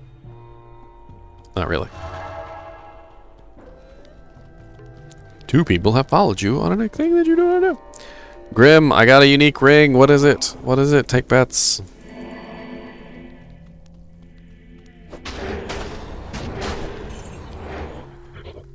I know what I think it is. I'm pretty sure I know what I think it is. Unique ring. It's unique ring. Just like not identify any unique rings or amulets that you find like ever. Just like build them all up on a character and then just like ID them all at once. Like in a video, you're like, I identify 325 rings and amulets that I found over 485 days of playing Diablo 2.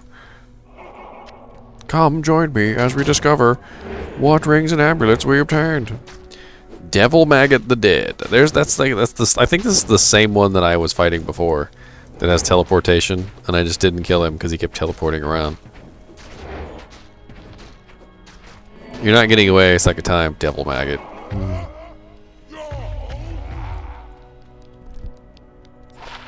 3 to Iron Golem Necromancer only. That'll be worth some money. Ones.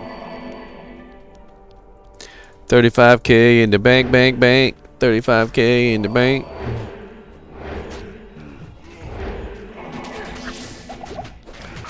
Ow, mana burn. Where's your boss? Where's your boss? There's your boss. Hello, boss.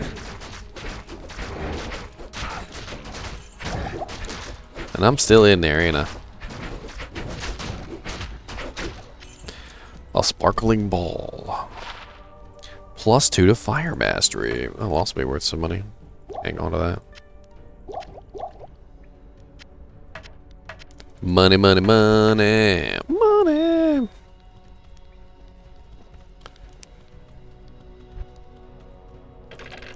Papa Necro. We about to have double summons, y'all.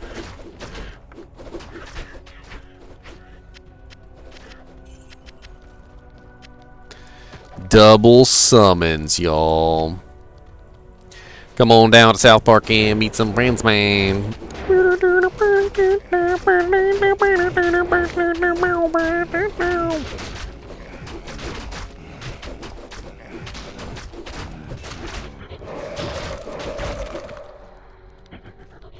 Boney Z! What's up, Boney Z? Let's go. Come over here, come down here, and get your non-existent EXP with me.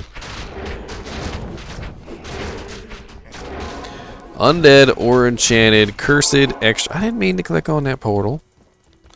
That was a portal for Boney Mancer.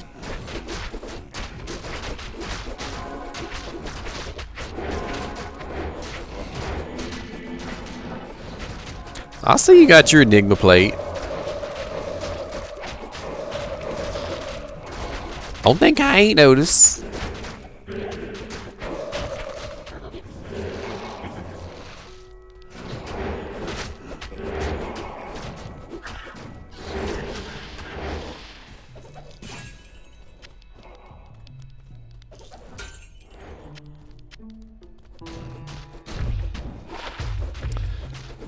Oh, that's worth some money too. Dang. Okay, well, just give me a whole bunch of 35k helmets and wands and crap.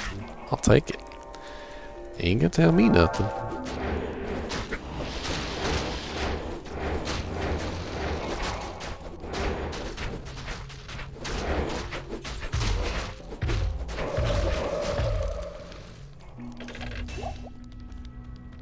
Nice battle order necromancer bounty. Oh, I hate when I get stuck at the doors. See, this is where like teleport would actually come in handy. Alright. I know how to fix this. It just takes a second. It just takes a second.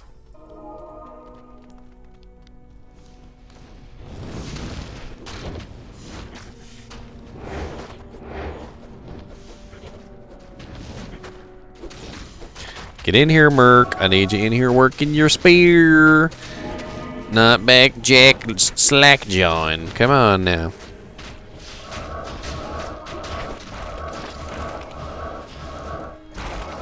Oh, there's a worm hide. What the hell? Let's take a look at this worm hide.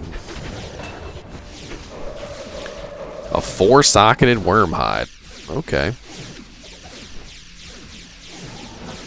Need a 4-socketed worm hide? Come back in a second for that.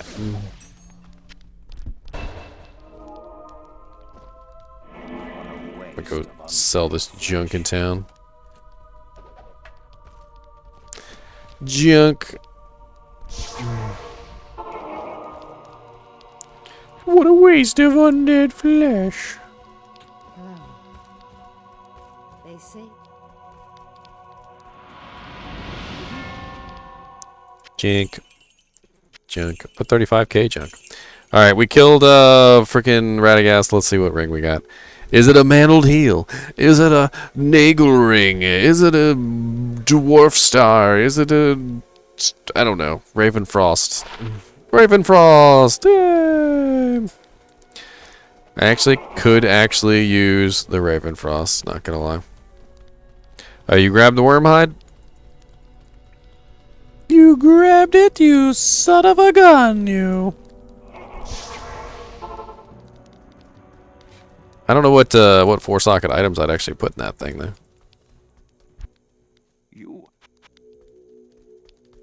What's a good 4-socket recipe? I don't even remember. I can't carry anymore. Ah, I said recipe.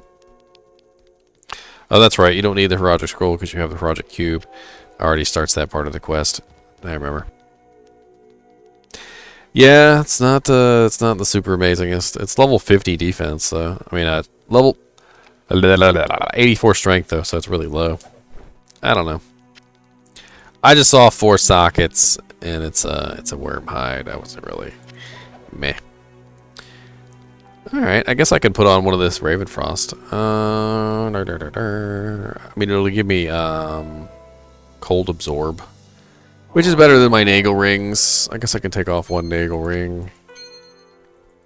Give me some mana at that. I can't. I don't need 2 Nagel rings on. I don't need it. Not necessarily.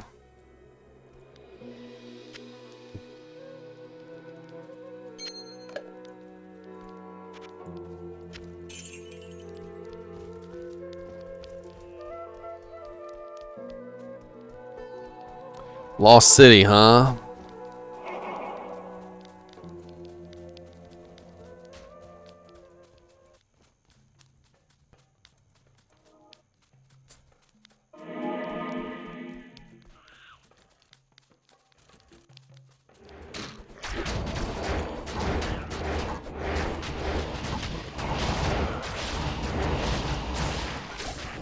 All the skeletons.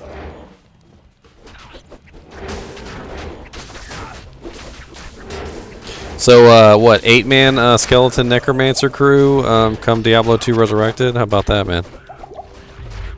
8-man, yeah, 8-man. Let's go.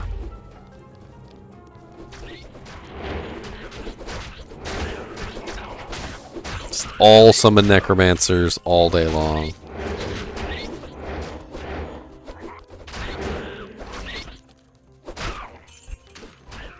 Yes, right. 8 summon necromancers. It's too bad curses don't stack, because then 8 summon necromancers would be OP as all get out. I mean, technically, you would still have a toolbox of curses. So, you know, one person could be amp, one person could be lower resist, you know, one person could be, you know, whatever it is that you need at that particular moment, I guess. There's a lot of cool curses. Attract is a fun one. I always thought Attract could be very useful, like because if you you know, you can't be overwritten by other curses and you can cast it on one target, so you can completely take all the attention of the monsters off of your monsters with Attract. So you just attract every now and then, take all the attention off of your monsters, etc.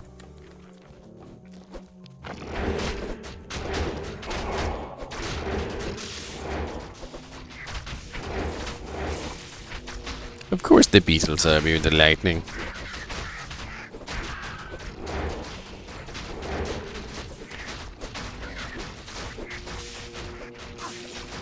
Ugh, what's he running now? He's at 20, so he's at 15 right now. Not awful. His damage is awful, but his slow percent is getting... Is that 63%? Is that the highest it can get, is 63? I wonder.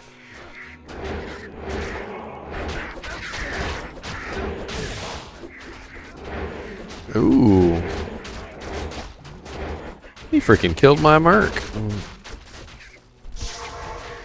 You little bastard. What's up with you? Hey, girl. How you doing down there? You busy a good girl today? Get some butt scratches? I know cats like them butt scratches. Greetings. Butt scratches! Butt scratches!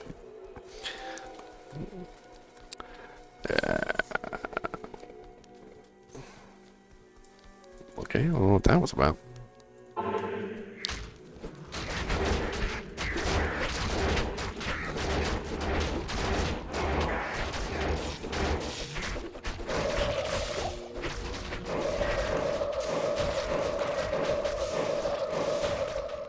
There we go. Full juvie, super heals. Don't need arrows.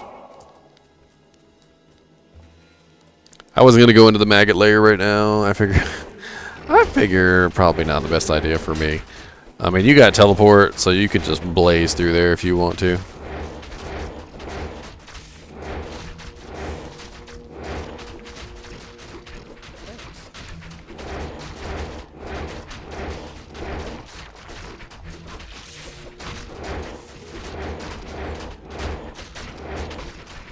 It would help if my merc had lifesteal, which he does not.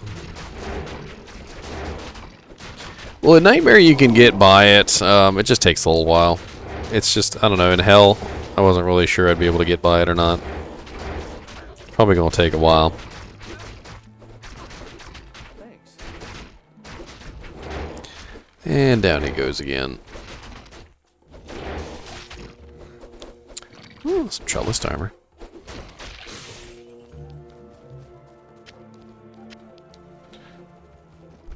Need some more ID scrolls anyway. Claw Viper Temple level 2. Blessings to you.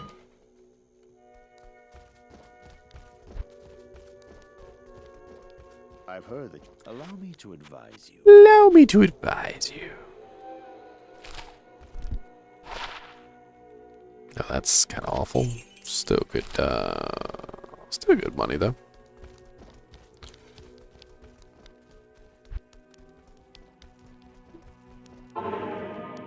An amulet and a Sawaya. +1 to summoning skills. Hey, I think it's better than my IV Lich. What do you know? I mean, it's not +1 to all skills, but it's +1 to summoning skills. And that's what matters.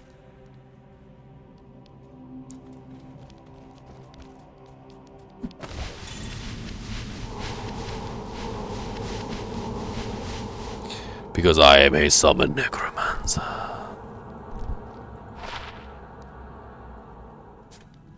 Blades of Ice, Mind Blast, Weapon Block. I was beginning to enjoy the darkness. I don't know. Gotta check all the ground. He said check all the ground. I'm checking all the grounds. Every ground, checking all the grounds. Not just one ground, multiple grounds. Alright. Well, I guess it's a maggot layer now, isn't it?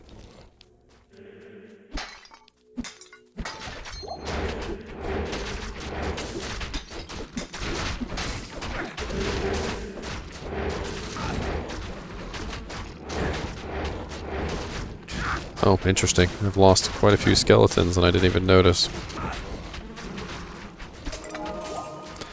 need to go grab my mercenary back too.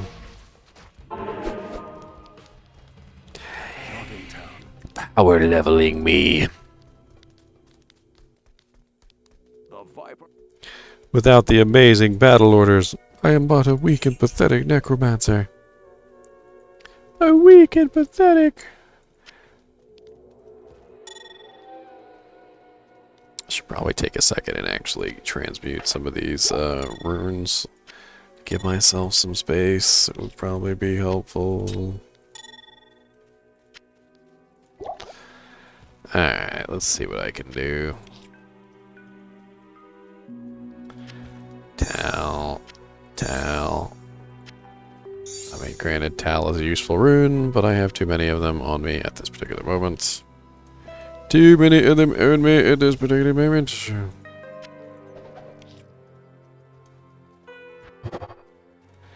Yay, now we have Ral. Ral. Ral. Now we have Ort. Do we have 3 Orts? Do I hear 3 Orts? I got Shales. I got Doles. I can transmute some. No, I think Dole might be too high. I might need some chips. Yeah, Dole's too high. Needs chips. That's right. What other Lobby ones do I got? Nefs. Shale. Dole. Don't got a lot of like super low ones. I kind of got rid of most of the super low ones, I guess. I got Neff. Do I got another Neff? Do I hear a third Neff? Do I hear a third Neff? No third Neff. Oh. That's okay. I got rid of some of them. Better than getting rid of none of them.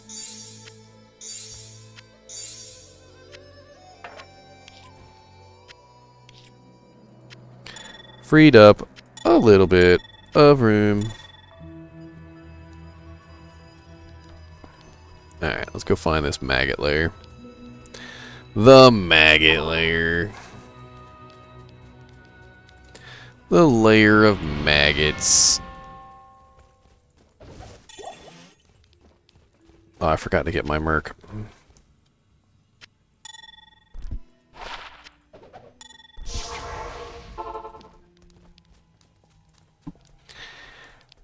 He really needs lifesteal. I think that's his main problem right now. I mean, granted, he needs better gear and stuff too, but Good day. he does not have. I don't think he has lifesteal on anything, does he? Oh no, he has lifesteal on the steel cast. Okay, never mind then. Guess he's not awful, but I know lifesteal is very ineffective in hell. There's a lot of penalties for lifesteal in hell. Yeah, but like as far as penalties are concerned, like I'm pretty sure the penalties for lifesteal in hell are pretty severe. You need like 10-20% in hell to make it worthwhile. Millibregas. I was actually running the numbers one day, and yeah, it's like 5%. I was running the numbers one day on lifesteal in hell, and you need a pretty significant amount to make it worthwhile. There are penalties. There's a penalty for hell, and then there's also a penalty for the monsters. So each monster has its own particular penalty. You know, like skeletons, it's a 100% penalty, so you're not allowed to basically lifesteal at all from skeletons.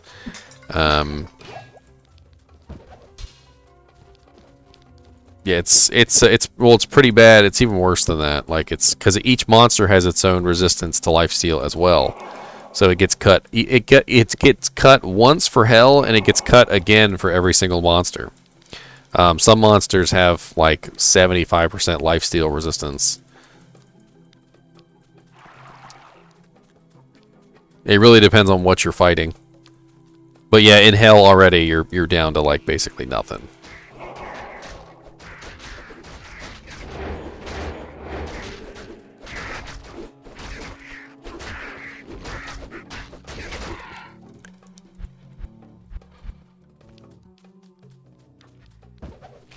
Did you already find it and I'm just running around like blind?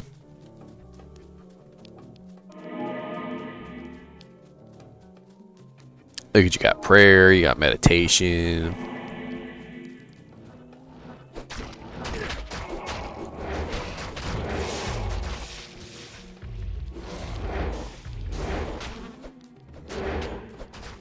Look at your ridiculous amp damage curse.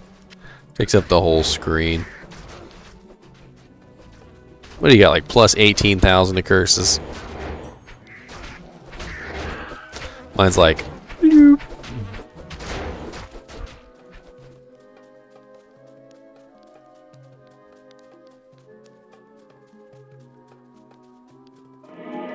Your theory? A theory about what?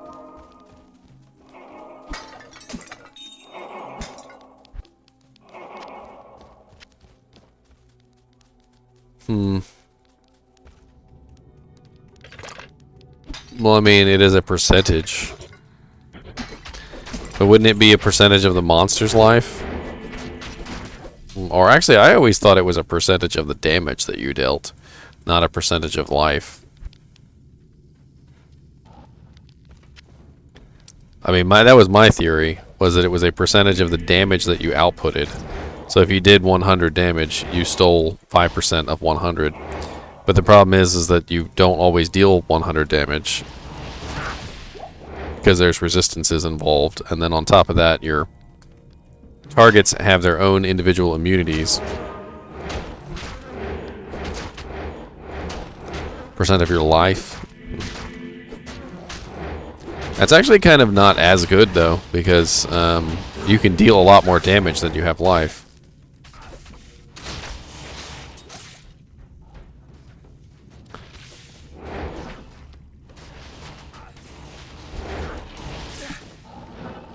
What's with people joining and then leaving like that? Is that a,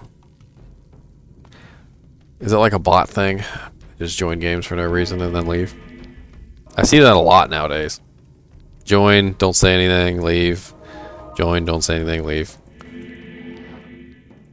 Unless they're just checking the game to see where you are and what you're doing, but... could be that, I guess.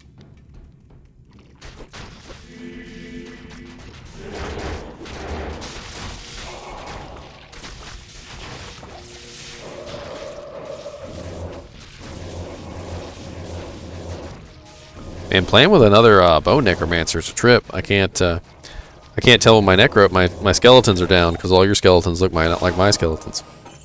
We need alternating skeleton colors. Okay, you're gonna have to make blue skeletons. I'm gonna have to make red skeletons.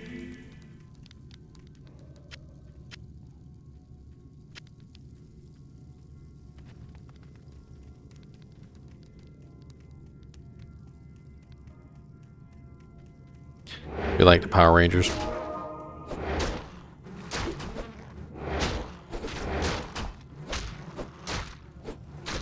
The slowest. If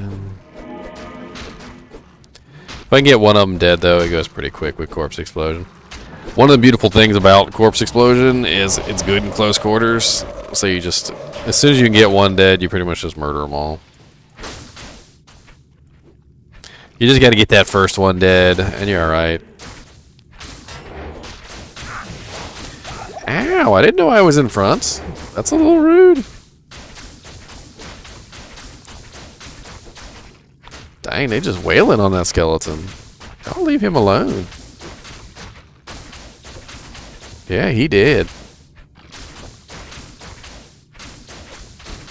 He so did.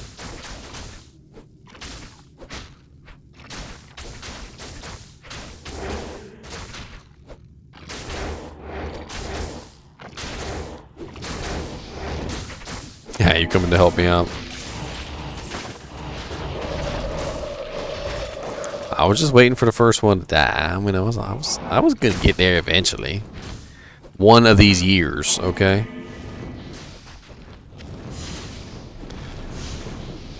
It's a rite of passage. Oh, one to assassin skills. All necromancers have to go through the horrible pain and suffering. It's part of our life.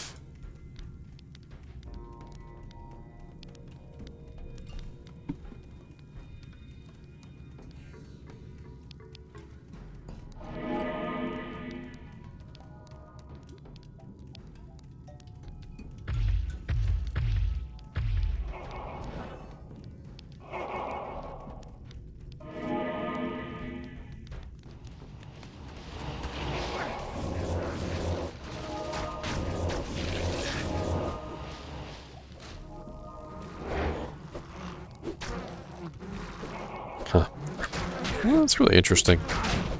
Ow, that's not what I was trying to do.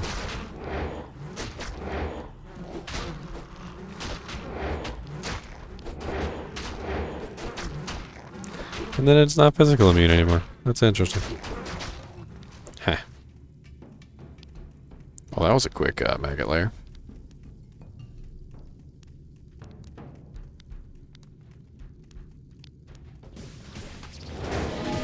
Teleportation, Cursed, and Mana Burn.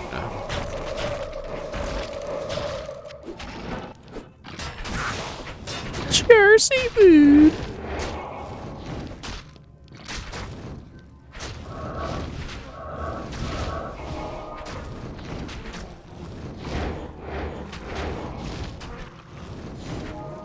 Oh yeah, corpses. What am I doing?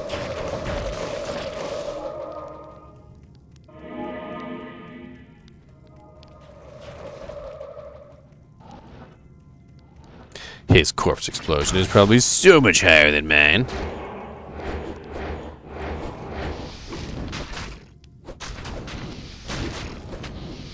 It'd be nice to have Bone Spear in here, to be honest.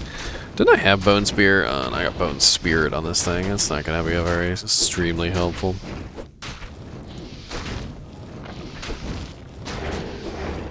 How did I go down 1+? I know. How did I go down a plus? Where did I lose a plus? I got 2 here. I got 1 here. It's 3. I got 4. Oh, that's Druid. What the hell am I doing? I'm an idiot. Oh boy, am I an idiot.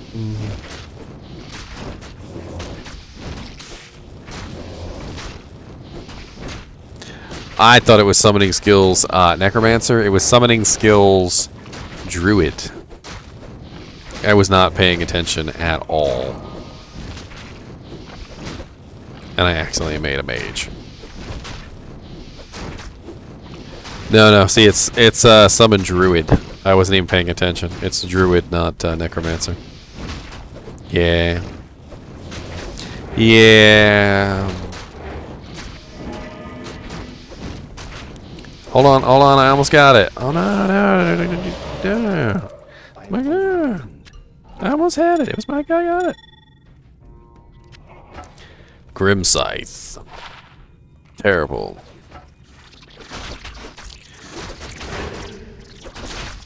Alright, corpse explosions, yeah! All the corpse explosions, you guys like the explosions. Who don't like explosions? All the corpse explosions. Kill him. Kill him so I can explode him. Yes, yes, all the explosions. No, not over there explosions, over here explosions.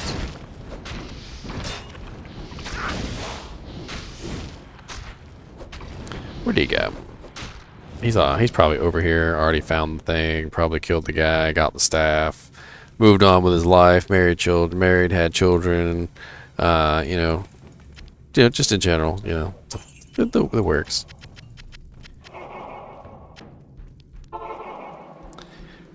Married with children. Hello. The Staff of King. How may I help you? 518,000 gold. I think I'm doing all right. Boop. Boop.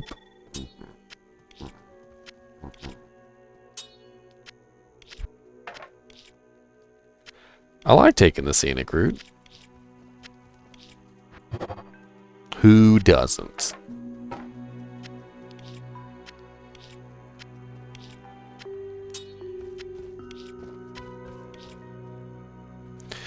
God, I can't wait for shift click. Shift click, y'all. Shift click. What level's this jank? Level 79. I ain't nowhere near 79. I'll put a couple more points in the strength just in case I actually want to use some equipment. It's not no strength equipment.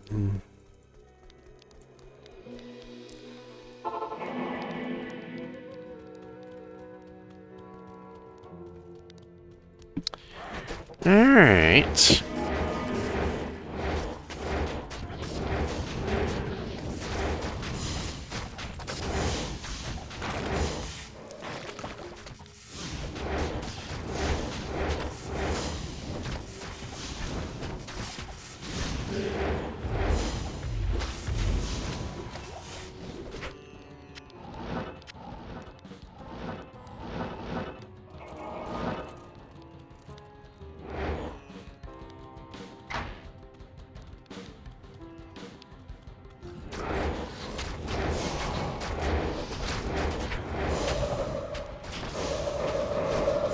You got your corpse explosion maxed out, huh? I saw you, big giant blood pile.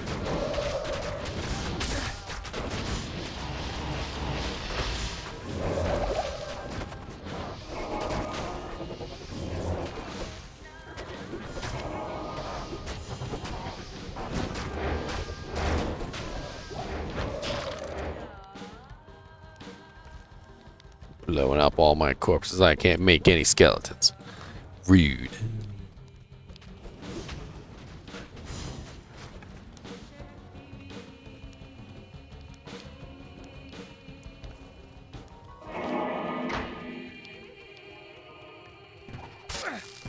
Ooh, nice little magic arrow group. Get in there.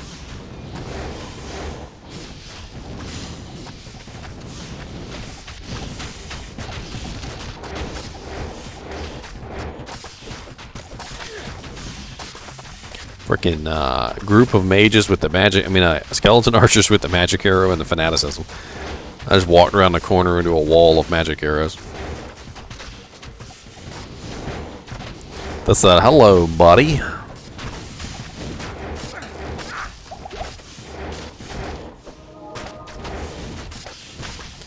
Talrasha's belts. I have Talrasha's gloves. I haven't taken a look at that set in a long time, though. I had the full set back in the day.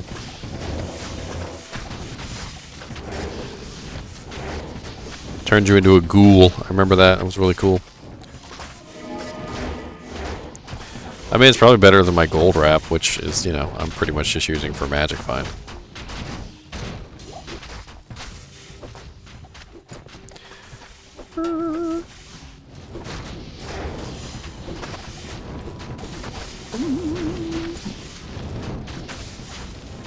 Oh, that's Trangul. That's right. You said Talrasha's. Down 30 mana, and then the 30% stamina. I mean, the only thing it gives me is the mana, and then it has less Magic Find than what I've got on. It does have more well, barely has more defense. 20 to dexterity, which probably helps my block chance. I don't know. I think I prefer gold wrap. I'm not gonna lie. You want it back? I will give it back.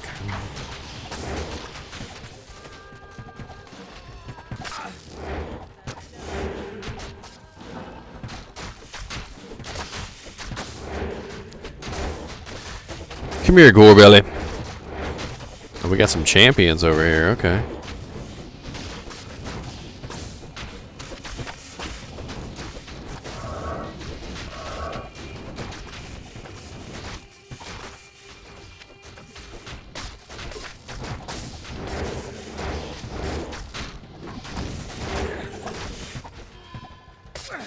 Gonna walk past you, sir.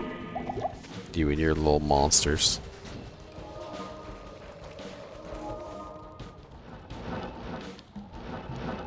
I see your teleport.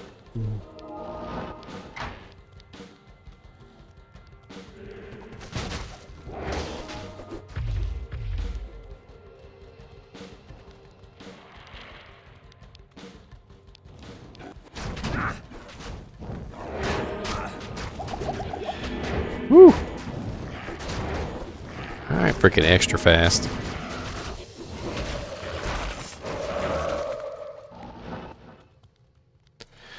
Yari.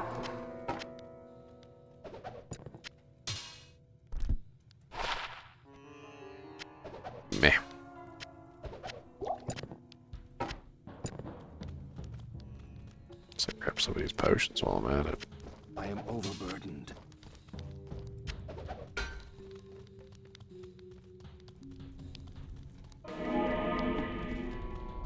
This is fantastic.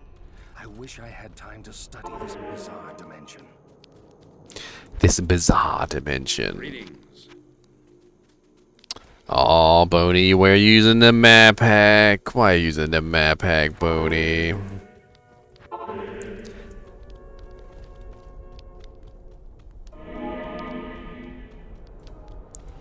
It's supposed to be a surprise, Boney. Don't you know? It's supposed to be a surprise. You're not supposed to know. A surprise. It's supposed to be like, surprise!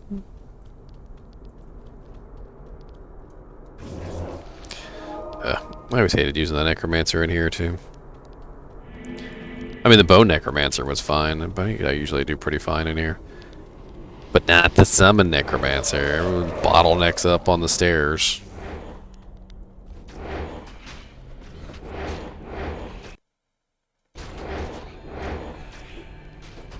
Bottleneck. The bottleneck.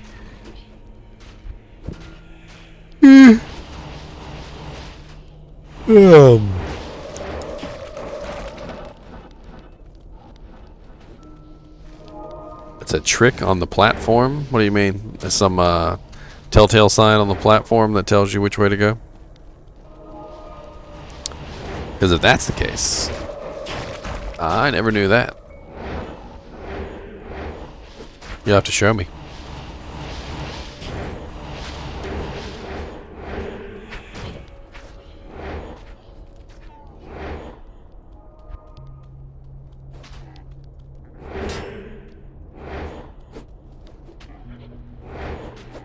I mean, like, I do know in Nihilak's temple the correct way is the banners on the wall. Apparently you can tell by the banners on the wall that you're going the right way.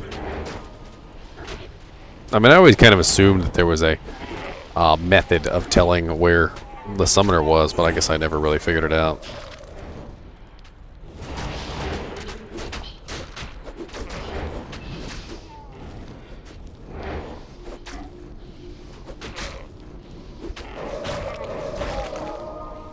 What, the banners?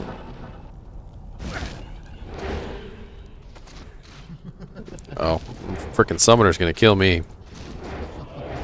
Frickin' elemental damage summoner? Oh boy. Get out of my face, sir.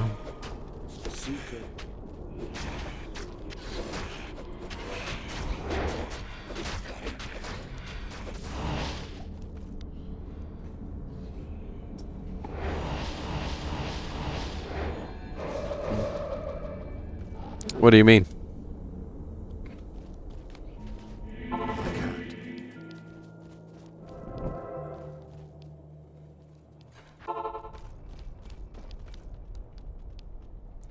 So when you go here to the Arcane Sanctuary teleportation, it has 1, 2, 3, 4, 5, 6, 7 symbols, right? And if you go to the Canyon of the Magi,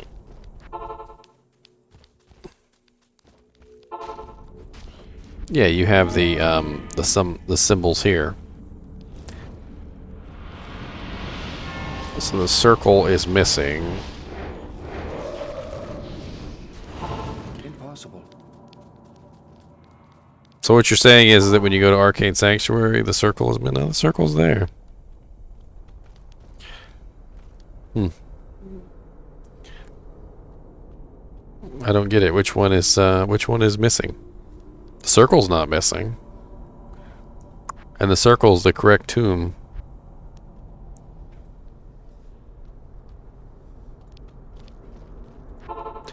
Oh, I was talking about how you knew where the summoner was, not I need a key. not where the circle is.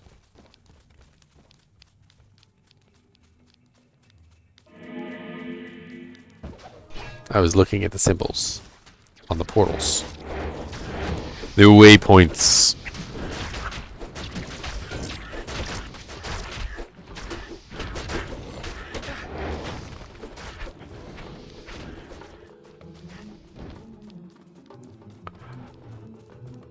I can't carry anymore.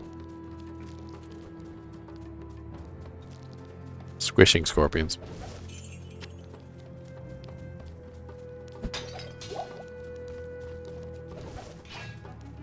Ah, orderant.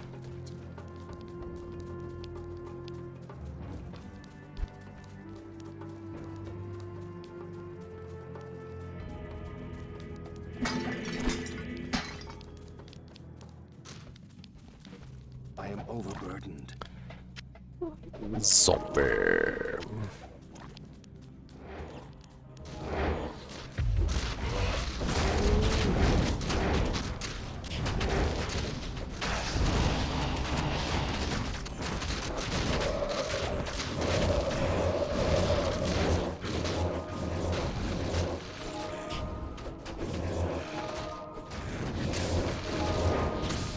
Another shale rune.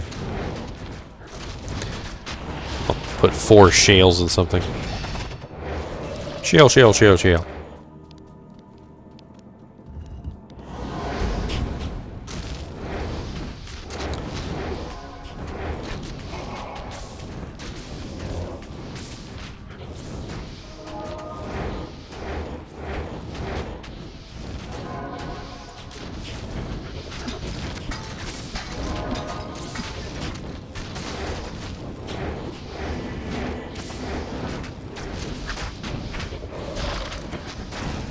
Alright, the old run into the room and get your army to follow you trick.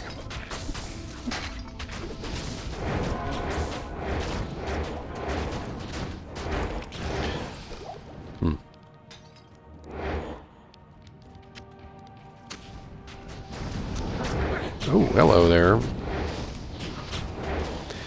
So, I have something interesting. I wonder if you ever noticed this, Boney Z. Did you ever notice that the fireballs that are cast by these ghouls are actually skulls, and their mouths open and close as they fly through the air? One of the easiest ways to see it is to use slow missile on Amazon, because they count as missile attacks. In Diablo II Resurrected, they actually remastered the little skull, so when the ghouls fire their little skull fireballs, you can actually really see it now. And they literally just look like a flaming skull flying through the air. It's freaking hilarious.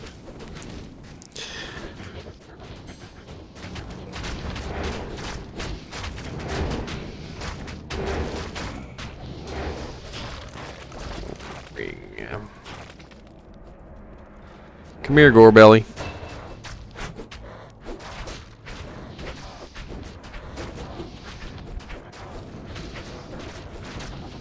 Yes, it's a very interesting little thing.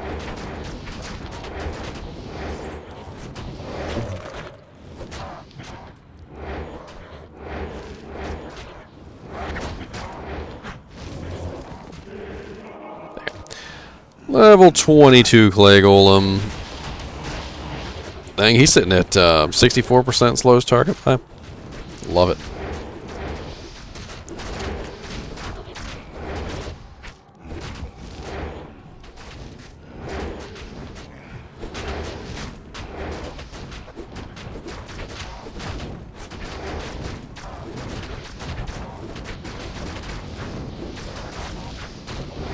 I still can't understand what you're saying about the Arcane Sanctuary thing. I don't understand.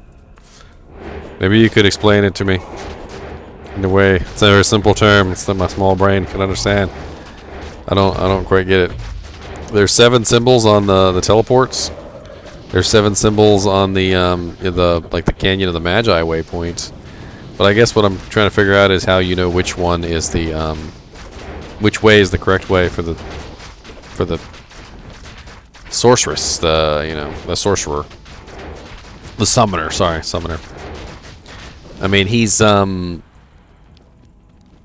it's the arrangement of the symbols. I mean, I know one of them's missing, but how do you tell which one is missing? You just have them all written down and you look and compare. And then I guess what, depending on which one is missing from the 7, you know which way to go? Is that what it is?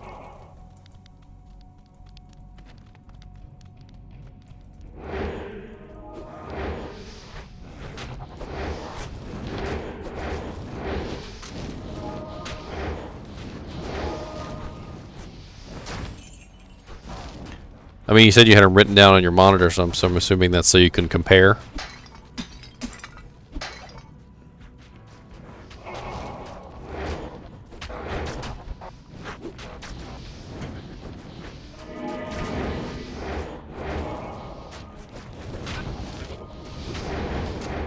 Oh, so the answer is in the palace. Oh, it's on the portal that you click on in the palace?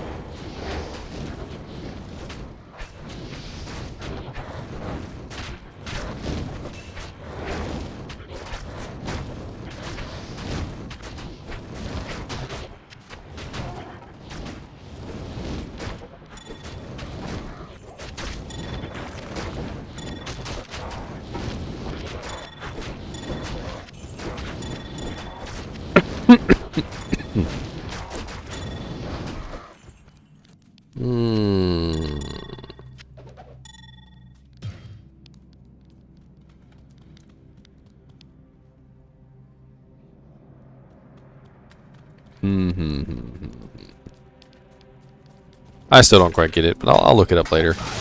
I'm sure if it's if it's there, maybe somebody will have a picture of it. Oh, you tellied ahead of me. You punk.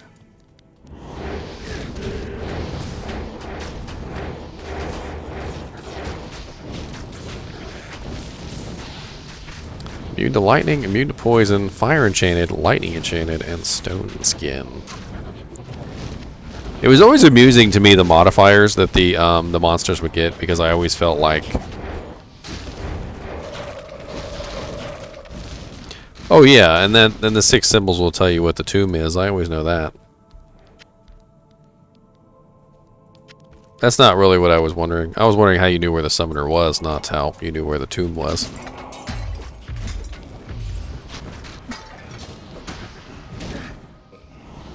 Run in. Try not to die challenge.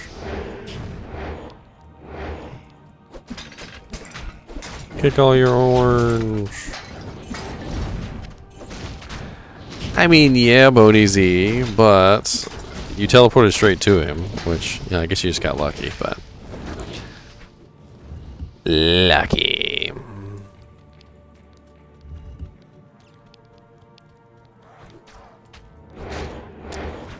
Gore belly.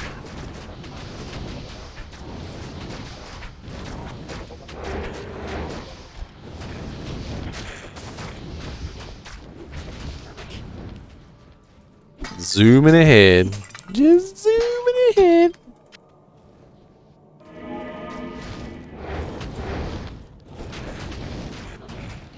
It just says kill Duriel now.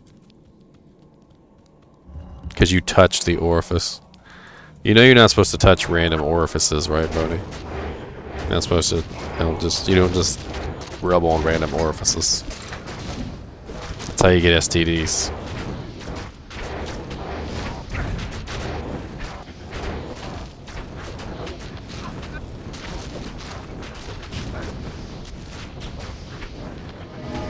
Good boots, what'd you find?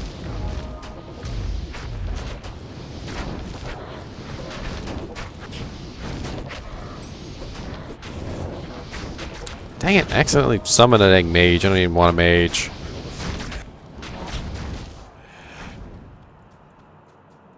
I didn't even want a mage! Well, guessing I went the wrong way. Because this way does not continue downward in the way that I would like. Ka the Soulless.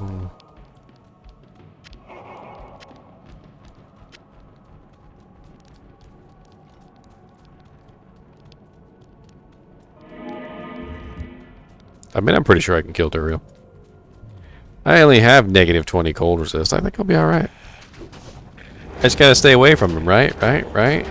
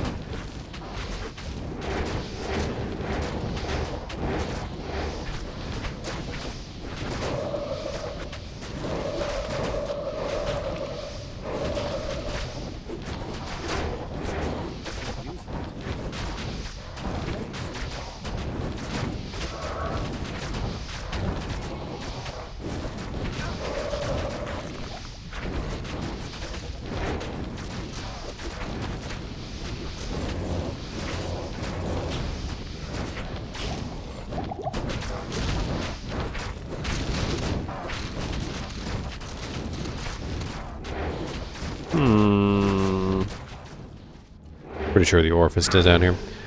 Kicking urns. See, this is why you play a necromancer. You have time to kick all the urns. This is the pro strat right here.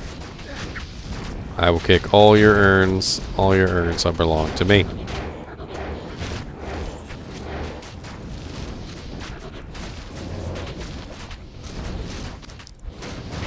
I'm kind of sad they nerfed my necromancer though. I remember in the old days, you could just have an army of the undead as far as the eye could see. So many undead. So many.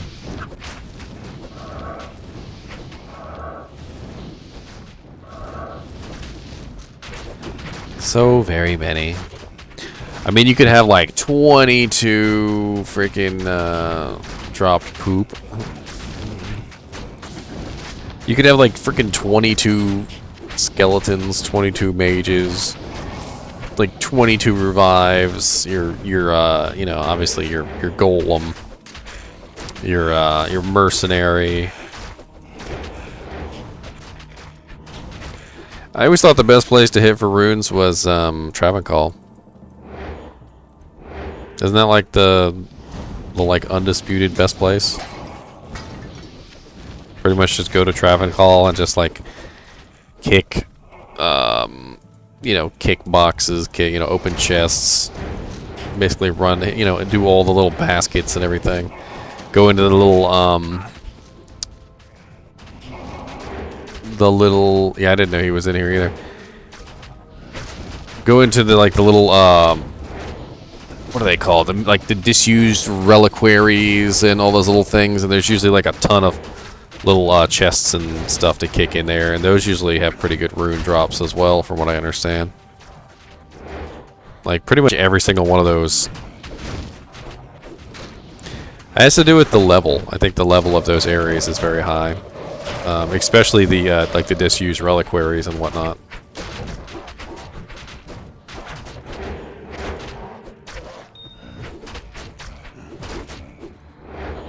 I mean, I feel like Necro would have the easiest time in Travancore. You just walk around with your army out. Army can... You don't even have to kill anything, really. And then you can just click on stuff, basically.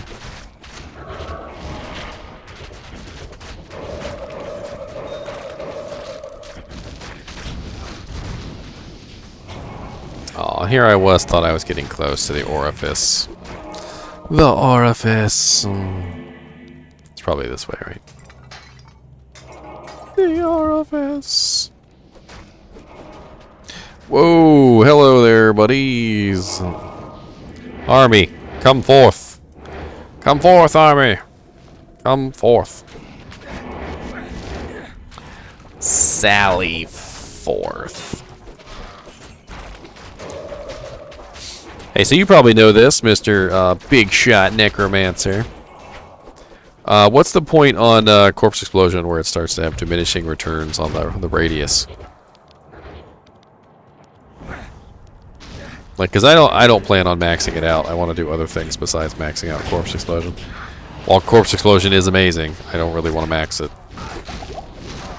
But I do want to put enough points into it where the radius is big enough that I can actually, you know, use it effectively without having to spam it. Because obviously I need corpses, right? You only do one in CE? I thought like max CE was like a thing.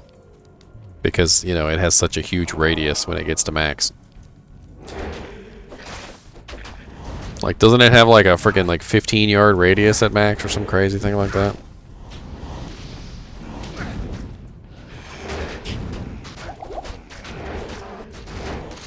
Oh, well, okay, well, alright then, Boney Z.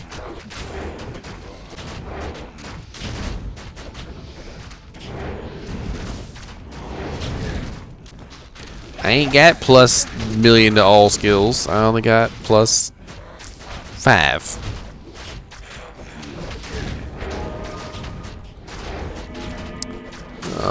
I mean, it makes sense because the larger the corpse explosion is, the more, you know, the more damage it does, but because it's doing a huge amount of damage to everyone nearby.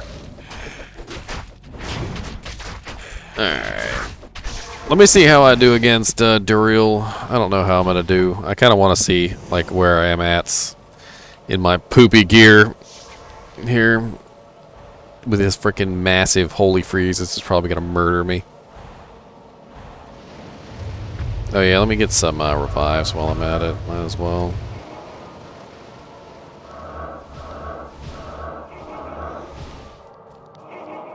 Couple revives never hurt nobody. Get on off of me, son.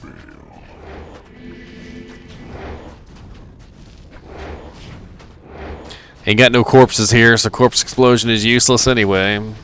Right? I mean, he's not really damaging me. Oh, I thought his aura would be a lot higher. Why is his aura so low? I'm trying to like gauge his the level of his aura by the distance that it's going, and I feel like his aura is really, really low holevel. Why would Hell Duriel's aura be so low? That seems a little odd.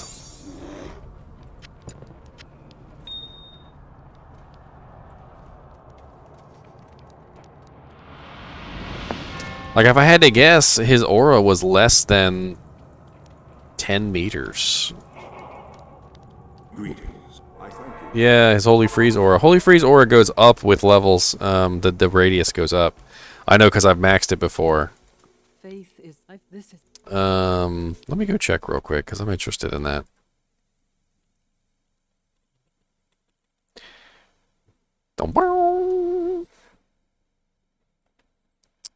Radius. So at level 20, it's 16.6 yards.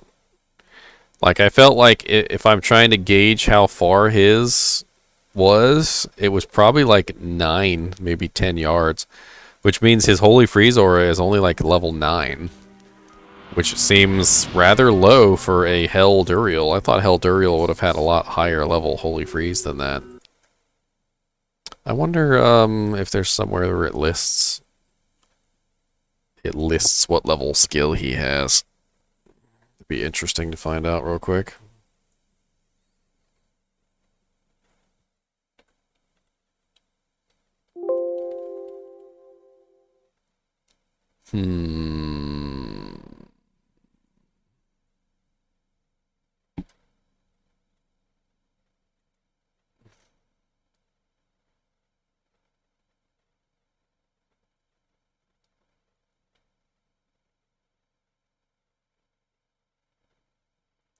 Oh, interesting. Apparently he's not using Holy Freeze.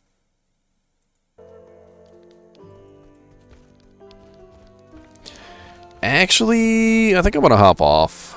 I've been playing like all day since I got home. Ooh, man. Shoot. Ugh. I mean, heck, freaking Necromancer's level, what did I get him to? 66? That's not bad. I really appreciate you hanging out with me all day, though. That was pretty cool. Greetings. There's not a lot of people that play Diablo 2, like, you know, regularly anymore. Kind of wish the community hadn't fallen apart as much as it has. Most of the games you join are just bots. So if you don't want to play with bots, you know. It is an honor to serve you. Yeah, good to meet you too, man. If you do decide to hop on Discord, the links are in the chat. So, you know, there's the one of the Discords on there is mine, my personal YouTube one, and then the other one is our Diablo II Resurrected Discord. So, you know, we've been chatting about Diablo II Resurrected for pretty much ever since it's been announced. So, there's that.